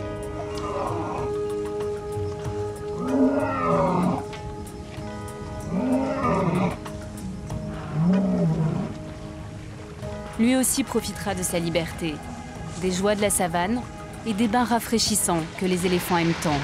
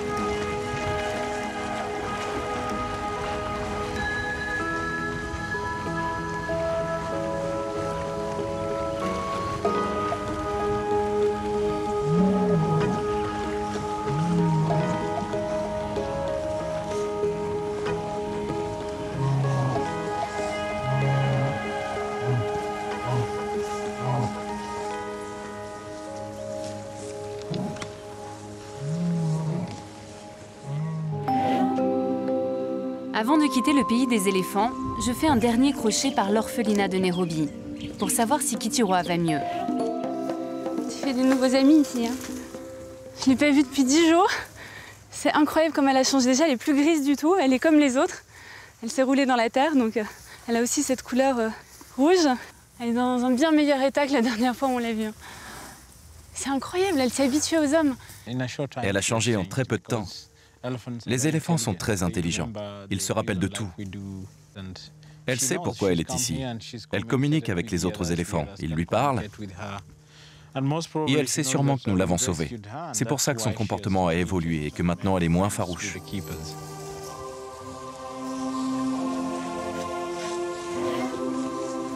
C'est la plus belle.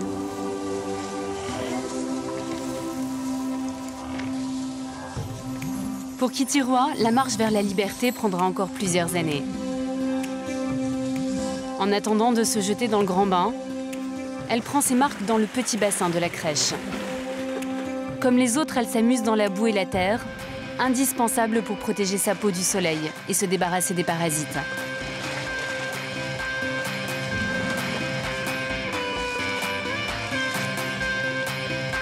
Je garderai longtemps en tête l'image de ces énormes truffes en chocolat, comme un formidable espoir pour tous les orphelins sauvages.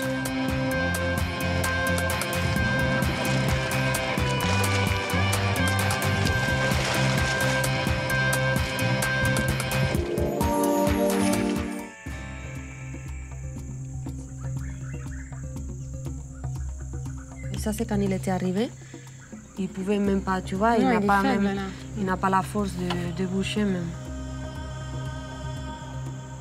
Tu vois, les yeux sont super tristes. Là, il pleure. C'est ça, il est en train de pleurer. En fait, il ne comprend rien de ce qui se passe. Je suis ça fait 3 jours, j'étais en forêt avec ma maman. Maintenant, il y a quelqu'un qui m'a pris, ils m'ont mis dans cette cage. Et maintenant, tu es qui? Et, en fait, il est complètement perdu. Et ça sont les photos de la main. Là, tu peux voir les fractures. Il avait combien de fractures? Il y a deux doigts ici et ici.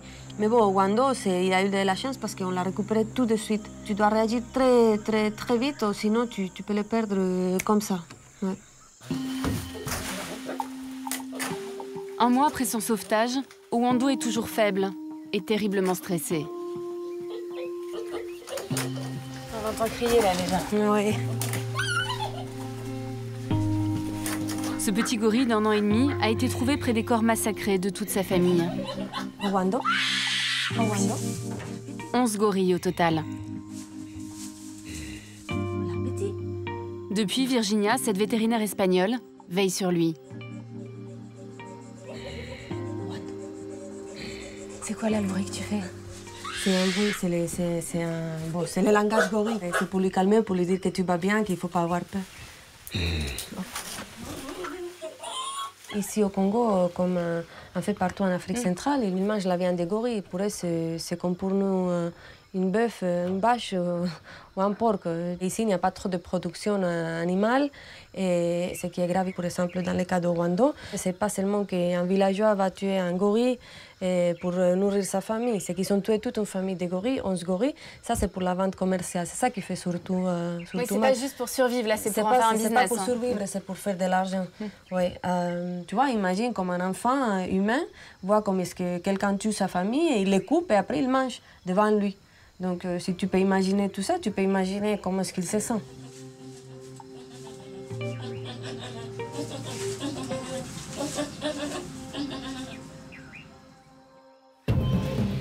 Wando est un gorille des plaines. Il est né quelque part dans ces forêts. Si sa mère était toujours là, il passerait toutes ses journées accroché à elle, comme le font tous les bébés gorilles. Les petits ne la quittent pas d'une mamelle pendant 4 ans.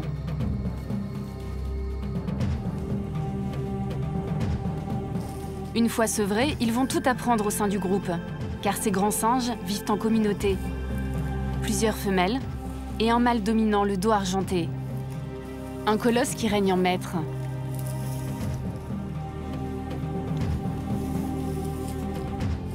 Ce patriarche protège les petits et veille sur son harem.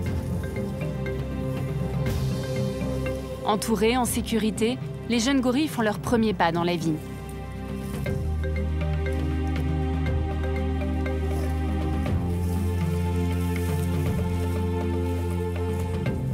Wando, lui, va devoir apprendre à survivre sans sa famille, loin de sa forêt natale.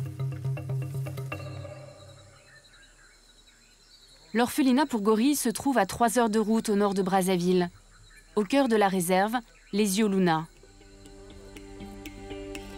Une équipe de 10 personnes vit ici toute l'année. Ce centre, c'est le rêve d'un milliardaire anglais, John Espinal, qui a légué une grande partie de sa fortune pour sauver les gorilles. Owando n'est pas le seul pensionnaire ici. Il y a aussi Loketo, Lokolo, Kingwe et Epena. Ces orphelins ont entre 4 et 5 ans. Malgré leur taille, ce sont toujours des bébés.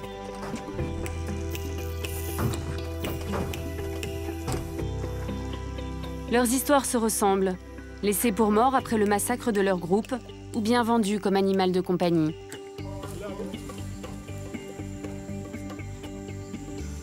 Mais ici, ils ont recréé une nouvelle famille. Dans le rôle des parents, 2 soigneurs, Luc et Edith. Depuis 3 ans, ce sont eux et eux seuls qui les élèvent et qui les guident en forêt chaque matin.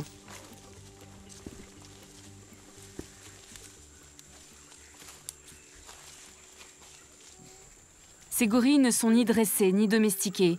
Ils doivent rester sauvages. En dehors de l'équipe, personne n'est censé les approcher. Mais Virginia a accepté de faire une petite exception pour moi.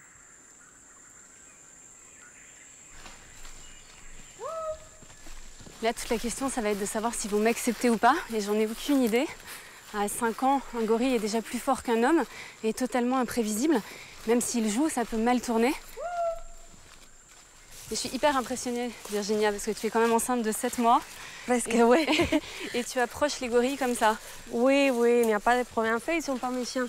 Mais quand même, ils peuvent être brusques et te donner un coup. Oui, ils sont un peu brusques, mais en fait, moi, je les connais, je sais jusqu'à où je peux arriver, et ils connaissent aussi jusqu'à où ils peuvent arriver. Je croisais les doigts.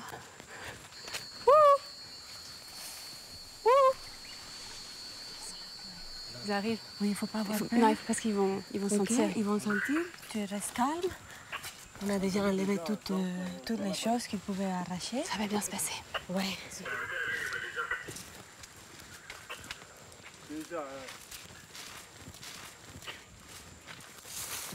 Non, ça va. Ça, c'est Loketo. Voilà, Loketo. Loketo. Kingwe. Bonjour. Ok. Et tu mets direct dans l'entorse. Ah, il te dit bonjour. Kingwe. C'est une sensation extraordinaire. Tu peux essayer de faire le bruit de... Tu es content? Comme ça? C'est ça? Mais je suis débutante en langue gorille, tu sais.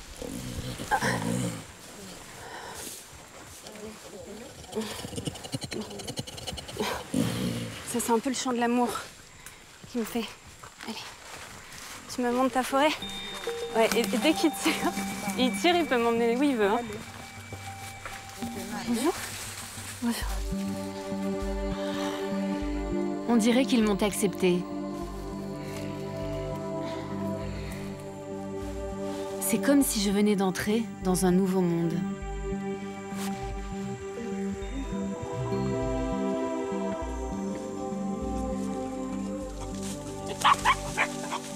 Tu dois toujours être un peu vigilant, tu vois, parce qu'ils ne sont pas méchants. Mais tu vois, Kingwe peut monter et sauter sur toi. Et 35 kilos de gorille qui sautent sur toi de 4 mètres, tu vois, c'est comme lui, tu vois, il n'est pas méchant, mais... Il a une force. Non, ne mords pas. C'est pour jouer. C'est pour jouer. Tu veux jouer. Tu vois, là, il va sauter. Non. Tu pèses trop déjà pour moi. Attention. Allez, allez.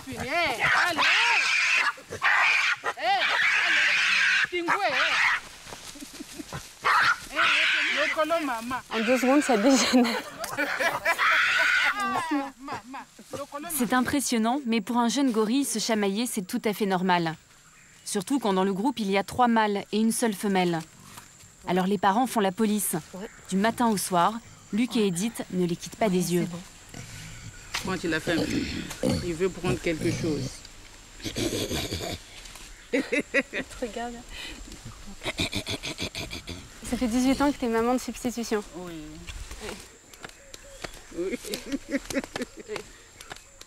Tu Tu les vois grandir? Oui. Petit à petit. Mais comment tu les considères? Est-ce que tu les considères comme des enfants? Bon, je les considère comme des bébés humains. Ils se comportent comme des bébés humains, vraiment. Bon, mais au départ, j'avais peur. Mais quand tu t'habitues avec eux... Ça, je comprends. Ça, oui. Je comprends le sentiment, ouais. Oui. Et jusqu'aujourd'hui, je me suis adaptée. Et maintenant, tu aimes t'occuper d'eux? Vraiment, oui. Ce qui est incroyable, c'est cette confiance qu'ils ont envers les hommes après ce qui leur est arrivé. C'est qu'ils arrivent à nouveau à faire confiance quand même.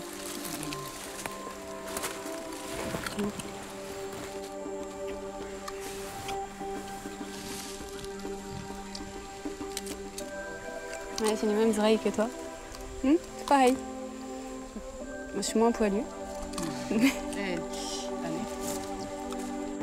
Mais on n'est pas là que pour faire des câlins.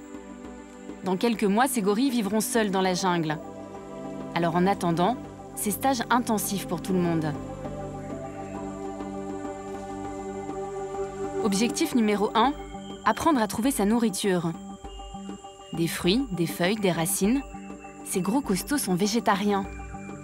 Comme quoi, on n'est pas toujours obligé de manger de la viande pour être le plus fort. Allez. Ça va, Olivia? Ça va. Tu vois, je m'habitue et maintenant je me sens bien, j'ai plus peur. Oui. Tu vois, personne n'a fait ça qu'on est en train de faire ici. Donc on n'a pas de livres ou de vous êtes le seul programme au monde comme ça. Ouais.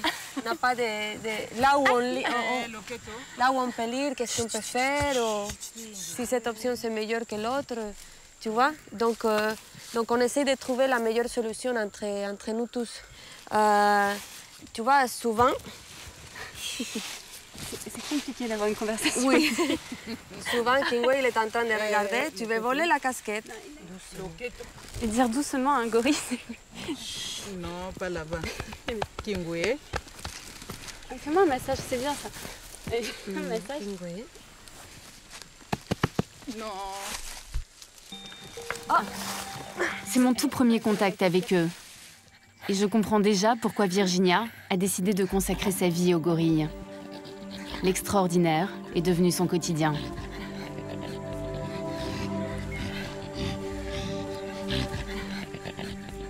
Pour ces quatre-là, le combat est quasiment gagné. Mais au centre, c'est loin d'être le cas pour tout le monde.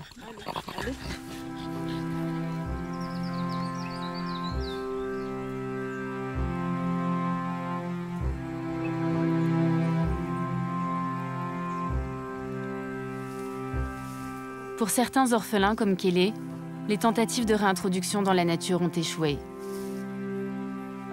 Trop proche des hommes, incapable d'intégrer un groupe, ce mâle de 15 ans est pour l'instant condamné à vivre derrière ses barreaux.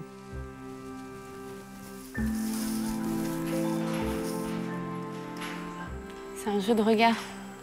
Je peux pas trop le regarder en face, sinon ils se sentent menacés. Donc il me regarde du coin de l'œil, je fais semblant de regarder ailleurs. Et quand il me regarde pas, je le regarde.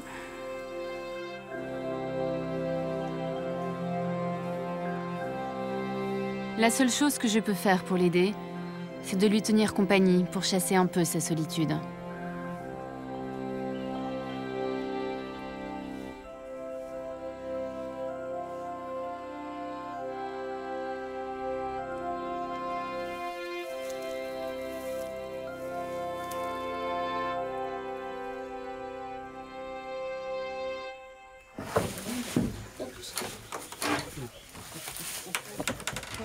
Bonjour.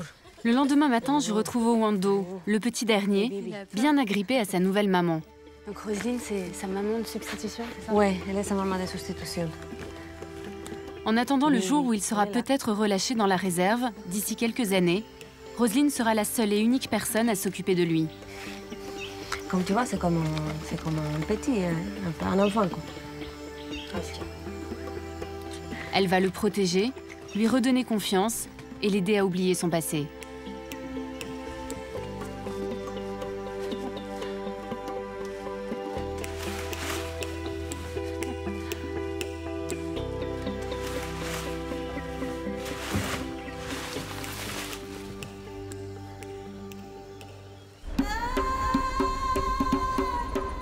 Pour comprendre comment le destin de ce petit gorille a basculé, direction le nord du pays et la ville d'Owando.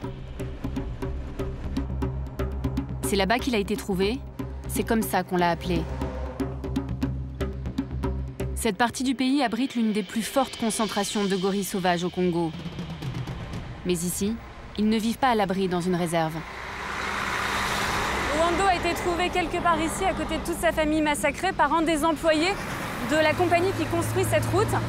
Chaque année, on coupe des forêts entières au Congo pour construire des routes, pour exploiter le bois, les mines. Et tout ça, c'est réalisé par des exploitants français, chinois et du monde entier. Et ça représente une double menace pour les gorilles. D'un côté, ça détruit leur habitat, parce que là, on est sur le territoire des gorilles. Et de l'autre côté, ça permet aux braconniers d'accéder plus facilement à la forêt. On m'a signalé un village de braconniers. Il se trouve à quelques dizaines de kilomètres de là, au milieu de la forêt.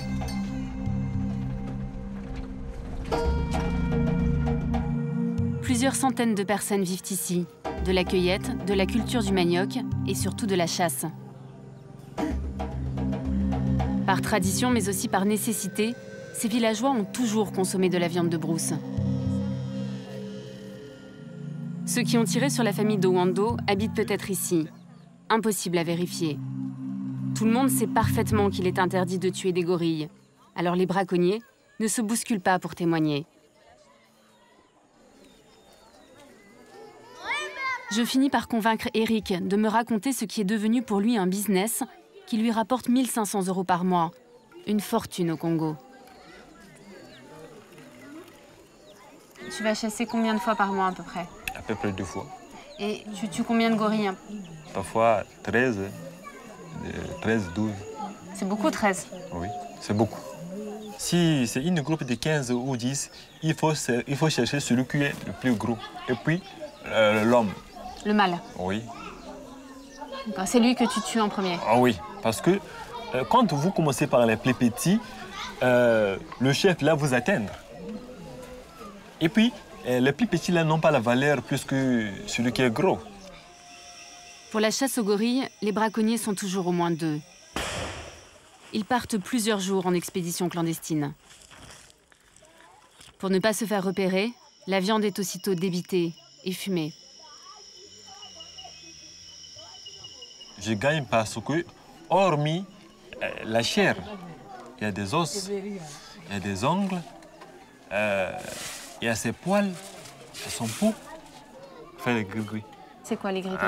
Les gris-gris, c'est-à-dire que ça donne la force. Le gorille ne peut pas t'atteindre. Quand tu portes ça, oui. C'est quelque chose que tu mets sur toi? Oui. Et qui protège? Essayez un peu de voir, chez moi. Là. Ah, tu en as? Essayez un peu de voir, pour trouver la preuve. Là, mais c'est quoi là? Tu as quelque chose sous la peau? Ah oui. C'est quoi? Ce sont les cheveux de gris-gris et de gorilles et les os de gris-gris et de gorilles. On a mélangé ça et on a brûlé ça. Ça a fabriqué une poussière tout noire et... Et tu t'as mis ça sous la peau? Oh oui. Et tu te sens, depuis que tu as ça, tu te sens plus fort? Je me sens fort quand je suis devant l'animal, le gorille. D'accord. Quand je suis devant, il ne peut pas m'atteindre. Quel que soit son pouvoir, il ne peut pas m'atteindre. Parce que c'est un animal qui est très compliqué, plus que le mot compliqué. On l'appelle souvent le roi de la forêt. Mais il ressemble à l'homme quand même. Oui. Ça, c'est pas un peu troublant quand tu tires sur un animal qui ressemble à un homme? Non. Je suis devant un animal qui est méchant. Je reste l'homme, il reste l'animal. Pour toi, c'est un animal? Oui. Comme une antilope ou comme un sanglier? Oui, c'est l'animal. L'homme reste l'homme, l'animal reste l'animal. Eric vend les os, les mains et les poils à des guérisseurs. La viande finit sur les marchés, comme ici à Makwa, l'une des plaques tournantes d'un immense trafic. Les gorilles, on en mange ici, hein? Partout on en mange. Hein? Mais ici, là, ça peut être... On peut trouver ça, mon cachet, on ne te dira pas que ça, c'est le gorille. Ah, on me dira pas que c'est du gorille. Mais on va vous siffler sur le mot que ça, c'est du gorille. Ah, on va me le dire dans l'oreille. D'accord.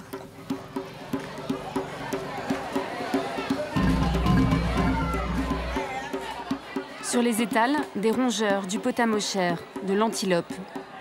Il y a peut-être de la viande de gorille, mais les vendeuses se méfient, surtout d'une étrangère. Ce trafic est tellement discret qu'il est impossible de savoir combien de gorilles sont tués chaque année.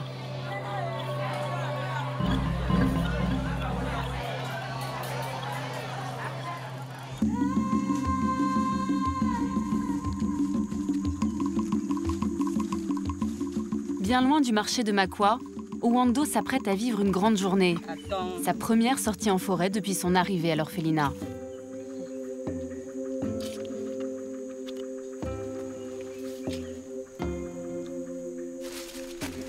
Comme ça, Owando.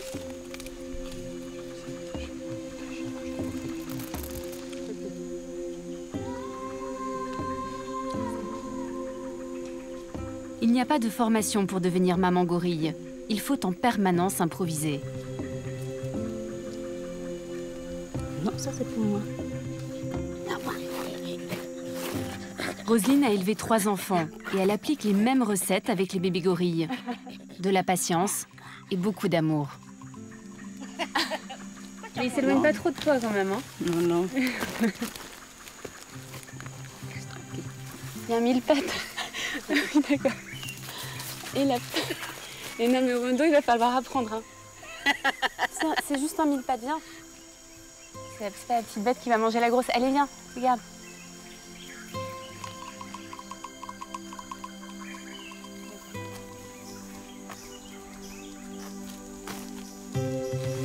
Ah oui, il se cache en dessous.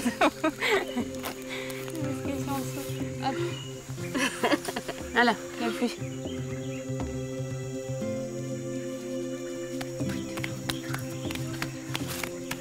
Quand je le vois comme ça me fait du bien.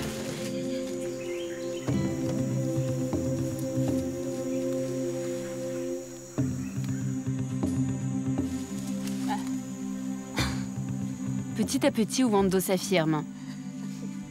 Et du haut de ses 60 cm, il commence même à faire la loi sur son territoire.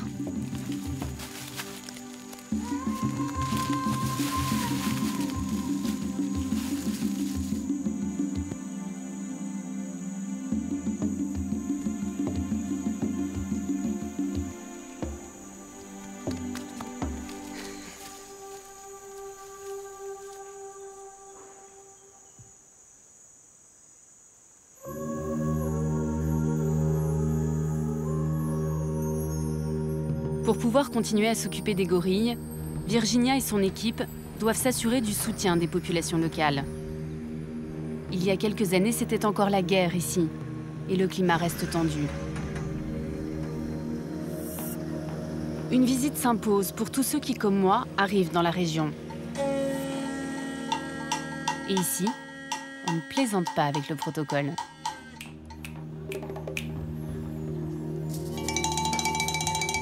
Tout le monde respecte et vénère Sa Majesté Maurice Insilambia. Ce guérisseur de 82 ans a une influence considérable dans la région. On vient de très loin pour bénéficier de ses pouvoirs magiques.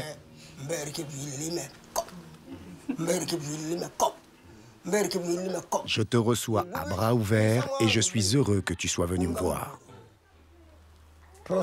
Avec ce projet, je suis content. Les enfants qui naissent aujourd'hui ont la chance de voir des gorilles, alors que c'est une espèce qui ne se faisait plus voir. Donc c'est bien, c'est très important. Certains tuent les gorilles pour récupérer sa force et ses pouvoirs magiques. Mais nous, on pense que c'est mieux de le protéger. D'accord. D'accord. Donc, dans votre ethnie, on n'a jamais mangé du gorille? Non, on ne mange pas de gorille. Le gorille ressemble trop à l'homme. On mange tous les animaux, même le singe, mais pas le gorille. Tu manges le gorille, toi? Mais ça va. Non, non, non, non. Je ne mange pas le gorille, moi. Non, non.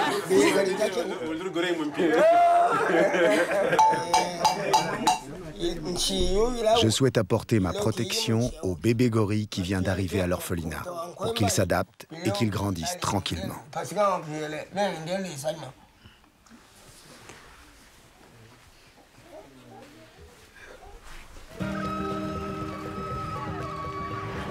Après 15 ans d'existence, le projet de la Fondation Aspinal est aujourd'hui toléré par les populations qui vivent autour de la réserve. C'est les fruits rouges que Wando mangeait. Ouais. Ça, ils aiment les gorilles, ça. Oui. Chaque semaine, Virginia fait la tournée des villages voisins pour acheter la nourriture des gorilles. Ah, ça sont les asperges sauvages. Bananes, mangues, papayes, elle dépense ici 50 € par semaine. C'est l'unique source de revenus du village. 2200. C'est 25 550. En fait, je pense qu'il faut toujours tenir en compte les gens qui sont autour des zones protégées, tu vois, parce que c'est aussi leur terre. En échange, les villageois se sont engagés à ne chasser aucun animal dans la réserve. Mais pour certains, cet accord n'est pas équitable. Nous protégeons les gorilles, c'est bon, mais en notre retour, qu'est-ce que nous gagnons? Est-ce que vous comprenez? Je comprends. Oui, le marché, oui, on peut gagner, mais c'est un peu minimum. Donc c'est bien, mais c'est pas assez. Oui, c'est bien, mais c'est pas assez, oui, c'est ça, c'est ça. D'accord. Pour moi, c'est une bénéfice, mais quelque part, c'est mauvais. Mais oui, mais parce qu'aujourd'hui, on ne peut plus encore les pêcher ou faire la chasse, ou même brûler, on ne peut plus le faire. Donc si tu veux aller à la chasse, il faut aller encore plus loin de ce côté. Là-bas, c'est les villages, les champs. Alors, on peut aller chasser.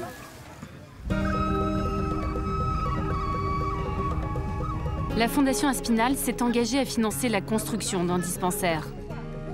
Pour sauver les gorilles, il faut aussi aider les hommes. Convaincre les populations locales prendra du temps.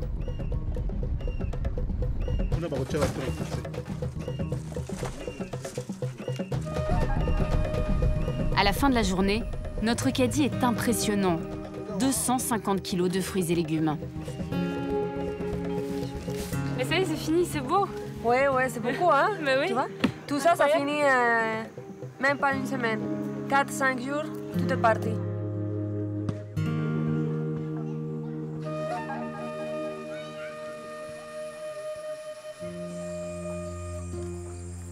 À l'orphelinat, il y en a un qui attend le retour des courses avec impatience.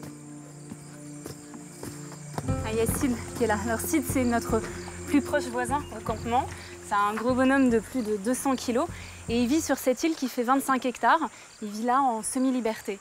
Et il est déjà là parce qu'il attend son repas. On le nourrit 2 fois par jour. La santé des gorilles est fragile. Ils peuvent attraper les mêmes maladies que l'homme. Pour ne prendre aucun risque, il faut donc désinfecter chaque fruit et chaque légume. Mais ce n'est pas tout. Alors pour Sid, il faut couper tous les aliments, tous les fruits et les légumes. Parce que quand il était petit, il a attrapé la polio. Il s'est retrouvé dans un village avant d'arriver à l'orphelinat. Alors aujourd'hui, il est guéri, mais il a toujours des séquelles. Il a la mâchoire inférieure qui est paralysée, donc il a beaucoup de mal à mâcher. Donc on essaye de lui faciliter le travail.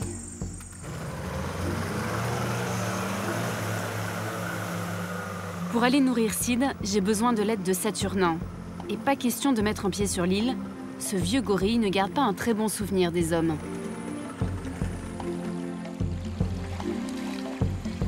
Ça, c'est de la livraison express. Hein. Voilà, c'est ça. Ah bah non. Voilà. Pourquoi il a fait ça, là? Il est fâché, vu le retard, il a attendu, quand il a exhibé sa force, c'était pour dire que non, je suis fâché. Quoi. Donc maintenant, et là, il a renversé. Regarde, il va nous balancer, il va nous attaquer.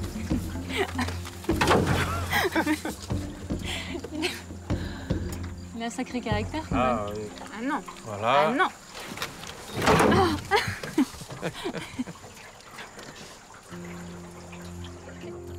Lui, il a tout connu. Hein. Il a connu la guerre. La maladie, c'est vraiment un dur. Hein.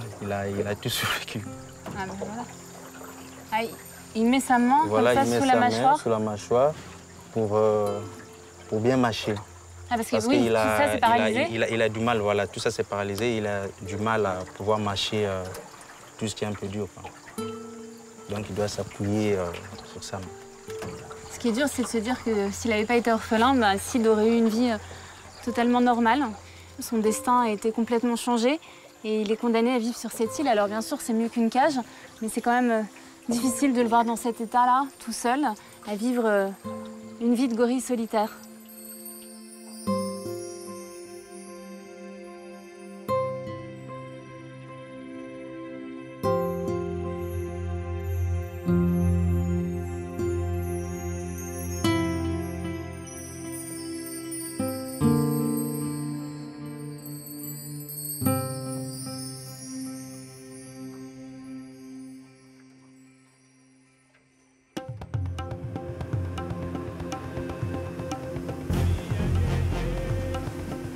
Malgré les échecs, personne ici ne baisse les bras. Parce qu'il y a aussi de belles victoires, de celles qui donnent envie de continuer le combat. Une trentaine d'anciens pensionnaires de Virginia ont été relâchés dans cette immense réserve qui entoure l'orphelinat. Depuis plusieurs années, ils vivent ici en liberté.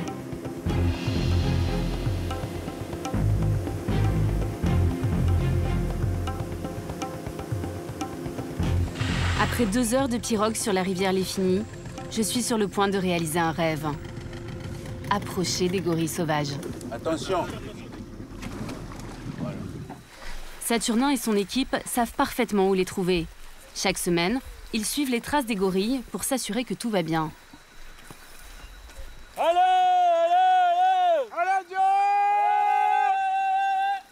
On guette les mouvements de feuilles. Il faut surtout veiller sur le mâle, voir par où il sort. À mes côtés, 6 hommes armés. Moi qui imaginais un tête-à-tête avec ces grands singes version gorille dans la brume, c'est raté. Ici, il n'y a plus ni barrière, ni cage. Alors il faut être très prudent. Allez-y, allez-y. Tu vois, ils arrivent. Ouais, ils sont gros. Ah oui.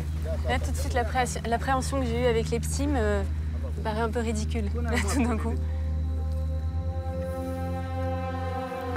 C'est John avec toute sa famille. Avec toutes ces femelles, Ouais. tous son harem. Voilà, c'est ça.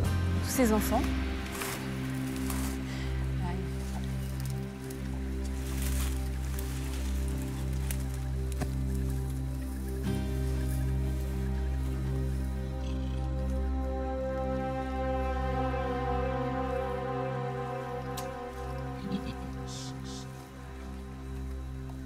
John, ici, c'est le chef de tous les gorilles. Tout le monde le craint. Il a volé plusieurs femelles à d'autres groupes. Et voilà, il règne sur les yeux Luna. Il a 17 ans et il est arrivé ici quand il était tout petit. Ouais.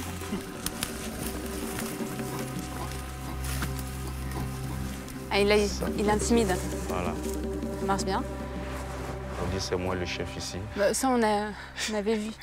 J'ai pas de doute, John, c'est... John cherche à nous impressionner. C'est un coup de bluff. Car même s'ils ont la force de King Kong, les gorilles sont de grands timides qui n'attaquent jamais l'homme sans une bonne raison.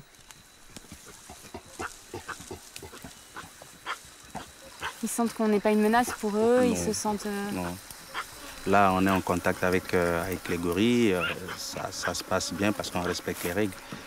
Mais si ces règles ne sont pas respectées, un chasseur qui rentre, il tire dessus, il est blessé, du coup, il charge. L'animal doit se défendre. J'ai du mal à imaginer qu'Owando, un jour, il sera aussi gros que John.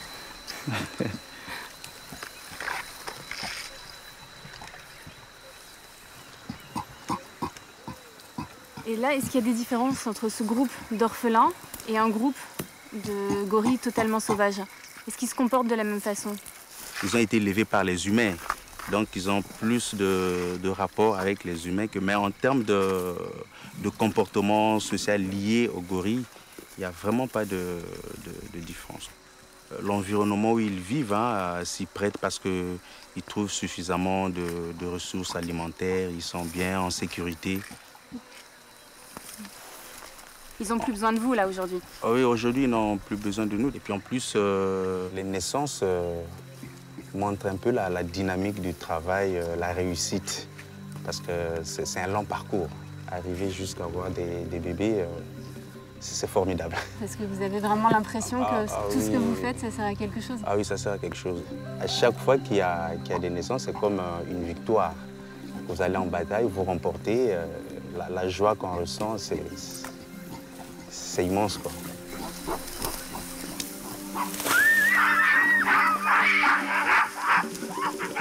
Comme dans tous les harems, on se crêpe le chignon.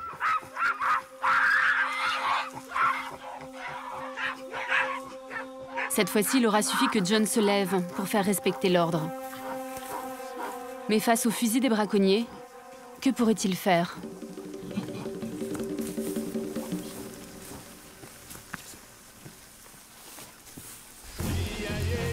Alors, pour protéger le territoire des gorilles, des postes de surveillance ont été installés aux 4 coins du parc. Et chaque jour, une vingtaine de rangers comme Saturnin patrouillent dans la brousse. Mais impossible d'être partout. La réserve de Les Yeux Luna est grande comme 15 fois Paris. Certains villageois pénètrent dans cette zone protégée pour chasser, mais surtout pour couper du bois. Ils détruisent des pans entiers de la forêt. Il y a encore un autre géant de la forêt là, qui a été abattu. Et tout ça là. Et juste en bas des falaises, vous voyez, il y a un four. Il y a un four, voilà. Mais là ils ont tout coupé là. Oui, ils ont tout coupé, il n'y a plus rien, plus rien. Là c'est le charbon de bois. Là c'est le charbon de bois. C'est sûr que ce monsieur, il nous a entendu parce qu'il y a sa machette qui est là, son bidon, donc il est en train de travailler. Et donc c'est sûr qu'il nous a entendu arriver, il est parti. Et ces villageois, ils sont conscients. Ils savent qu'ici, ils sont dans la réserve. Les villageois utilisent le charbon de bois pour cuisiner. Le système qui permet de transformer le bois en charbon se trouve 100 mètres plus bas. Ça sent le brûler là déjà. Ouais. Ah, c'est ça. C'est ça. Un four à charbon de bois. Ils coupent les arbres et ils les disposent à l'intérieur, ils mettent du feu. Donc ça se consume lentement, quoi. Quand on trouve des fours pareils, il faut carrément le démolir. C'est considéré comme une activité illégale. Et ça veut dire que malgré tout le travail que vous faites ici, ça continue d'arriver régulièrement quand même. Oui, ça arrive toujours et toujours. Donc ça va prendre certainement du temps, mais pour l'instant, on continue par la répression, mais tout en sensibilisant et en éduquant les communautés, quoi. Voilà. Ouais, c'est une partie de la réserve des gorilles qui part en fumée. Hein. C'est toujours le même dilemme. D'un côté, les gens ont besoin d'utiliser leurs ressources naturelles pour survivre. Et de l'autre côté, il faut s'assurer qu'il y ait une gestion durable de tout ce qu'il y a ici. Sinon, à terme, il n'y aura plus rien, ni pour les hommes, ni pour les animaux.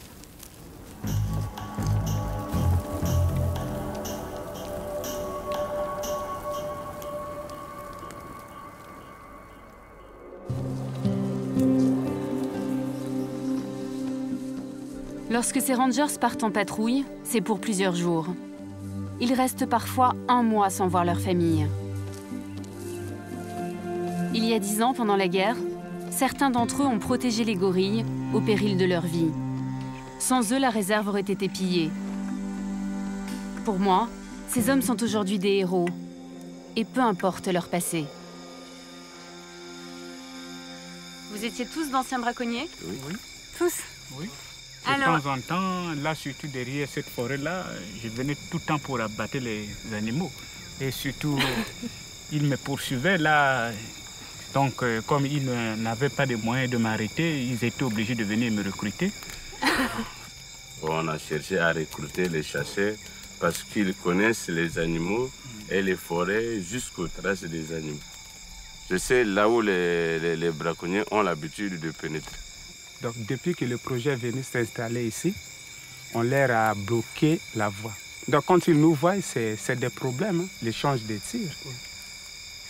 Mais pourquoi vous avez décidé de passer de l'autre côté alors?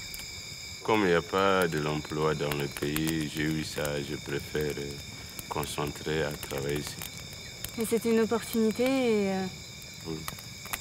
On voit aussi le futur. Nous avons nos enfants. Il y a d'autres personnes, depuis leur nature, ne savent pas comment un gorille. Donc on doit protéger la nature, les animaux.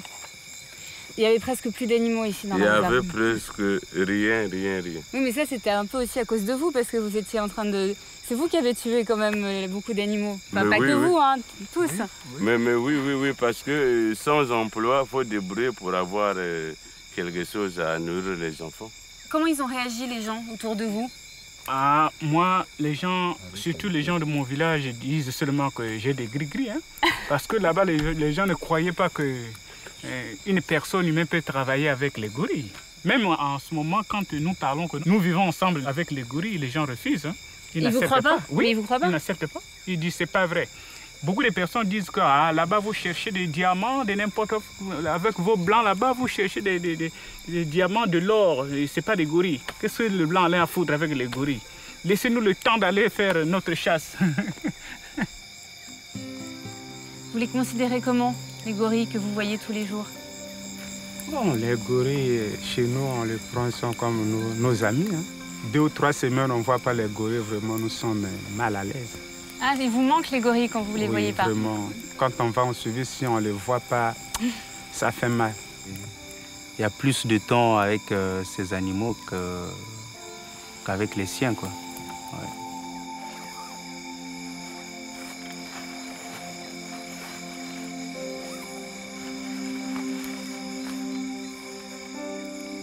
Dans la brousse ou à l'orphelinat, pour sauver les gorilles, tous ont accepté cette vie, faite de dévotion et d'isolement.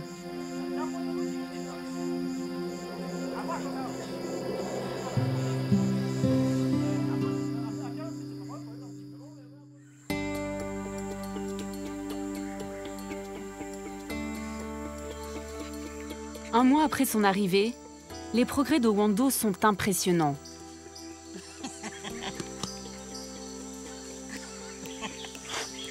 Attends, je te donne. Celle-là. C'est aujourd'hui un bébé gorille en pleine forme, prêt à conquérir son petit monde.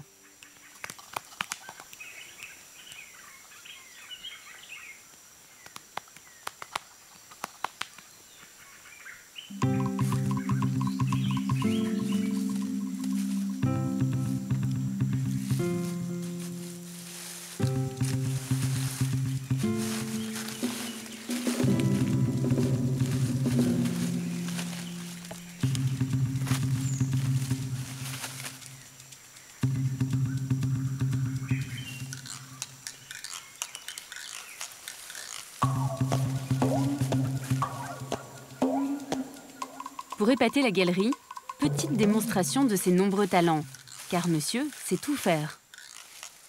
Marcher, garder l'équilibre, utiliser des outils, ou encore maîtriser l'art du camouflage. Et clou du spectacle, notre petit aventurier sait grimper aux arbres.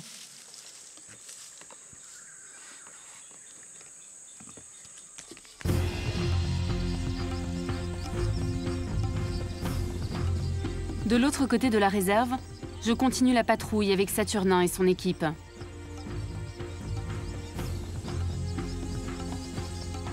Aujourd'hui, l'opération consiste à s'assurer que les gorilles ne s'approchent pas des villages voisins. En suivant les traces d'un groupe, nous rencontrons Djeke et ses 2 femelles.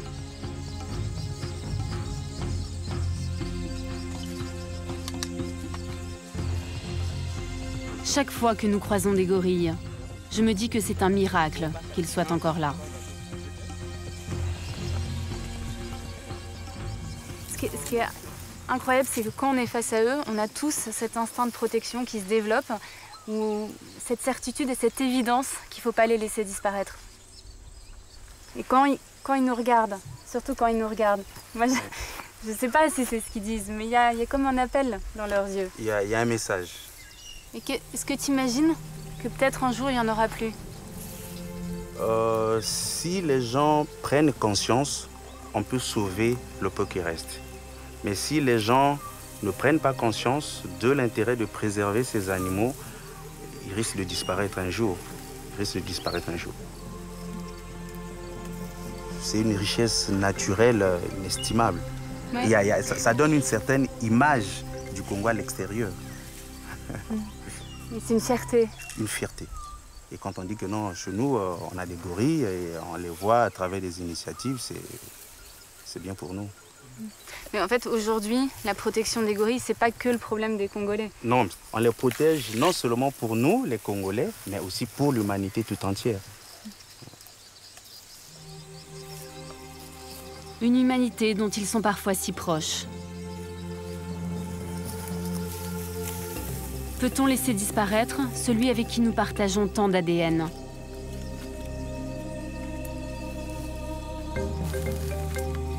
Hélène, l'une des femelles du groupe, s'est approchée et va m'offrir un moment rare.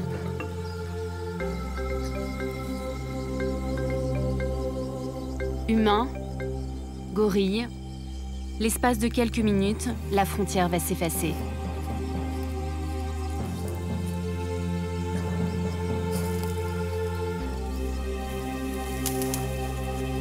Toutes les deux, nous faisons les mêmes gestes.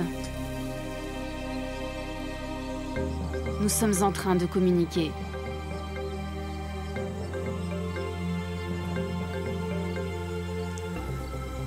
J'ai l'impression d'avoir une personne en face de moi. C'est pas un gorille, c'est une personne.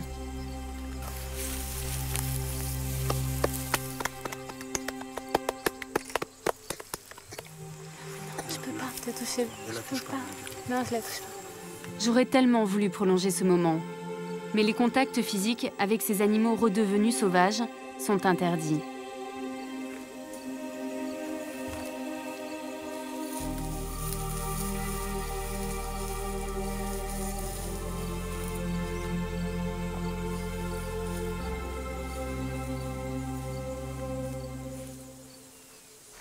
Owando n'en est pas encore là, mais il est sur le point de franchir une étape essentielle sur le chemin de la liberté. C'est qui là, Owando? C'est qui? Ça, c'est qui là? Oh.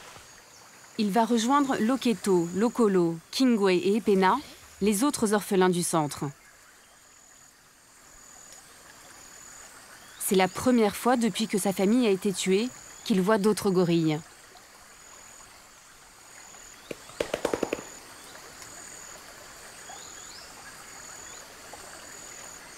Oui, je suis là. En fait, la meilleure chose qui peut se passer, c'est qu'un des quatre lui prend comme un petit frère, comme son enfant ou un petit frère, donc pour le protéger. Oui. Protéger des autres, comme ça, si les autres viennent lui agresser, lui, il va les défendre. En fait, c'est important et si tout se passe bien les premiers jours, c'est la meilleure chose qui peut se passer. Mais il ne faut pas... c'est pas parce que le premier jour se passe mal que ça va mal se passer. En fait, tu vois, ça, c'est un procès très long qui peut prendre plusieurs jours, plusieurs semaines. Le problème, c'est qu'ils sont beaucoup plus grands. Donc, on doit être très à côté pour qu'ils ne le blessent pas. Oui, je suis là. Ah oui, la nouvelle famille. Owando, tu es prêt? Eh? Bon, je ne sais pas trop, hein? Allez. Il regarde quand même. La rencontre va avoir lieu de l'autre côté de la rivière. Et Owando n'est pas le seul à être stressé.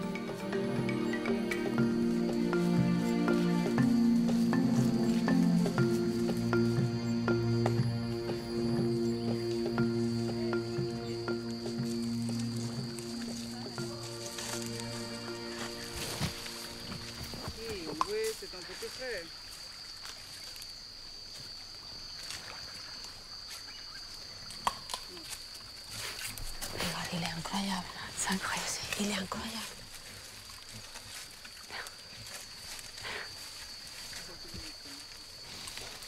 Les gorilles font connaissance et vérifient d'abord si le petit nouveau est un mâle ou une femelle. Dommage pour le groupe, c'est encore un mâle.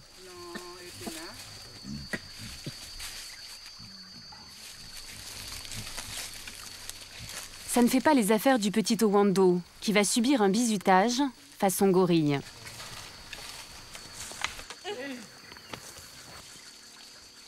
Ils doivent passer par là, hein.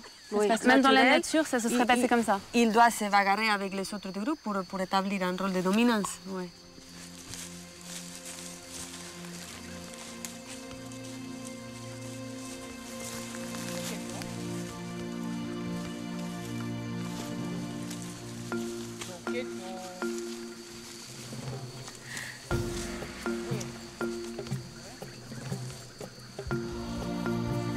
Ça se passe bien pour le moment.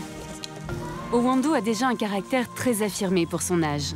Pas question pour lui de se dégonfler, même quand ses adversaires sont 3 fois plus forts que lui.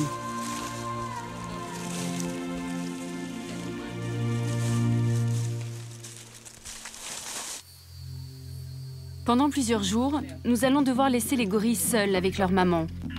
Car l'enjeu est de taille. Pour qu'un jour ils soient libres, Owando doit absolument s'intégrer dans le groupe. Une semaine plus tard, je peux enfin retourner les voir.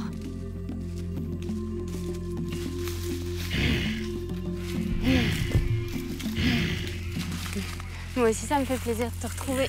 Oh, bonjour, Loketo. Comment ça va? Ah, il est où, Owando? Owando semble avoir été accepté. L'ambiance est paisible au sein du groupe.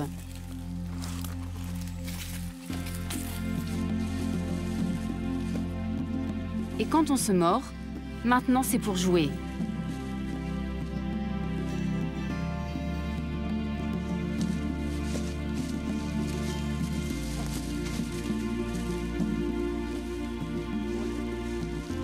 Avec ses grands frères, Owando entame une nouvelle vie.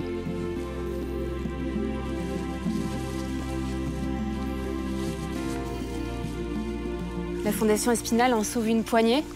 Alors, on peut avoir l'impression que ça revient à mettre un pansement sur une hémorragie, mais c'est important ce genre d'initiative, ça fait prendre conscience aux gens de l'urgence qu'il y a à les sauver. Ça sert d'exemple.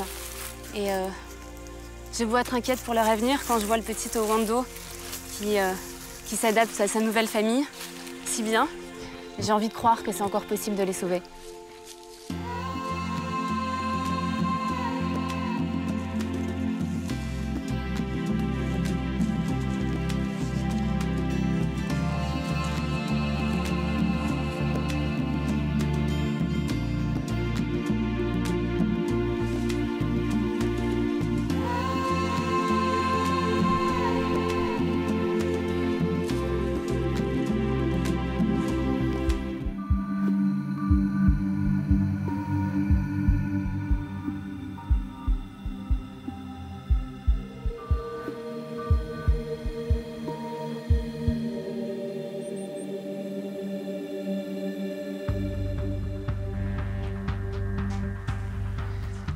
La taiga est sans doute l'un des plus beaux spectacles de la nature en hiver.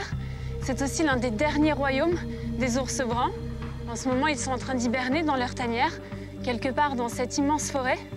Mais aujourd'hui, ils n'y sont plus en sécurité puisque des chasseurs de trophées venus du monde entier profitent de leur sommeil pour les abattre.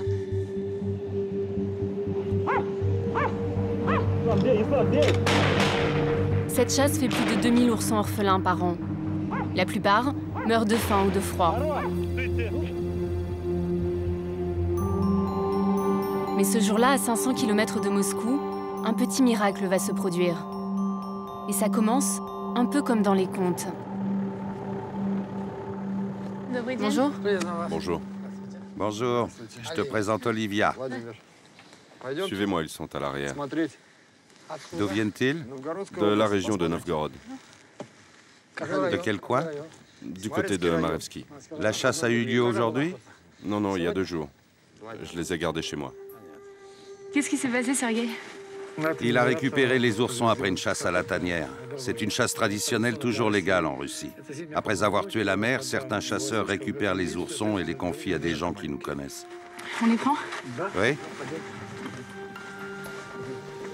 Nous sommes en février, le mois où la chasse est la plus intense. Allez, on y va. Ok, bye.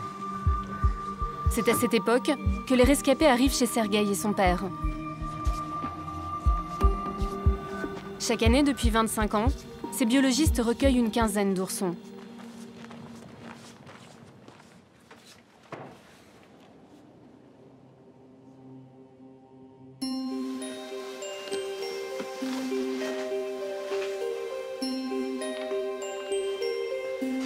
Sergueï m'a demandé de rester silencieuse.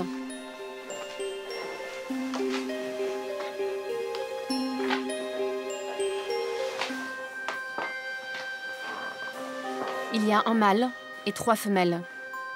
Une fratrie âgée d'à peine 3 semaines.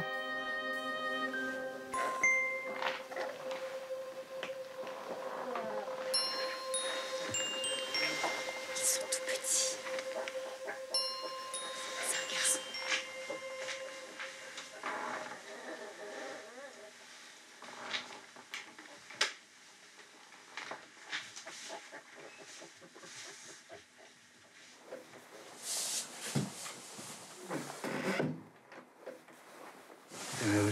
On ne les nourrit pas tout de suite.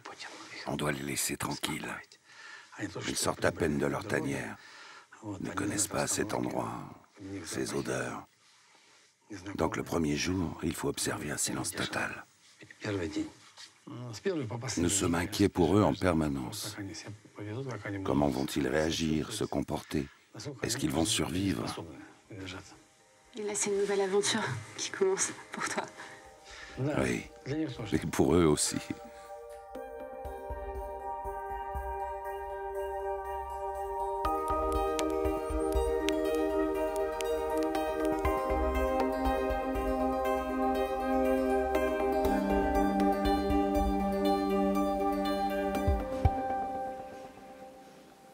Il y a un silence absolu. Tout semble avoir été figé. On dirait que le temps s'est arrêté ici il y a des années. D'ailleurs, beaucoup de gens ont déserté cette région du nord-ouest de la Russie.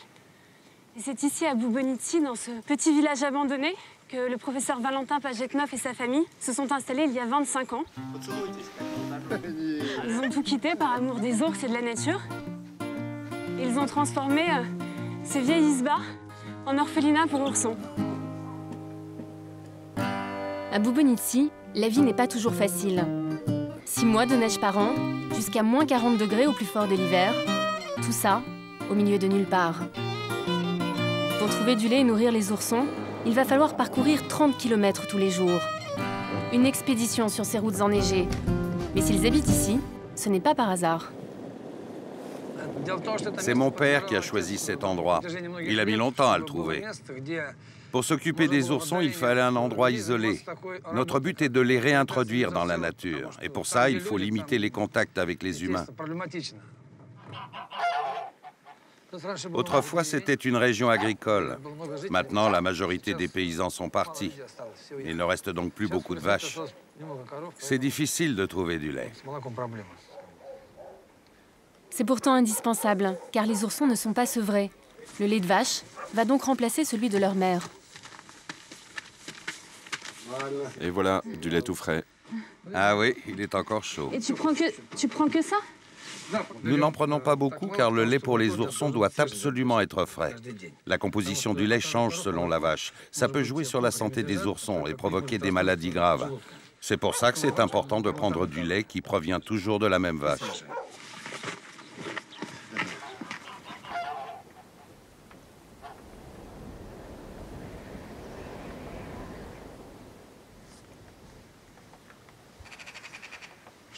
Quand on est avec eux, on ne doit pas parler, ne pas porter de parfum, toujours avoir les mêmes vêtements. Ce sont des instructions très strictes. Tu dois être très discrète. Et surtout ne pas les caresser. C'est très important.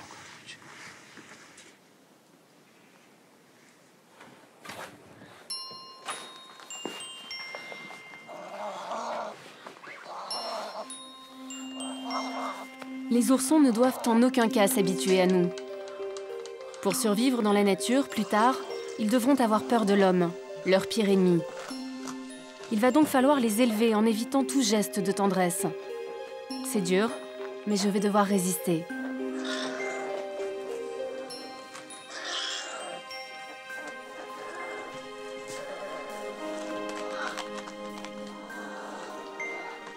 C'est triste, on voit bien qu'ils cherchent leur mère.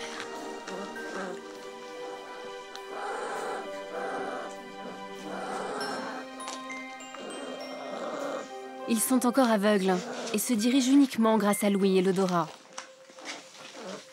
C'est pas gagné.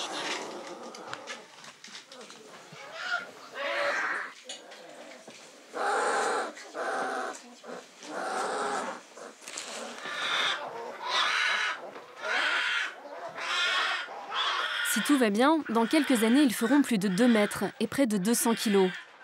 Ce sera beaucoup moins facile de les porter. Mais pour l'instant, ces petits nounours ne pèsent que 400 grammes.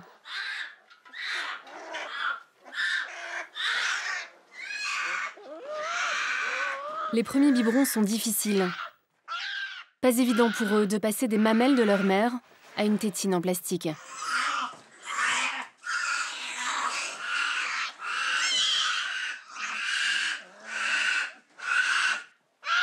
Pour recréer les conditions de leur tanière, Sergueï les plonge dans l'obscurité, dans cette caisse maintenue à 27 degrés.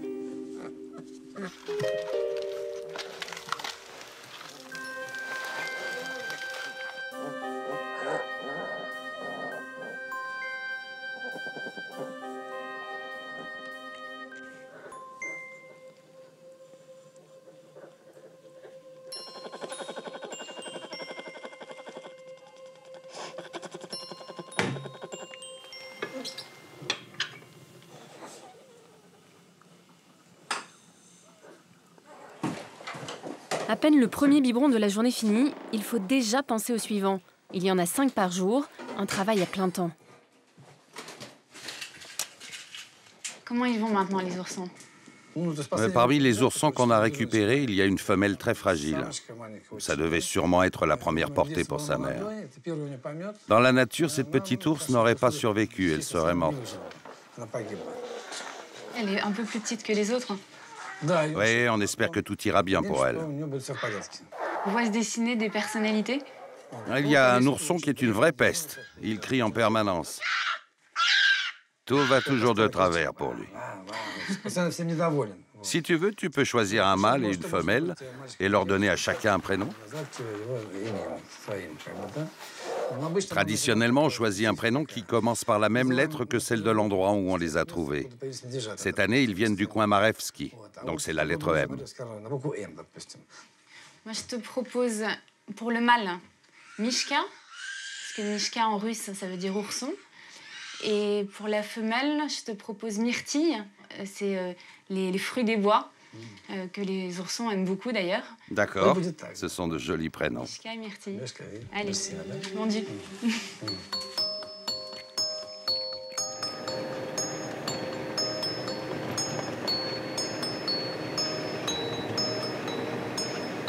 Pour me faire partager son combat, Sergueï m'emmène là où la mère de Mishka et Myrtille a été tuée, il y a maintenant 4 jours.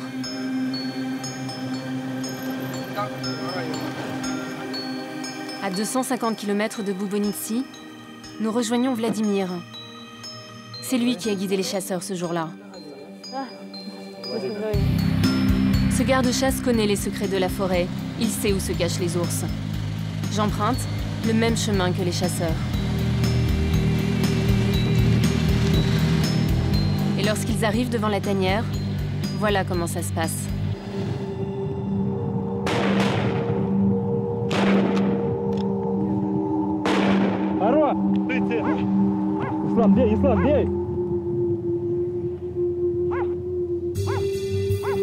Les chasseurs, des Russes, des Anglais, mais aussi des Français, s'offrent un ours pour quelques milliers d'euros. Les plus charitables épargnent les oursons.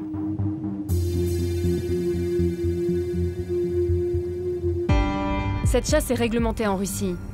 10% des ours peuvent être tués, pas plus. Mais comment savoir si les chasseurs respectent la loi? Pour Mishka et Myrtille, ça s'est passé ici. C'est là-bas. La tanière se trouve à côté de cet arbre. Le chasseur était un amateur. Il voulait enrichir sa collection avec un beau trophée. Avant, il chassait surtout le sanglier. Mais aucun vrai chasseur n'est satisfait tant qu'il n'a pas tué un ours. J'aimerais comprendre ce qu'il y a de courageux à se mettre en fait devant une tanière, à faire sortir un ours d'une tanière et à le tuer directement. Il est où l'acte de bravoure là-dedans? Un ours n'a jamais l'air dangereux quand il est dans sa tanière. Mais on ne sait jamais. Une fois, 6 chasseurs postés devant une tanière se sont mis d'accord pour tirer tous en même temps. Mais un seul d'entre eux a réussi à toucher l'ours. Il y a une telle montée d'adrénaline. C'est pour ça qu'il y a tant de gens qui aiment cette chasse.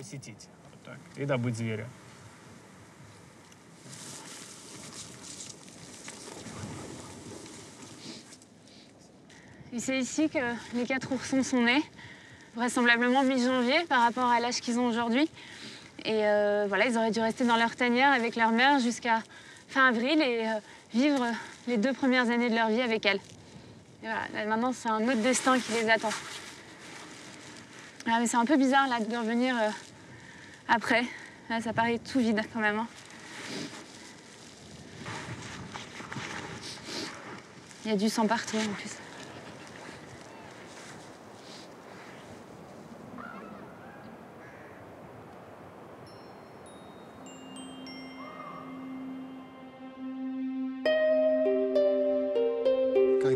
Un jour, un vent violent s'abattit sur la forêt, et au cœur de cet hiver et de ce grand froid, la maman ours mit au monde un ourson aussi petit qu'une moufle de garde forestier.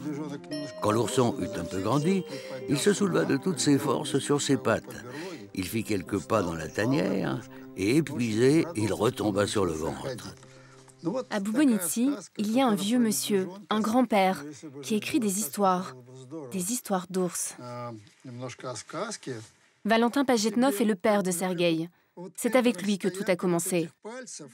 Son plus beau conte, c'est encore sa propre vie, le destin incroyable du plus grand défenseur des ours, qui était au départ un chasseur. J'ai gardé les balles en souvenir. C'est un souvenir de mon ancienne vie. Vous savez, quand j'étais chasseur professionnel, plus la chasse était bonne, plus je ramenais de viande, mieux on vivait. Mais ça a été quoi le déclic? Quand est-ce que vous vous êtes dit « j'arrête la chasse, je peux plus, c'est fini » La transformation, si je peux utiliser ce mot, s'est faite progressivement. Petit à petit, j'ai compris beaucoup de choses sur la vie des animaux et par la même occasion sur l'homme lui-même. Alors, la passion que j'avais depuis mon enfance pour la chasse s'est transformée en une passion pour la nature. J'ai appris à regarder vraiment et différemment le monde qui m'entourait. La forêt, les ours, les oiseaux. Et j'ai trouvé ma place sur Terre. Valentin a donc décidé de vivre avec les ours.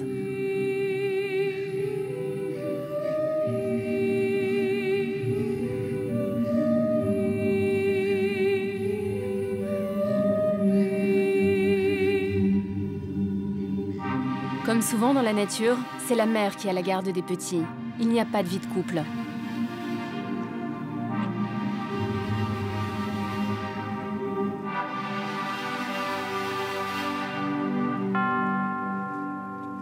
Après l'âge de 2 ans, les ours deviennent des animaux solitaires, plutôt peureux, loin de l'image du monstre tueur de bétail qui leur colle à la peau. En réalité, l'ours n'attaque que rarement l'homme et cherche surtout à l'éviter. De plus en plus difficile sur un territoire qui se rétrécit. Cette passion pour la nature, Valentin l'a transmise à toute sa famille. Dans le village, il y a des ours, mais pas seulement. Merci. Merci. Natacha, la fille de Valentin, a choisi de protéger ce gros chat, le lynx, une espèce menacée. Persique a 9 mois. Cet orphelin retrouvera bientôt la vie sauvage sur une île au nord de la Russie. En fait, ici, on comprend qu'on peut vivre sans problème au milieu des ours et des lynx. Là, il y a une harmonie parfaite entre les hommes et les animaux sauvages. Pas totalement sauvages non plus, mais ça paraît facile comme ça. Ça l'est peut-être, en fait.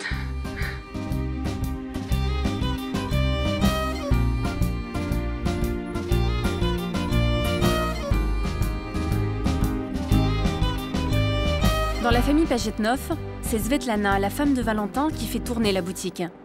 En 30 ans, elle a élevé 2 enfants, 170 oursons et ne manque jamais un seul passage de l'épicier ambulant. Il ne manque jamais rien de votre vie d'avant, de la ville?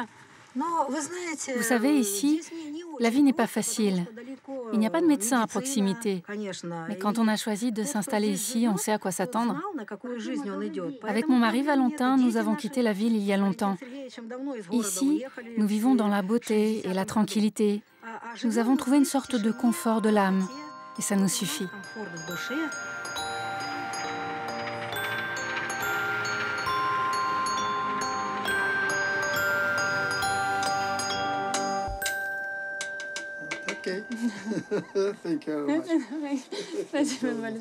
Cela fait maintenant 2 semaines que les oursons sont arrivés à Boubonici. Leur appétit grandit de jour en jour. Avec Valentin cet après-midi, c'est à notre tour de jouer les mamans ours. Maintenant, on va préparer le jaune d'œuf. Ça, c'est pour leur donner des protéines. Oui, juste le jaune. Le blanc, on le jette. On doit aussi rajouter ce mélange de lait qui s'appelle le maloutka. C'est pour augmenter la teneur en graisse du lait. Vous les aimez, vos oursons, hein, ça se voit, vous les bichonnez, vous faites le maximum pour eux.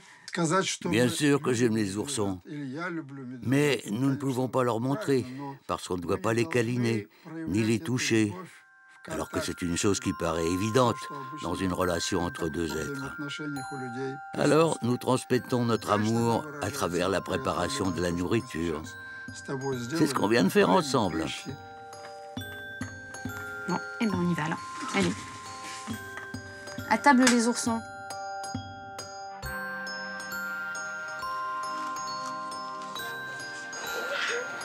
Pour les 4 oursons, les biberons ne sont plus une épreuve. Tout est plus facile, même pour moi. Ils ont grandi et semblent accepter peu à peu leur nouvelle nounou.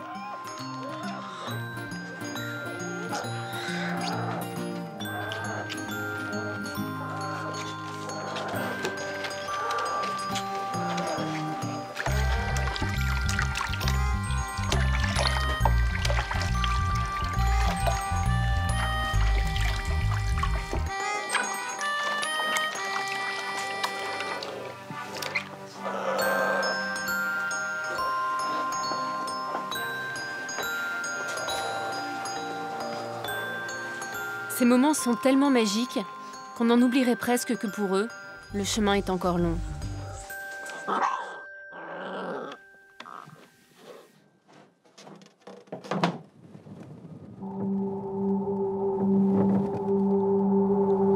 J'ai l'impression qu'en dehors de la famille Pagetnov, le sort de ces oursons n'intéresse pas grand monde. Pour s'en convaincre, il suffit de s'éloigner un peu de Boubonitsy.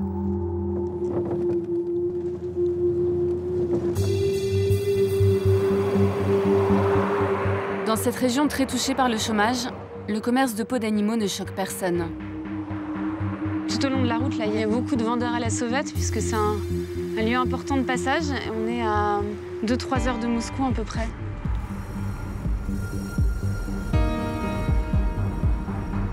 Il y a tout ici, hein. Il y a des loups, des lynx, il y a tout ce qu'il faut. Et les bottes là, c'est en quoi? C'est du chien. Du chien? Regardez cette fourrure, elle est magnifique. Touchez. Ah, c'est formidable d'avoir ça dans les mains, là. Ça doit pas être facile à tuer, hein, les oursons, parce qu'il y a souvent la mer à côté. Oui, mais ils tuent la mer. Les oursons restent, mais parfois ils les tuent aussi. Ah, la balle, elle était là, elle est passée par là. On a recousu les trous. La mère de Mishka et de Myrtille ressemble peut-être déjà à ça. Elle finira dans un salon ou devant une cheminée. Et tout ça est parfaitement légal. Ça marche bien, les business? On a une clientèle d'habitués. Ce sont souvent des hommes d'affaires qui viennent de Moscou ou d'Allemagne. Et on peut les sortir du pays? Avec un certificat, c'est bon. Ça, c'est une peau d'ourson. Combien ça coûte, ça? 25 000 roubles, 600 €.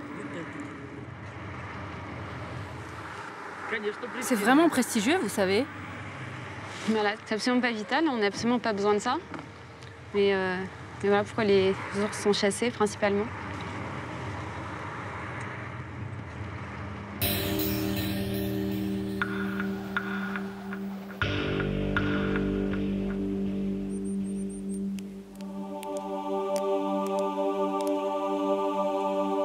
Nous sommes maintenant en avril.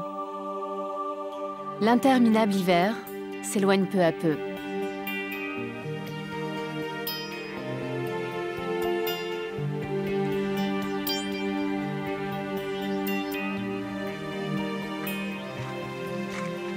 Les oursons ont maintenant 3 mois. Alors leur ouïe, leur odorat et leur vue sont beaucoup plus développés. Donc c'est une période sensible. Il faut limiter au maximum les contacts avec eux. Il ne faut surtout pas qu'ils s'imprègnent des hommes. Sinon ça pourrait faire échouer le processus de réintroduction. Alors, ils ont quitté la maison de Valentin et ont maintenant leur propre isba, juste ici. Mais les règles pour les approcher se sont durcies. Elles sont beaucoup plus strictes qu'avant. Et à partir de cette limite, j'ai même plus le droit de chuchoter.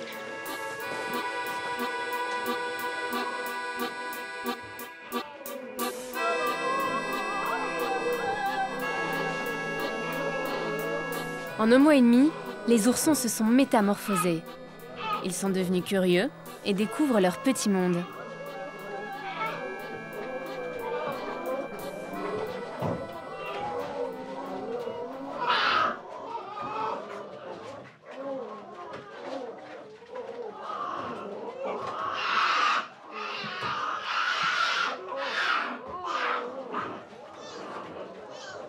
Mishka est de loin le plus débrouillard et il sait ce qu'il veut. Sa sœur Myrtille reste fragile. C'est celle qui nécessite le plus d'attention. Mais il faut avoir l'œil partout, car 3 mois, c'est aussi l'âge des premières bêtises.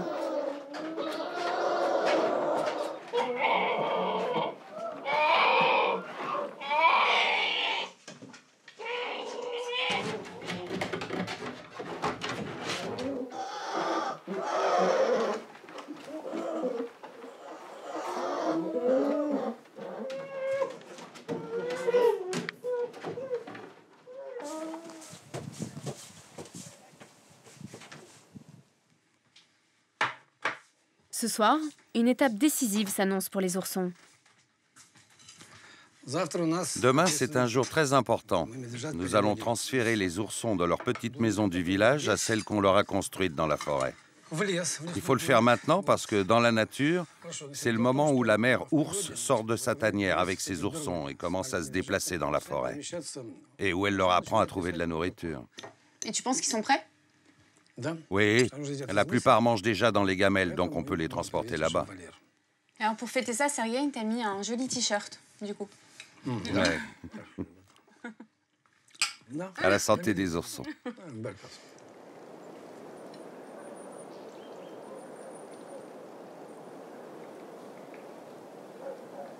Bon bah, c'est l'heure d'y aller. Tout ça me paraît un peu irréel. On va quand même partir en expédition dans la neige avec nos oursons dans le dos. Je pense que ça va être assez rock'n'roll. Et puis la brume, là, ça renforce cette atmosphère surréaliste. Voilà, on va bien voir comment ça se passe, mais ce qui est sûr, c'est qu'il est temps pour les oursons de découvrir le monde extérieur.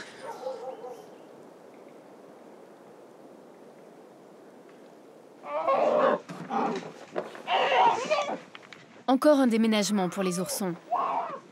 Mais cette fois-ci, c'est pour retourner chez eux, dans la forêt.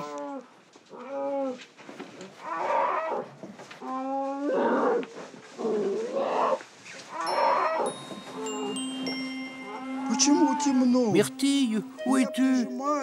Pourquoi fait-il tout noir? Je suis tout seul. Où sont mes sœurs? J'ai peur.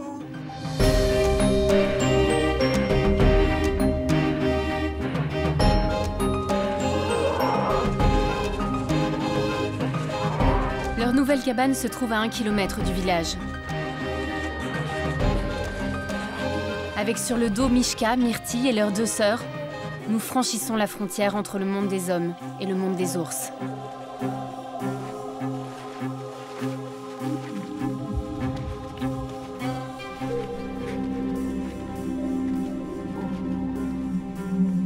Tout autour de leur refuge, du grillage pour les protéger des prédateurs.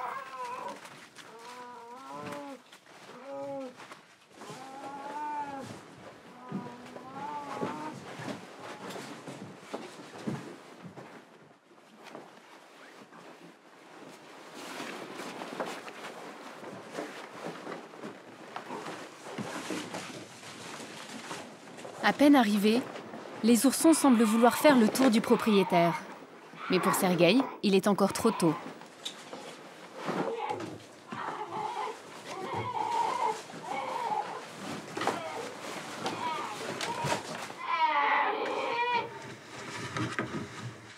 Petit pincement au cœur quand même, là, de les laisser tout seuls pour leur première nuit dans la forêt. Mais leur place, elle est ici. Et on va les laisser pendant une journée s'habituer un peu au bruit et aux odeurs. Et on reviendra demain à les nourrir. Je crois qu'ils sont très contents d'être là. La forêt, pour eux, c'est leur maison natale. Ils vont entendre le silence et les bruits de la nature. C'est ce qu'ils entendront toute leur vie. Donc je pense que tout ira bien.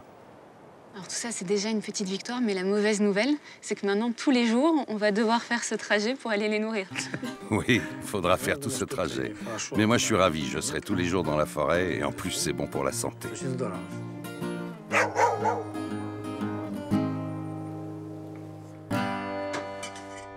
Le départ des oursons a laissé comme un vide à Bubonici. Mais quelque chose me dit qu'on n'est pas près de les oublier. Elle, c'est Paulina.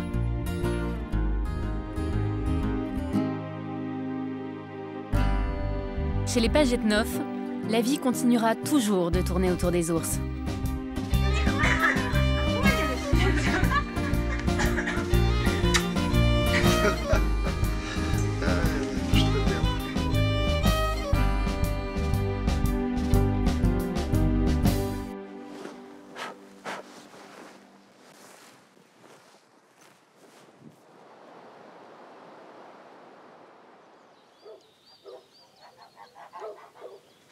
C'est une livraison de bouillie à domicile. Et il faut que ça arrive chaud, donc faut se dépêcher. Pour aller les nourrir, les règles sont de plus en plus strictes. 2 personnes maximum. Les oursons ne doivent surtout pas associer leur nourriture à l'homme. Nous sommes donc obligés de modifier notre apparence, de cacher notre visage pour devenir une simple forme.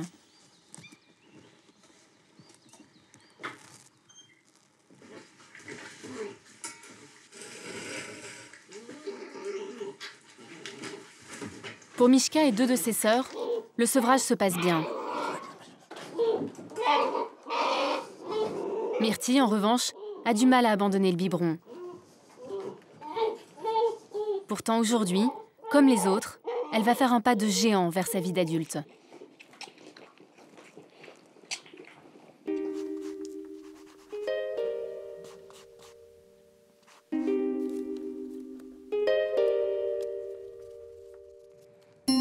Pour la première fois, Sergueï ouvre la porte vers le monde extérieur.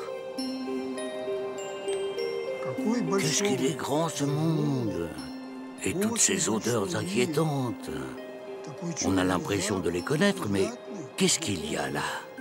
Qu'est-ce qu'on fait maintenant? Ce monde est-il bon pour nous?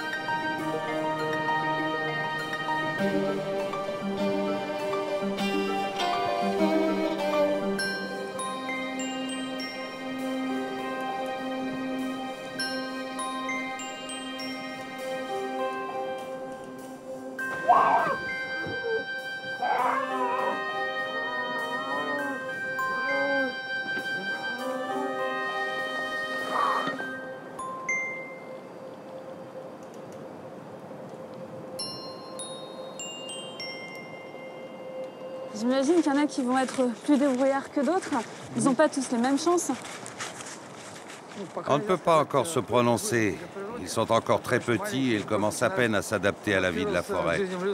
Ils n'ont pas encore acquis les réflexes nécessaires pour survivre. Et c'est pour ça qu'on ne peut pas dire qui s'en sortira. Il est encore trop tôt pour ça. Ce sont encore des bébés. Bon bah, moi, c'était ma dernière visite aux oursons. Là, pendant à peu près 2 mois, je ne vais pas avoir le droit de les approcher. Donc quand je reviendrai, bah, ce sera l'été. Et on verra bien qui s'en sortira le mieux.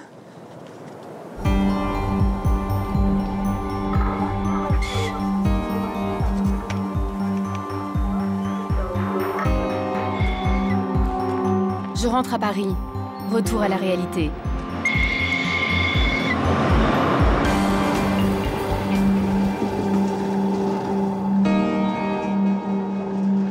Je quitte le conte.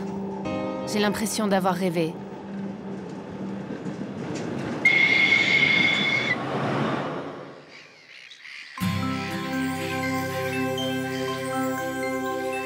Mi-juin, le retour des beaux jours. La meilleure période de l'année pour les ours.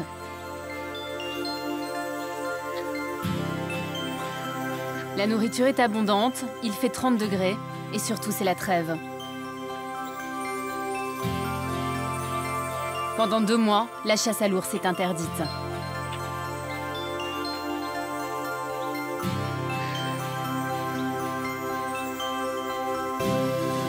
C'est hallucinant, sans la neige, je reconnais rien du tout. Ça change totalement de décor. Mais ça me fait plaisir, ça me fait vraiment plaisir de revenir ici. Ah, ils sont tous là. Dobriden! Dobriden! Bonjour. Bonjour, Olivia. Ça va? Ça va.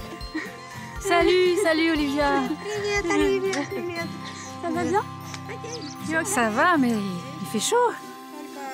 Et il y a beaucoup de mouches. Alors j'ai chasse avec ça. Sergueï, je peux t'aider? Ah oui, d'accord. Ouais, et après, on va aller voir les oursons quand même. Ils vont bien? Oui, tu les verras tout à l'heure. Bon, d'abord, on travaille et après, j'aurai le droit de les voir.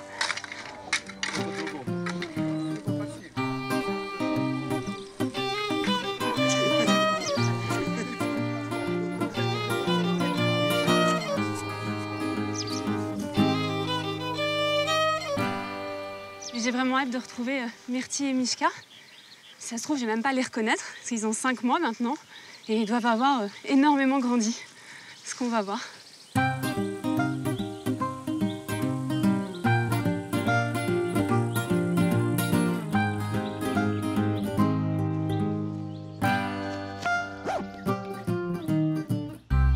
Pendant mon absence, la famille s'est agrandie. 3 nouveaux orphelins sont arrivés à Bubonici.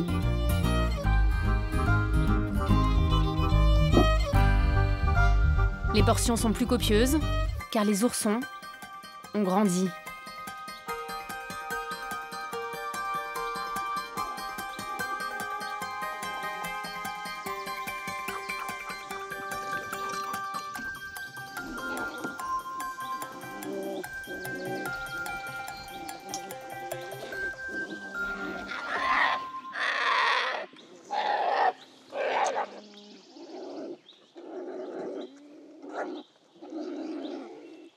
Myrtille a enfin abandonné son biberon pour cette bouillie à base de lait et d'avoine.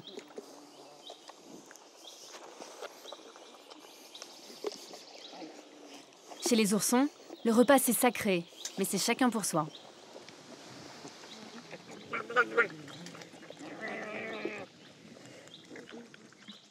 Et pour éviter les bagarres, Sergueï fait la police.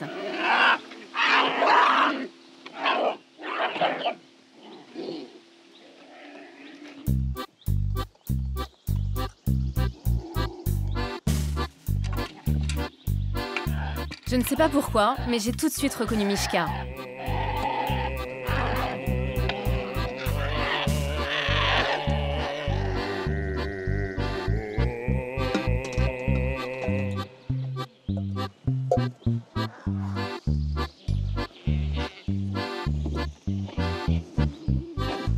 Pour les encourager à chercher eux-mêmes leur nourriture, ce repas sera le seul de la journée.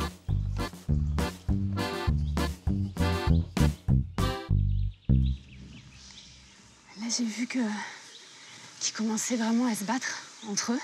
Et toi, parfois, tu les secoues un peu violemment. T'es obligé de les attraper comme ça? Oui, l'ours peut être un animal dangereux. C'est pour cela qu'il faut être autoritaire avec eux. Ils peuvent mordre, il faut donc leur montrer qui commande. On est parfois obligé de les séparer, car ils peuvent se faire mal ou se blesser. C'est comme ça que fait la maman dans la forêt. Quand il le faut, elle les mord pour leur faire comprendre. Ça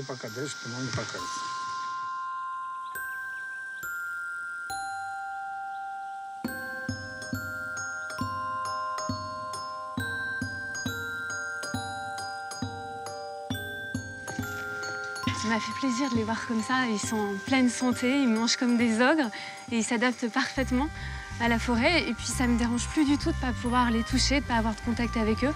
Au contraire, avec le temps, on apprend à s'occuper d'eux sans rien attendre en retour. Je trouve que c'est même la plus jolie façon de s'occuper d'animaux. C'est respecter justement cet état sauvage.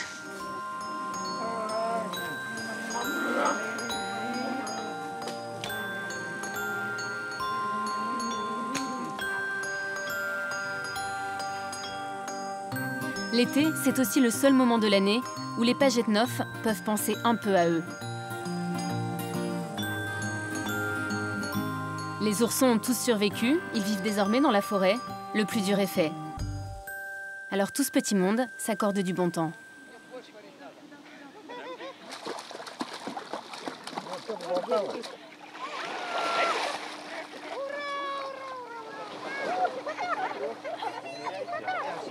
C'est un bonheur, l'eau est bonne, elle est incroyablement pure. C'est l'une des zones ici les moins polluées d'Europe. Et en plus, c'est très fréquent de voir des ours au fond qui viennent eux aussi profiter de cette magnifique piscine naturelle. On voit bien la délimitation, hein. Il y a d'un côté les hommes et de l'autre côté, là-bas, c'est la forêt des ours.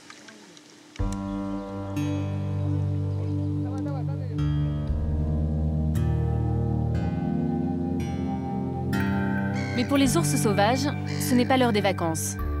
L'été, chez les oursons, il y a école. Avec leur mère, ils apprennent la méfiance. Elle va aussi leur montrer comment se nourrir et se repérer dans la forêt.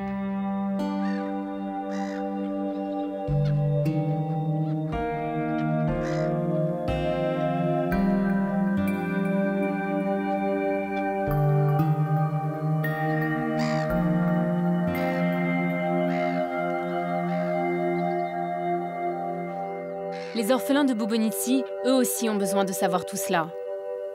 Mais ils vont devoir l'apprendre tout seuls. Et la rentrée, c'est aujourd'hui.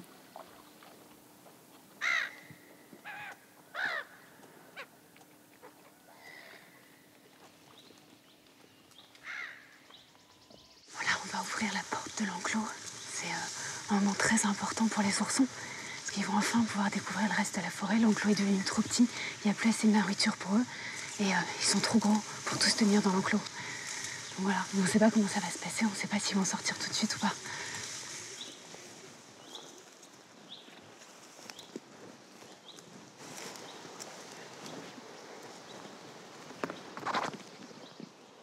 Là, ils étaient protégés, ils étaient à l'abri. Là, à l'extérieur de la forêt, il n'y a plus la protection de l'enclos. C'est quoi le genre de danger auquel ils peuvent être confrontés? Il y a les ours sauvages, les loups, ils craignent aussi les chiens et beaucoup d'autres animaux. Ils sont encore petits et normalement, ils devraient être accompagnés de leur maman. Mais leur maman n'est plus là, alors ils doivent se protéger tout seuls et se sauver en grimpant aux arbres. Ça peut prendre combien de temps pour qu'ils osent sortir? Ça peut être ce soir ou demain matin, à n'importe quel moment. Mais là, je les vois pas. Hein. Toi, tu as très envie de les voir. Oui, mais je peux les voir passer cette porte.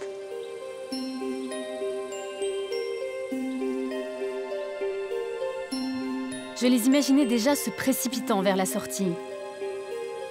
Pourtant, au bout d'une heure, pas un ourson à l'horizon.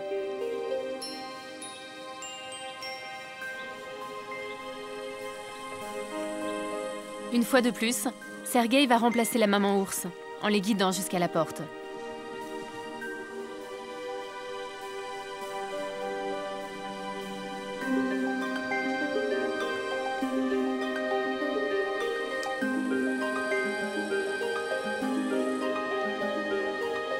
Il leur faudra de longues minutes avant de vaincre leur peur.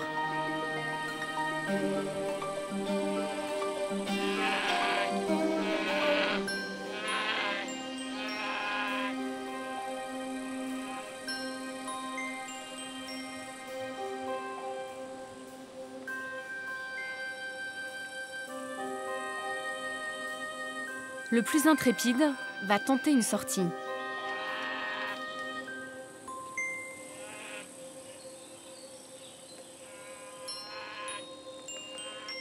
Elle durera 40 secondes. Mais avec le temps, les oursons vont apprivoiser la forêt. Ils savent désormais grimper aux arbres pour se protéger en cas de danger. Ils goûtent aux feuilles, aux fruits, aux racines, qui constituent la base de leur alimentation. Plus tard, ils seront aussi carnivores. Leur vie d'ours va commencer.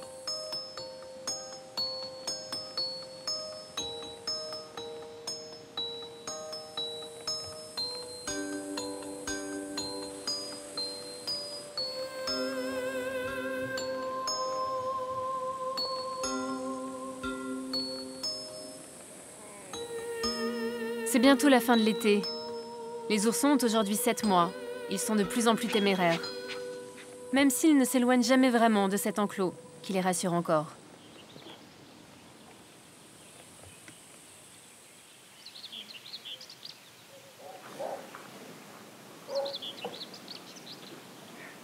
Ce matin, tout le monde est de bonne humeur à Boubonici. On ramasse des pommes, des kilos de pommes.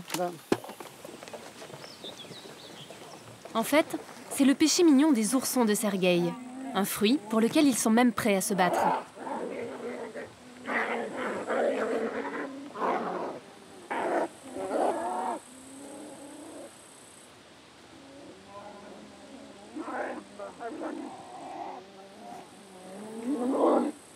Ce festin est en réalité une ruse pour tous les attirer à l'intérieur de l'enclos.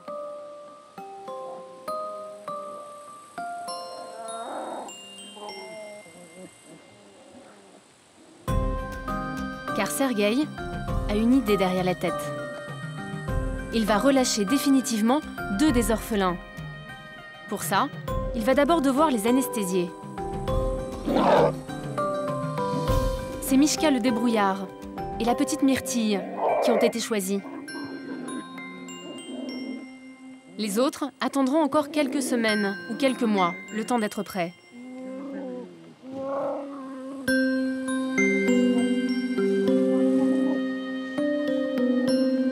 Ils pèsent 20 kilos. On les bague pour les identifier. Et puis, c'est le tout dernier contact entre Sergueï et ses orphelins. Là, c'est Mishka et là, c'est Myrtille. Quand on a récupéré Myrtille, elle avait 3 semaines. Elle était grande comme ça.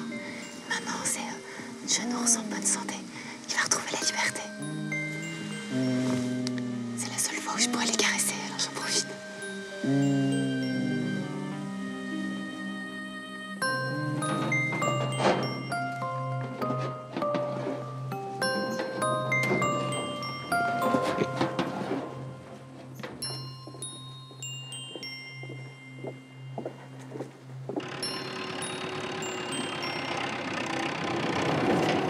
Pour les relâcher, Sergueï a choisi une zone protégée, proche de Boubonici.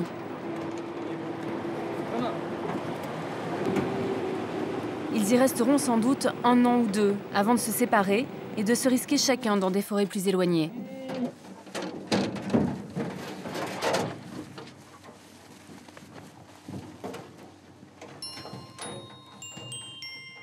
Mishka, un monde rempli de lumière vient d'apparaître.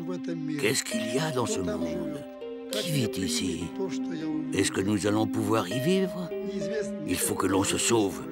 Il faut que l'on court vers notre liberté, Mishka. Une nouvelle vie nous attend.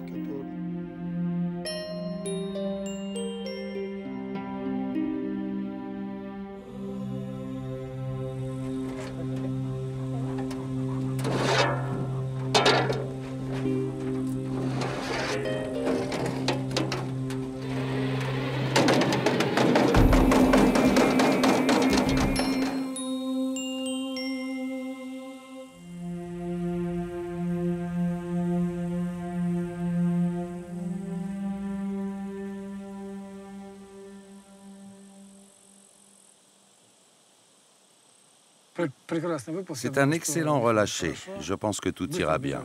Ils ont couru très vite vers la forêt. Ça montre qu'ils ont peur des hommes et qu'on a réussi. Espérons qu'ils vont s'habituer là-bas et que tout ira bien. Ils sont encore très petits, ils vont arriver à survivre sans ta protection? Il va falloir qu'ils y arrivent et ils n'ont pas le choix. Alors comment ça va se passer pour eux? Ça dépend. Avec un peu de chance, ils éviteront tous les dangers. Tu sais, c'est un travail vraiment difficile et il faut beaucoup de temps pour avoir les bons gestes. Je voulais te dire que je suis sûr que les oursons ont remarqué que tu faisais des efforts. C'était bien.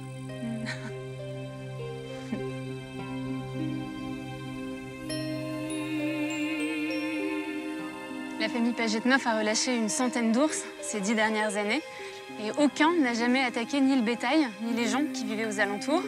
Ici, j'ai eu la preuve qu'on pouvait vivre avec les ours Le secret, c'est peut-être tout simplement de leur faire une place, de les aimer et de comprendre comment ils fonctionnent.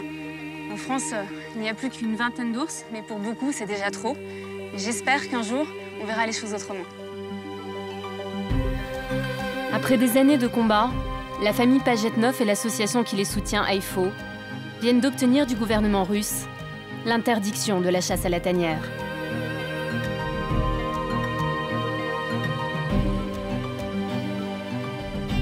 Je pense que devenir orphelin est la pire chose qui puisse arriver à un petit, un enfant ou un animal. L'interdiction de la chasse à la tanière est une immense victoire pour la société tout entière. Elle prend conscience de sa responsabilité envers l'environnement et donc envers la survie des êtres humains.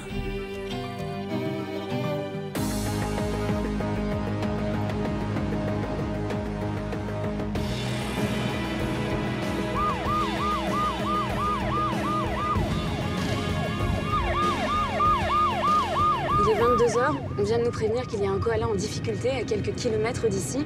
Dans cette région de Brisbane, il y a très souvent des koalas blessés par des voitures ou mordus par des chiens et malades à cause de cette proximité avec les hommes. Aujourd'hui, la situation est tellement critique pour les koalas que la mairie a mis en place un système d'ambulance pour venir en aide aux animaux en détresse. 3000 koalas vivent dans cette zone urbaine. Chaque nuit, ou presque, il y a une victime. Cette fois-ci, c'est un habitant de ce quartier résidentiel qui a donné l'alerte. Nous cherchons le numéro 5 ? Oui. C'est un peu stressant parce qu'on ne sait pas dans quel état on va retrouver le koala. On ne sait pas s'il est encore vivant. Oui, c'est là. C'est là.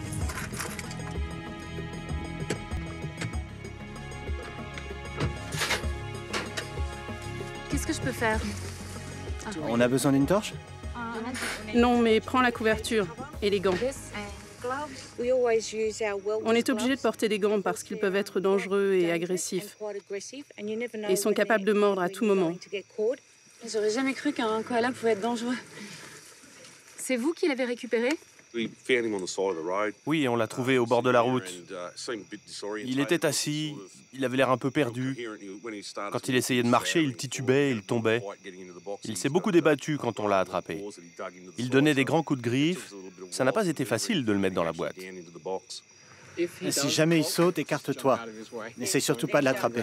Ok, c'est rassurant.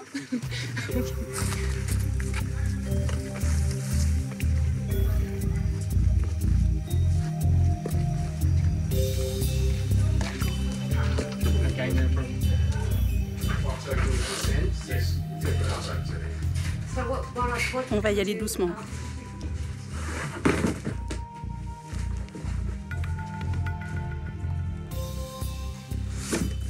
Oh, c'est un beau mâle. Il a pas du tout envie de se laisser attraper. Attention à ses griffes. Je pensais pas que c'était si compliqué. Tout va bien, tout va bien.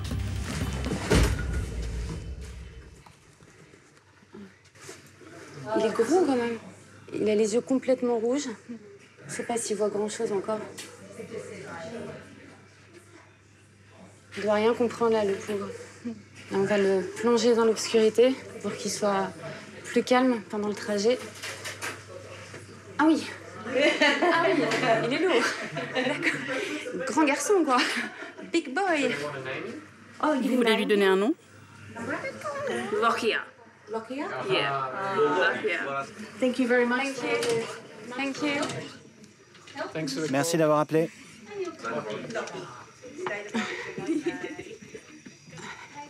Lokia n'est pas en pleine forme, mais il est en vie. Une chance, car plus d'une fois sur deux, l'ambulance arrive trop tard. Pour ce koala, pas de blessure grave. Il attendra donc demain avant de voir un vétérinaire.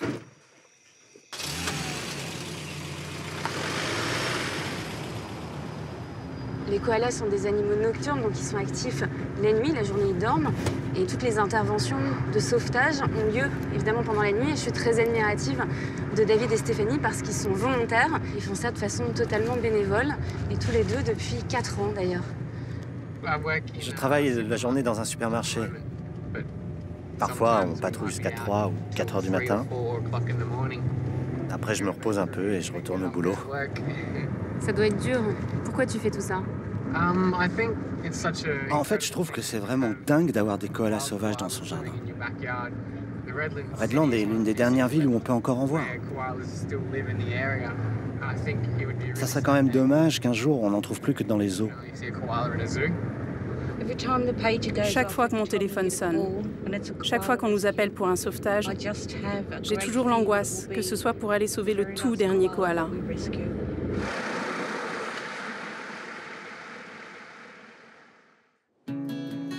Il n'y a pas si longtemps, les ancêtres de Lokia vivaient tous dans ces immenses forêts d'eucalyptus. Les koalas vivent dans ces arbres, qui leur servent à la fois de garde-manger et de refuge. Chacun son arbre. Ils mènent une vie solitaire et ne se retrouvent que pour l'accouplement. Le koala n'est pas un singe, c'est un marsupial, un mammifère dont les femelles possèdent une poche ventrale. Le petit tète et grandit en sécurité dans cette poche jusqu'à l'âge de 6 mois.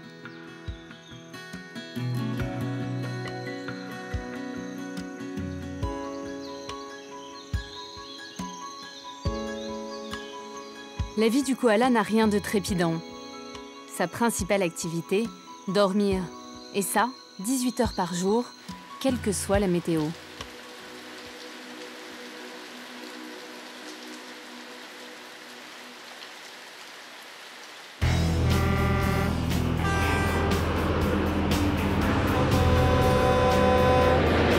Mais les koalas ont de nouveaux voisins, plutôt envahissants. Il y a encore 100 ans, tout ça, là, c'était des forêts d'eucalyptus. Aujourd'hui, c'est Brisbane, la 3e plus grande ville d'Australie. Il reste plus grand-chose du paradis des koalas. Et le problème, c'est que c'est à peu près partout pareil, sur toute la côte australienne. Les hommes veulent vivre sur le territoire des koalas. Et c'est l'endroit le plus prisé aujourd'hui, la côte. Tout le monde veut avoir une maison ici, au bord de la mer. L'Australie a beau être 14 fois plus grande que la France, tout le monde s'entasse au même endroit, près des côtes. Car le reste du pays est un immense désert.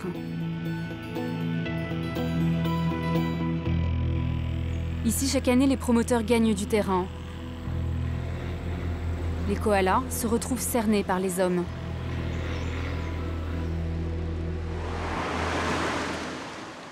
Désormais, 80% des koalas vivent sur des propriétés privées. En marchant dans la ville, si on est un peu attentif, ça ne doit pas être très difficile de les voir. Pareil qu'il y en a dans ce coin. C'est bien un arbre à koala. Les grands ont beaucoup de feuilles. Ça pourrait être un arbre parfait. Il y en a un qui est juste là. Il est en train de dormir, évidemment.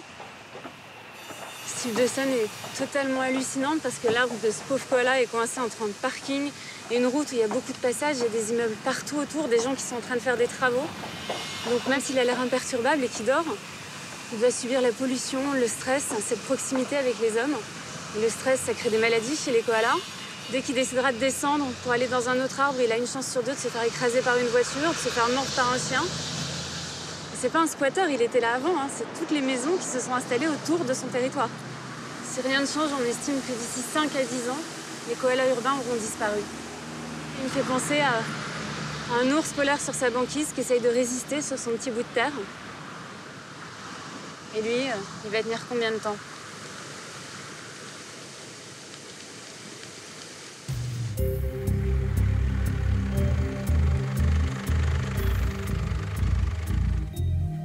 Lokia a passé la nuit chez Stéphanie, l'ambulancière bénévole. Nous l'amenons dans un hôpital entièrement dédié aux koalas. Hello. Good morning. Voyons un peu ce qu'on a là. Il est lourd. Rebecca, la vétérinaire, en reçoit une douzaine par semaine. L'année dernière, elle en a accueilli plus de 700.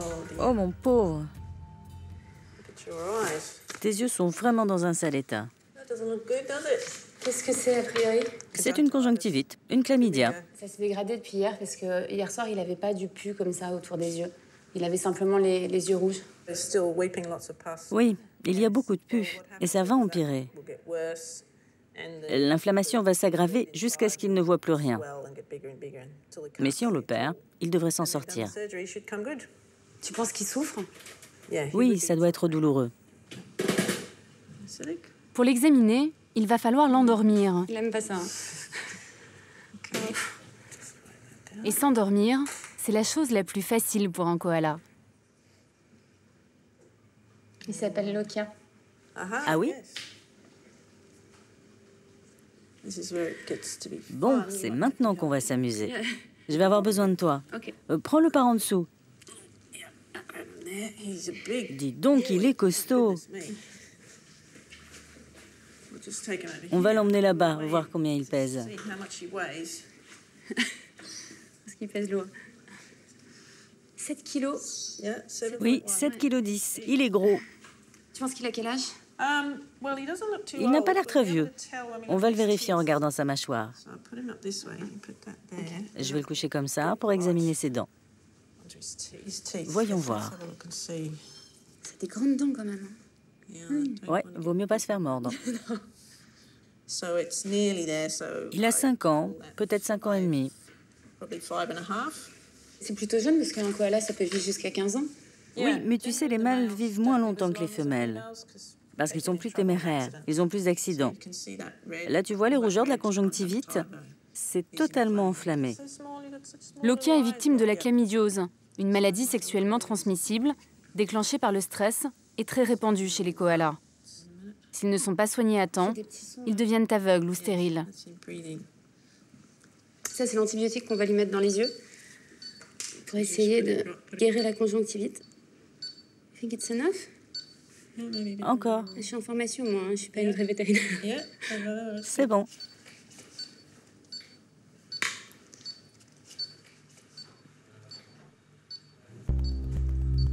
Elle a mis un drap sur les koalas, mais là, il y a 2 koalas qui sont morts, qui ont été heurtés par des voitures. Donc, d'un côté, il y a Lokia qui va s'en sortir, et puis les 2 autres, voilà. 2 koalas de moins dans la nature. Faut se concentrer sur ceux qui vont bien. Le koala est un animal très fragile. Sur tous ceux qu'elle recueille, Rebecca n'arrive à en sauver qu'un seul sur 3.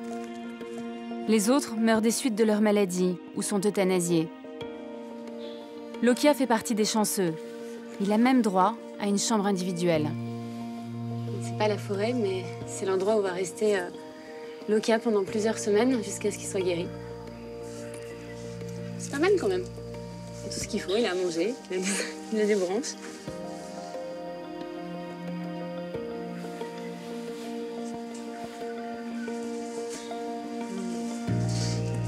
Chez Rebecca, il y a aujourd'hui 15 autres patients en convalescence, blessés ou malades. Après quelques jours, parfois plusieurs semaines, si tout va bien, ils retrouveront la liberté.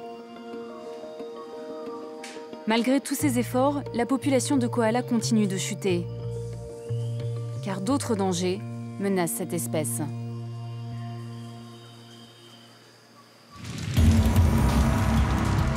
Les catastrophes naturelles ravagent de plus en plus l'Australie. Chaque année, des centaines de milliers d'hectares partent en fumée. D'autres régions sont totalement inondées. Parmi les victimes, des hommes et beaucoup d'animaux qui appartiennent à des espèces uniques au monde. Direction les territoires du Nord. J'ai rendez-vous avec un homme qui s'est mis en tête de sauver cette faune extraordinaire.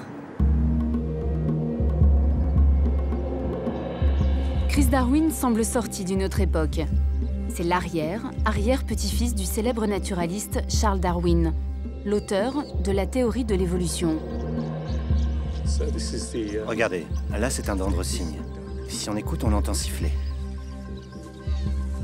Comme son ancêtre, Chris est fasciné par cette nature.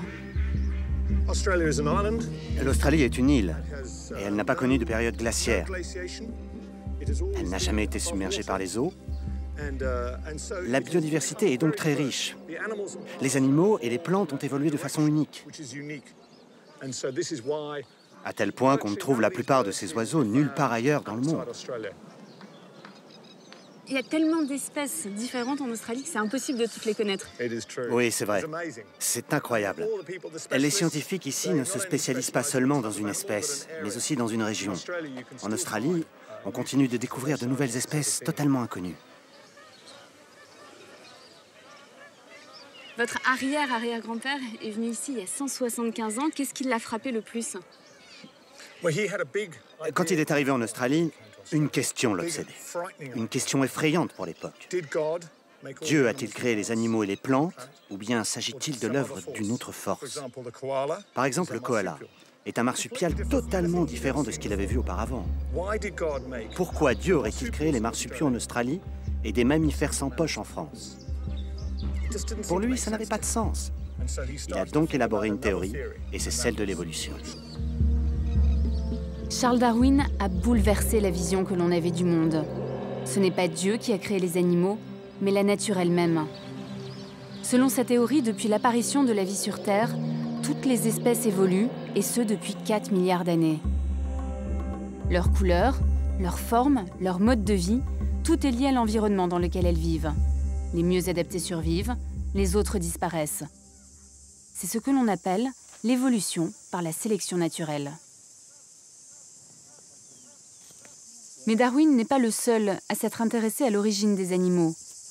Le peuple le plus ancien d'Australie, les aborigènes, l'a fait bien avant lui. Fascinant. Dans cette région de l'Australie, il y a des centaines de peintures rupestres comme celle-là, et certaines datent de 40 000 ans. Oui, c'est magnifique, n'est-ce pas? C'est l'histoire de l'homme que l'on voit là en haut. Après avoir commis un inceste avec sa sœur, il fut transformé en crocodile.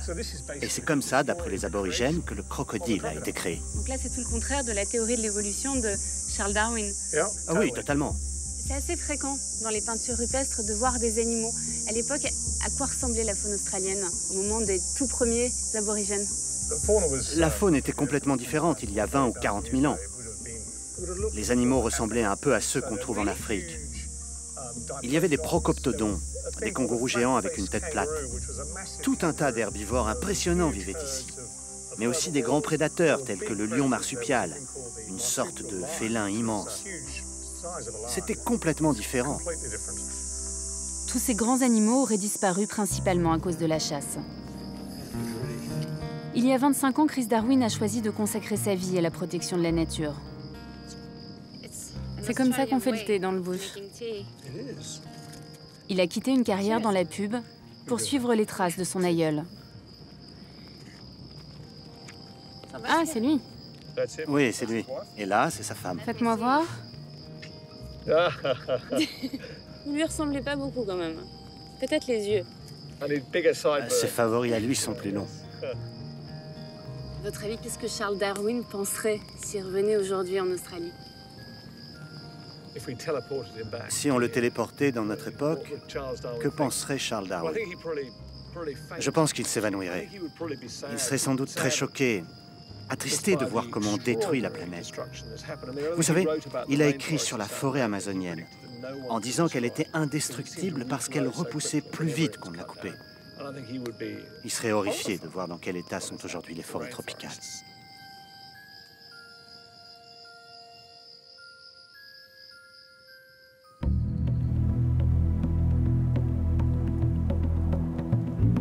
Pour protéger les terres australiennes, Chris a décidé d'en acheter.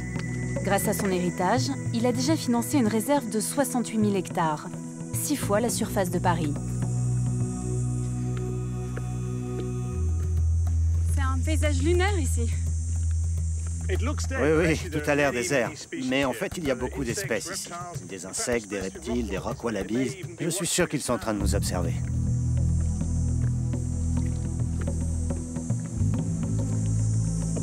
Faites attention où vous mettez les pieds, il y a beaucoup de serpents.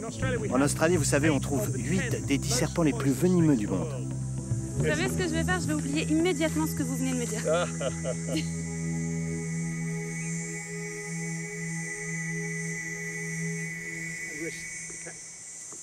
Thanks.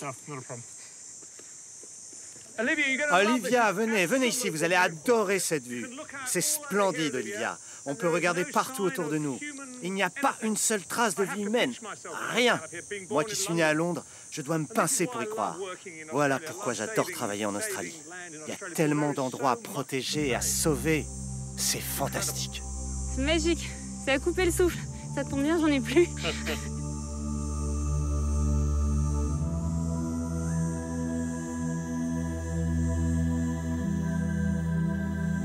Quand on regarde la nature d'ici, on a encore plus envie de la protéger. On se rend compte à quel point elle est précieuse.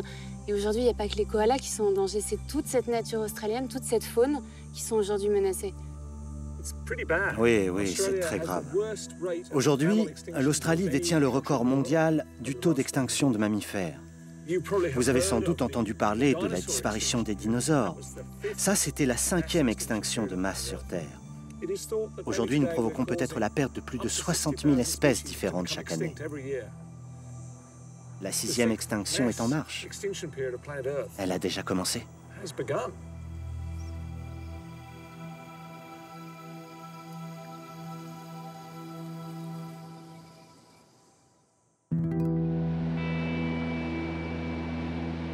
Nous n'avons jamais autant modifié notre environnement. Aujourd'hui, les animaux n'ont plus le temps de s'adapter.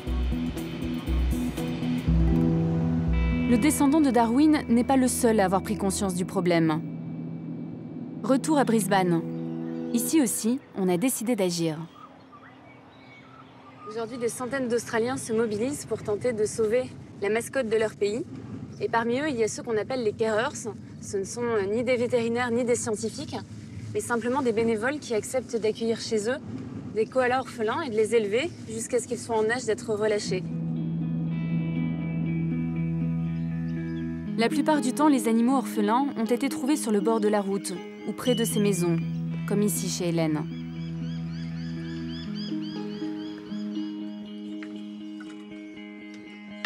Cette retraitée est maman de 2 koalas et d'un kangourou. C'est tout petit, on a l'impression de jouer à la dinette. Attention, si on les nourrit trop, ils vomissent. Et la nourriture peut aller dans les poumons. On doit donc être très précis. Sans elles, ils ne pourraient pas survivre. Dans les premiers mois, ces marsupiaux ont besoin d'une attention permanente. Les refuges pour animaux sauvages manquent de bras. Ces bénévoles sont donc vite devenus indispensables.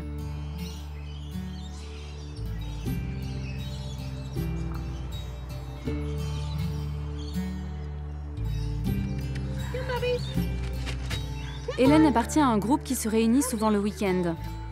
Tous ont suivi une formation pour s'occuper de ces orphelins. Dans cette crèche peu banale, chacun prend sa mission très à cœur.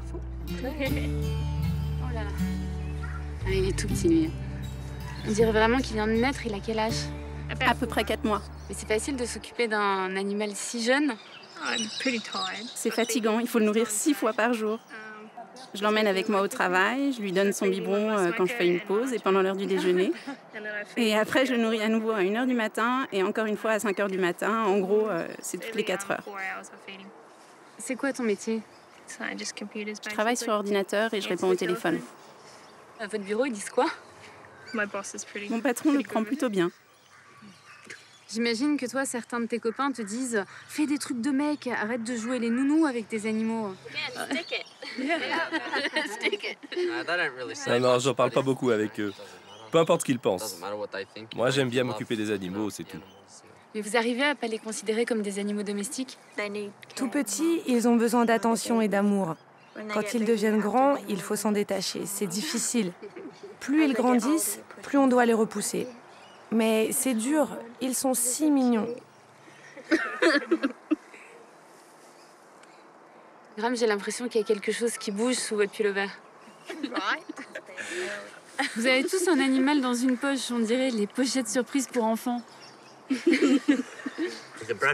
C'est un bébé opossum.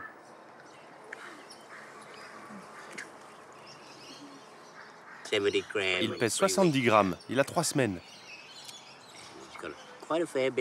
Il va encore grandir un petit bout de temps. C'est un bonheur de m'occuper d'eux. Ça fait 30, 40 ans peut-être. Faut que je le remette à l'intérieur, ça se refroidit vite à cette heure-ci.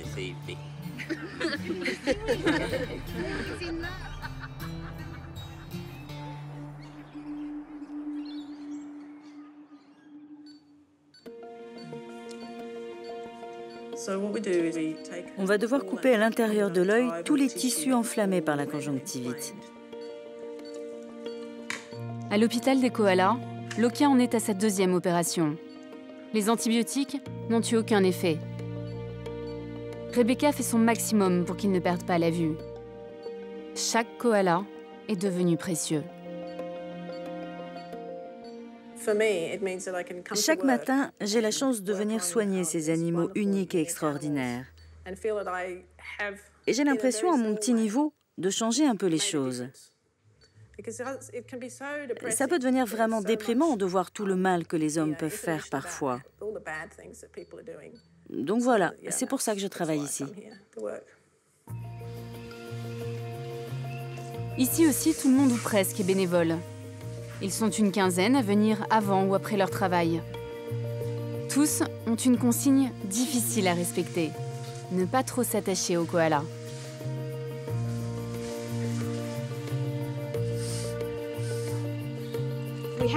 Il faut faire attention. Ce sont des animaux sauvages. Le but, c'est qu'ils retournent dans la nature. Donc, il ne faut pas créer de lien avec eux. Mais c'est dur parce que c'est tentant, on a envie de les prendre dans les bras. Quand vous vous occupez de koalas, que vous nettoyez leurs yeux, qu'enfin ils vont mieux et que vous les relâchez, vous êtes la plus heureuse du monde. C'est une victoire et vous avez contribué à ça. Je pourrais payer pour travailler ici.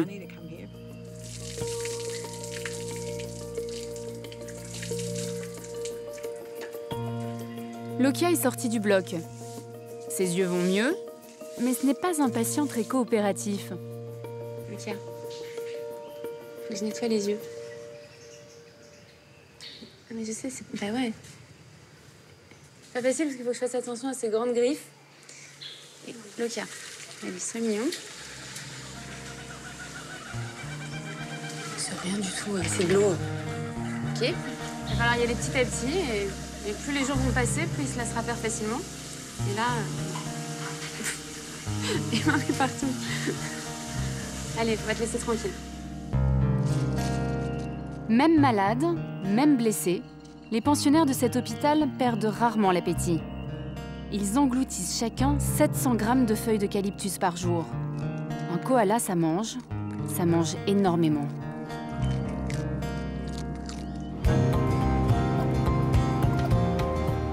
Alors il faut aller faire les courses plusieurs fois par semaine. C'est la mission de Graham, l'un des rares salariés de l'hôpital.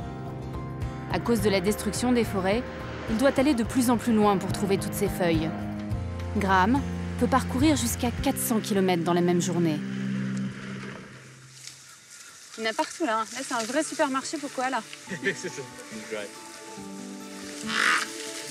Avec le temps, Graham est devenu un vrai pro de la cueillette. Mais pour les débutants, pas évident d'attraper le coup de main.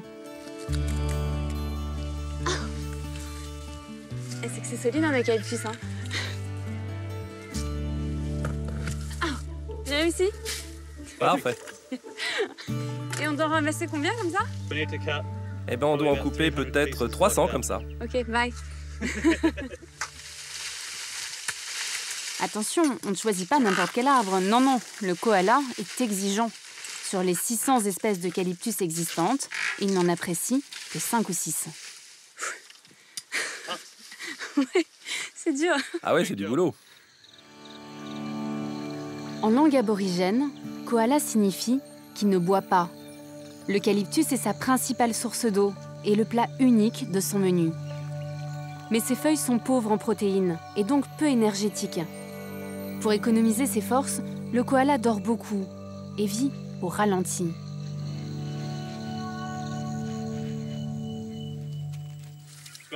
L'odeur est très agréable. Tiens, essaye.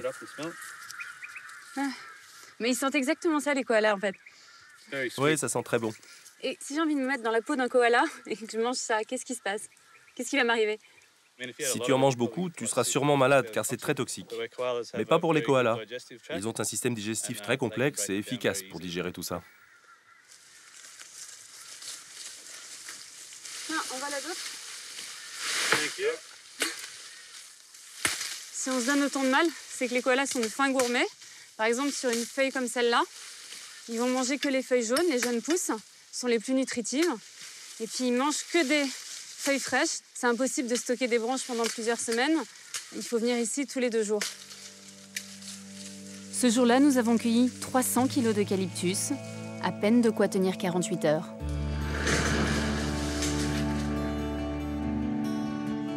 Il est 7 heures.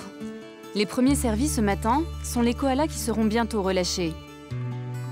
Dans cette cage, ils sont 2, en pleine forme. Alors on les bichonne, avant le grand départ. Ben voilà, maintenant, il va manger, puis il va dormir. Il va manger et encore dormir et encore dormir. C'est peut-être pour ça qu'ils sont si attachants. Ils sont fragiles, ils n'ont pas de force, ils bougent tout doucement et ils nous plongent dans un monde de douceur. Brody est une orpheline de 11 mois. Elle est arrivée il y a quelques semaines, en piteux état. Aujourd'hui, elle est parfaitement autonome. Une vraie victoire pour Rebecca.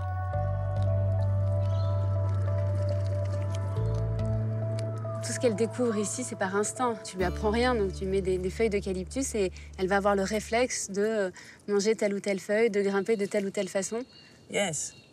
Oui, c'est fascinant. Ils savent naturellement quoi faire. Leur mère n'a pas besoin de leur apprendre grand-chose en réalité. Ils trouvent leur nourriture grâce à leur instinct. Brody va très bien maintenant. Elle est assez grande pour être relâchée.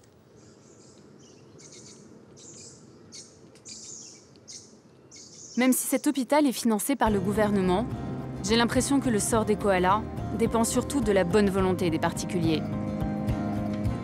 L'État ne fait pas grand-chose pour préserver les dernières forêts d'eucalyptus et favorise souvent les promoteurs. Il y a pourtant aujourd'hui un intérêt économique évident à protéger les koalas. En Australie, les koalas sont l'une des attractions préférées des touristes. Ils rapporteraient au pays en moyenne 800 millions d'euros chaque année. Et quand on veut voir des koalas, il y a un lieu incontournable, c'est le Lone Pine Sanctuary, le plus grand sanctuaire au monde pour koalas.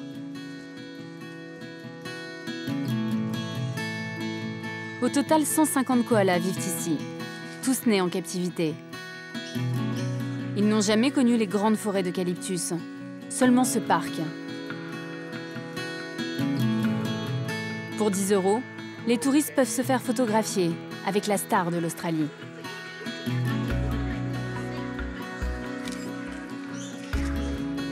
Ces koalas sont devenus les ambassadeurs d'une cause, celle de leurs cousins sauvages.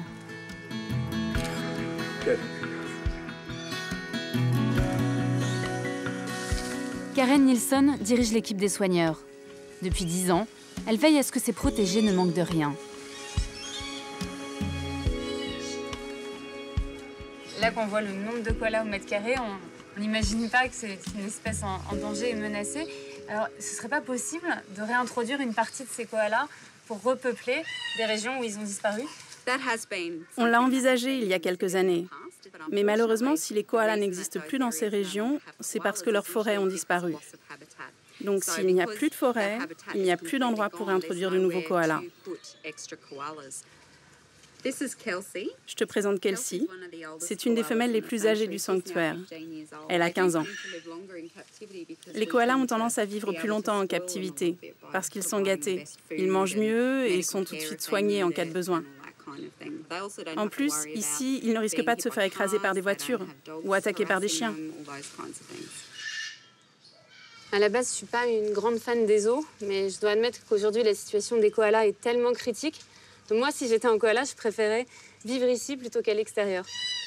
Là, ils sont dans un cocon, ils sont en pension complète. Et ici, au moins, ils sont protégés. Mais pour autant, je n'ai pas envie que cet endroit devienne un jour le seul au monde où l'on trouve des koalas. À la vitesse à laquelle leur population décline, si on ne fait rien, ils auront disparu dans moins de 20 ans.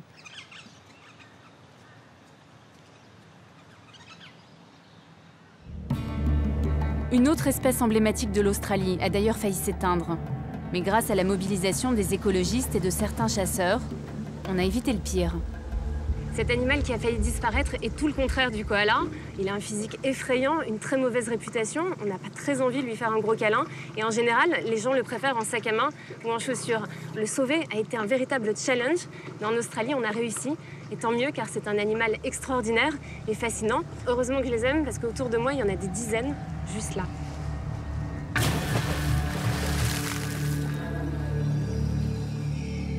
Notre bateau est cerné par des crocodiles de mer, les plus grands du monde. Ils peuvent atteindre jusqu'à 7 mètres de long. Le parc national de Kakadu, sur la côte nord de l'Australie, abrite l'une des plus importantes populations de crocodiles marins. Ils sont près de 10 000 à vivre dans cette région, entre mer et rivière.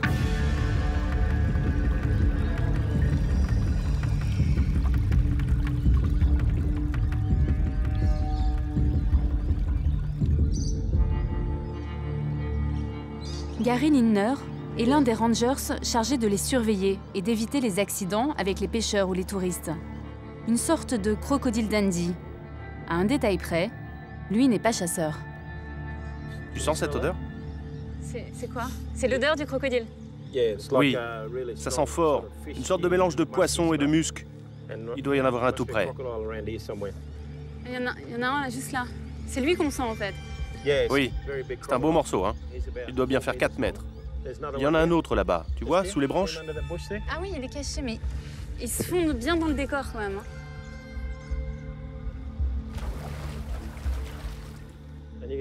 Et celui-ci, tu as vu comme il est vif et rapide? Les crocodiles me fascinent. On apprend en permanence à leur contact. Et je suis passionné par la relation entre les hommes et les crocodiles. Je ne m'en lasse pas. Ce sont des animaux incroyables. Quand on approche les crocodiles d'aussi près, on a vraiment besoin d'une protection comme ça, parce que ce qu'on ne sait pas toujours, c'est que les crocodiles peuvent sauter, ils peuvent sauter à peu près jusqu'ici. Donc si on est au bord du bateau, comme ça, ils peuvent sauter et nous attraper. Et ça, j'ai vraiment pas envie de vivre ça. Leur réputation de mangeurs d'hommes est fondée. Chaque année, 2000 personnes dans le monde seraient attaquées par des crocodiles. C'est 40 fois plus que le nombre d'attaques de requins. Les humains sont des proies très faciles pour les crocodiles.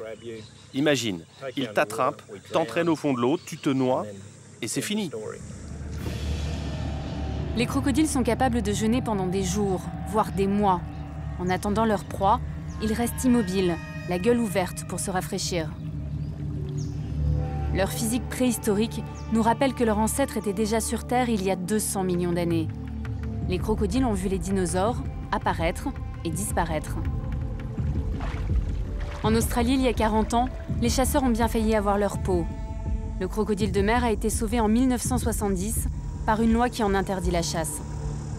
Mais résultat, depuis, ils n'ont plus peur de nous et c'est l'homme qu'il faut protéger. Hé les gars, ne mettez pas vos pieds dans l'eau. Oui, c'est ça. Restez plutôt sur la berge, en sécurité. Avec le temps, ces pêcheurs se sont habitués aux crocodiles. Ils pensent qu'ils ne risquent rien parce qu'ils n'ont jamais été attaqués. Mais un jour, le crocodile se dira « Tiens, aujourd'hui je vais manger ce pêcheur ». On peut vivre avec les crocodiles à condition d'avoir conscience du danger. Ils connaissent le risque qu'il y a à vivre avec nous, et nous devons apprendre à les connaître et à mieux les respecter. Il est énorme celui-là. Ouais, il nous regarde en plus. Il est peut-être en train de se dire qu'il mangerait bien une française. Je sais pas.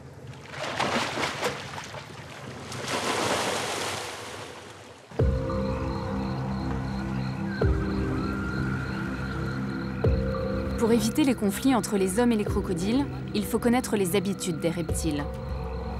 La mission qui nous attend ne peut être réalisée que de nuit, car les torches permettent de les éblouir et de les approcher d'encore plus près. On voit juste leurs yeux. C'est impressionnant. Très vite, on se rend compte qu'on a plein de paires d'yeux comme ça tout autour du bateau. Et la bonne nouvelle, c'est que maintenant, on va aller capturer un crocodile pour lui poser un émetteur. J'étais bien avec les koalas, je sais pas ce qui m'a pris de venir ici. Gary a fait appel à Jonathan, un ranger aborigène qui connaît les crocodiles mieux que personne. Pour les capturer, il a recours à une technique traditionnelle, sans danger pour les animaux, mais très risquée pour nous.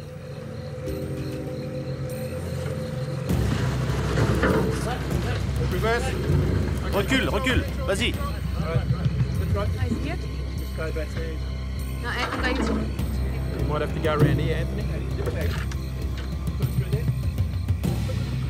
J'ai absolument pas le droit d'approcher parce que c'est extrêmement dangereux. Le crocodile que nous avons harponné mesure 4 mètres et pèse près de 300 kilos. Sa force peut faire chavirer le bateau. Et dans l'eau, il y a tous ses copains.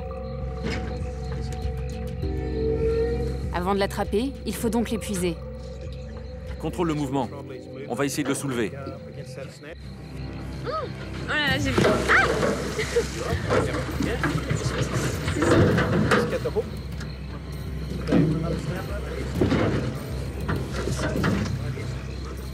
Ah allez, il est juste là. Il est énorme. Il est énorme.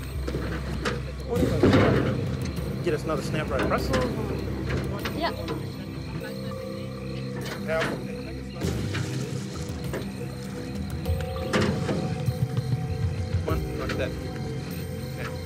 Là, on lui fait pas de mal, c'est juste pour lui placer un émetteur. Ça permet de mieux les connaître et quand on les connaît mieux, ça permet de mieux les protéger. Et que demain, il sera à nouveau libre. Ça va bien se passer, Loulou.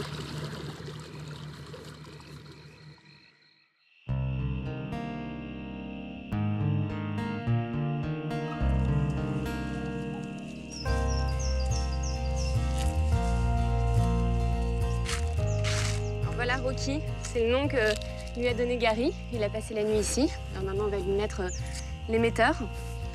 C'est bizarre de pouvoir toucher un crocodile. En fait, leur peau est assez douce. On dirait pas comme ça, on a plutôt l'impression qu'ils ont une carapace comme une tortue. Mais c'est une peau très molle et assez fine. Et c'est cette peau que les gens de la mode aiment tellement.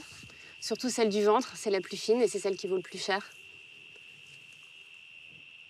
Alors c'est sûr qu'entre Lokia, le gentil koala, et Rocky, le crocodile qui fait peur, on a plus envie de sauver Lokia en priorité.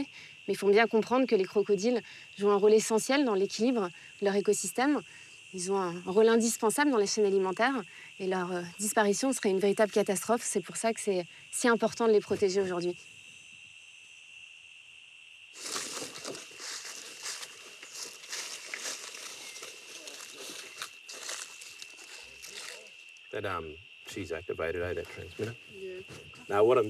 Donc là, je fais un petit massage au dragon. Tu penses qu'il aime qu'on le masse? Est-ce qu'il peut être sensible à ça? Oui, il aime. Ça le relaxe. Il ne se débat pas. Je pourrais lui faire ça toute la journée, je crois que ça lui plairait. Peut-être qu'on a du mal à s'attacher aussi aux reptiles parce qu'on a l'impression qu'ils ressentent rien, qu'ils n'ont pas d'émotion. Est-ce que c'est vrai? Tout ce que nous faisons en ce moment, il l'entend. Il le sent et le ressent. Donc il faut faire très attention. Nous lui avons injecté un tranquillisant. Il faut le traiter avec soin, comme n'importe quel autre animal. Ils reconnaissent les individus et sont capables d'être très tendres avec leurs petits. Je suis d'accord avec Gary. Nous ne les estimons pas assez parce qu'ils expriment leurs émotions d'une façon qui nous échappe. Oh, mais je crois qu'ils ont un cerveau grand comme ça. Oui, certains hommes ont un cerveau de cette taille-là, mais lui, il est plus intelligent. J'ai plus de respect pour lui.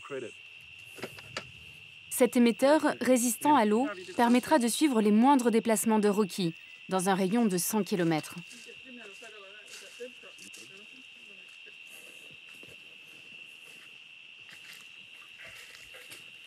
Ça va pas l'handicaper sur cet émetteur? Non, il va le garder quelques mois, jusqu'à ce que le fil de fer rouille et que l'émetteur tombe. C'est sans danger pour le crocodile.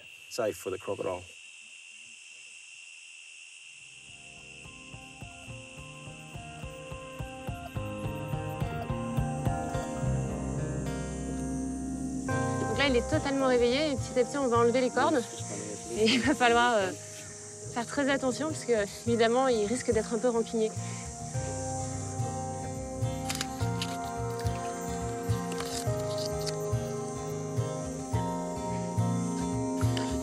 Okay, warp.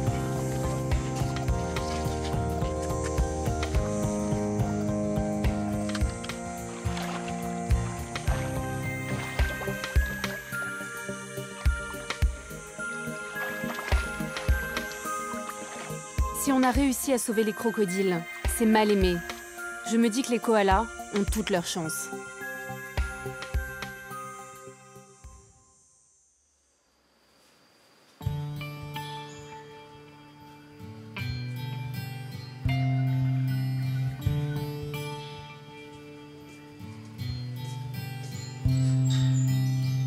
Ça fait 1 mois que Lokia est arrivé à l'hôpital. Son état s'améliore de jour en jour. Mais il est toujours aussi difficile à soigner. Allez, alors du médicament.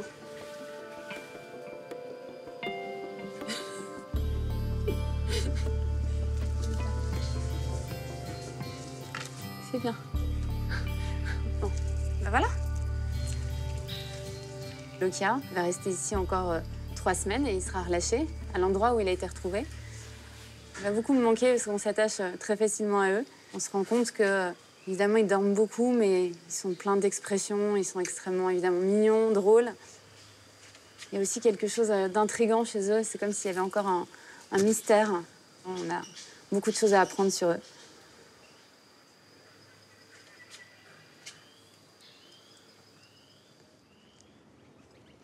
En attendant, l'heureux élu aujourd'hui, c'est Brody. Souvenez-vous, la petite orpheline de 11 mois. Il est temps pour elle d'être libre. Hey, Graham. Morning. Il va falloir l'attraper maintenant. Brody, elle est en parfaite santé, donc elle n'a plus aucune raison de rester ici. Il va falloir aller à elle, parce qu'elle ne viendra pas à nous. Je vais monter sur l'échelle. J'ai besoin que tu maintiennes la cage à cette hauteur, ici. Et puis je vais lui appuyer sur la tête pour qu'elle descende et qu'elle entre dans la cage. Elle pourra retourner chez elle, enfin, si on y arrive. Bon. Elle n'a pas envie de partir, hein. Alors. On peut pas la prendre dans les bras, sinon elle va mordre, c'est sûr. Allez, allez, allez, ouais. Allez, c'est bon, elle peut rentrer à la maison. Allez, la vraie vie commence.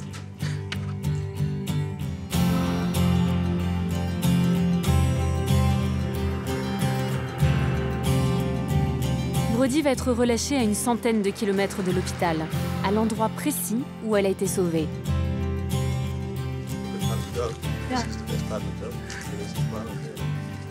Là, on est sur les terres d'un fermier, donc on a dû lui demander son accord pour faire ça. C'est bien comme endroit ici. C'est le meilleur moment, ça.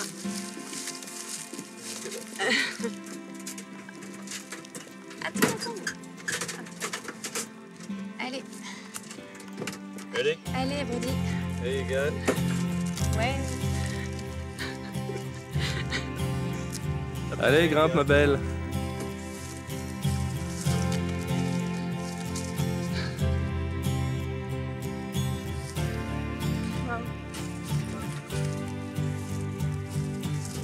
Tu penses qu'elle va bien s'adapter ici? Ouais, j'en suis sûr. Ils gardent leur instinct sauvage. Ça va bien se passer pour elle. Qu'est-ce que tu ressens là? Ah, je suis content. On a fait du bon boulot. Tout ce qu'on a fait, ça valait le coup. C'est une sensation géniale. Elle va passer l'après-midi à inspecter les lieux. Après, elle fera la sieste et descendra cette nuit pour trouver un eucalyptus à son goût. Si tout va bien, elle rencontrera bientôt un mâle. Ils se reproduiront, auront des petits. En fait, c'est tout ce qu'on espère.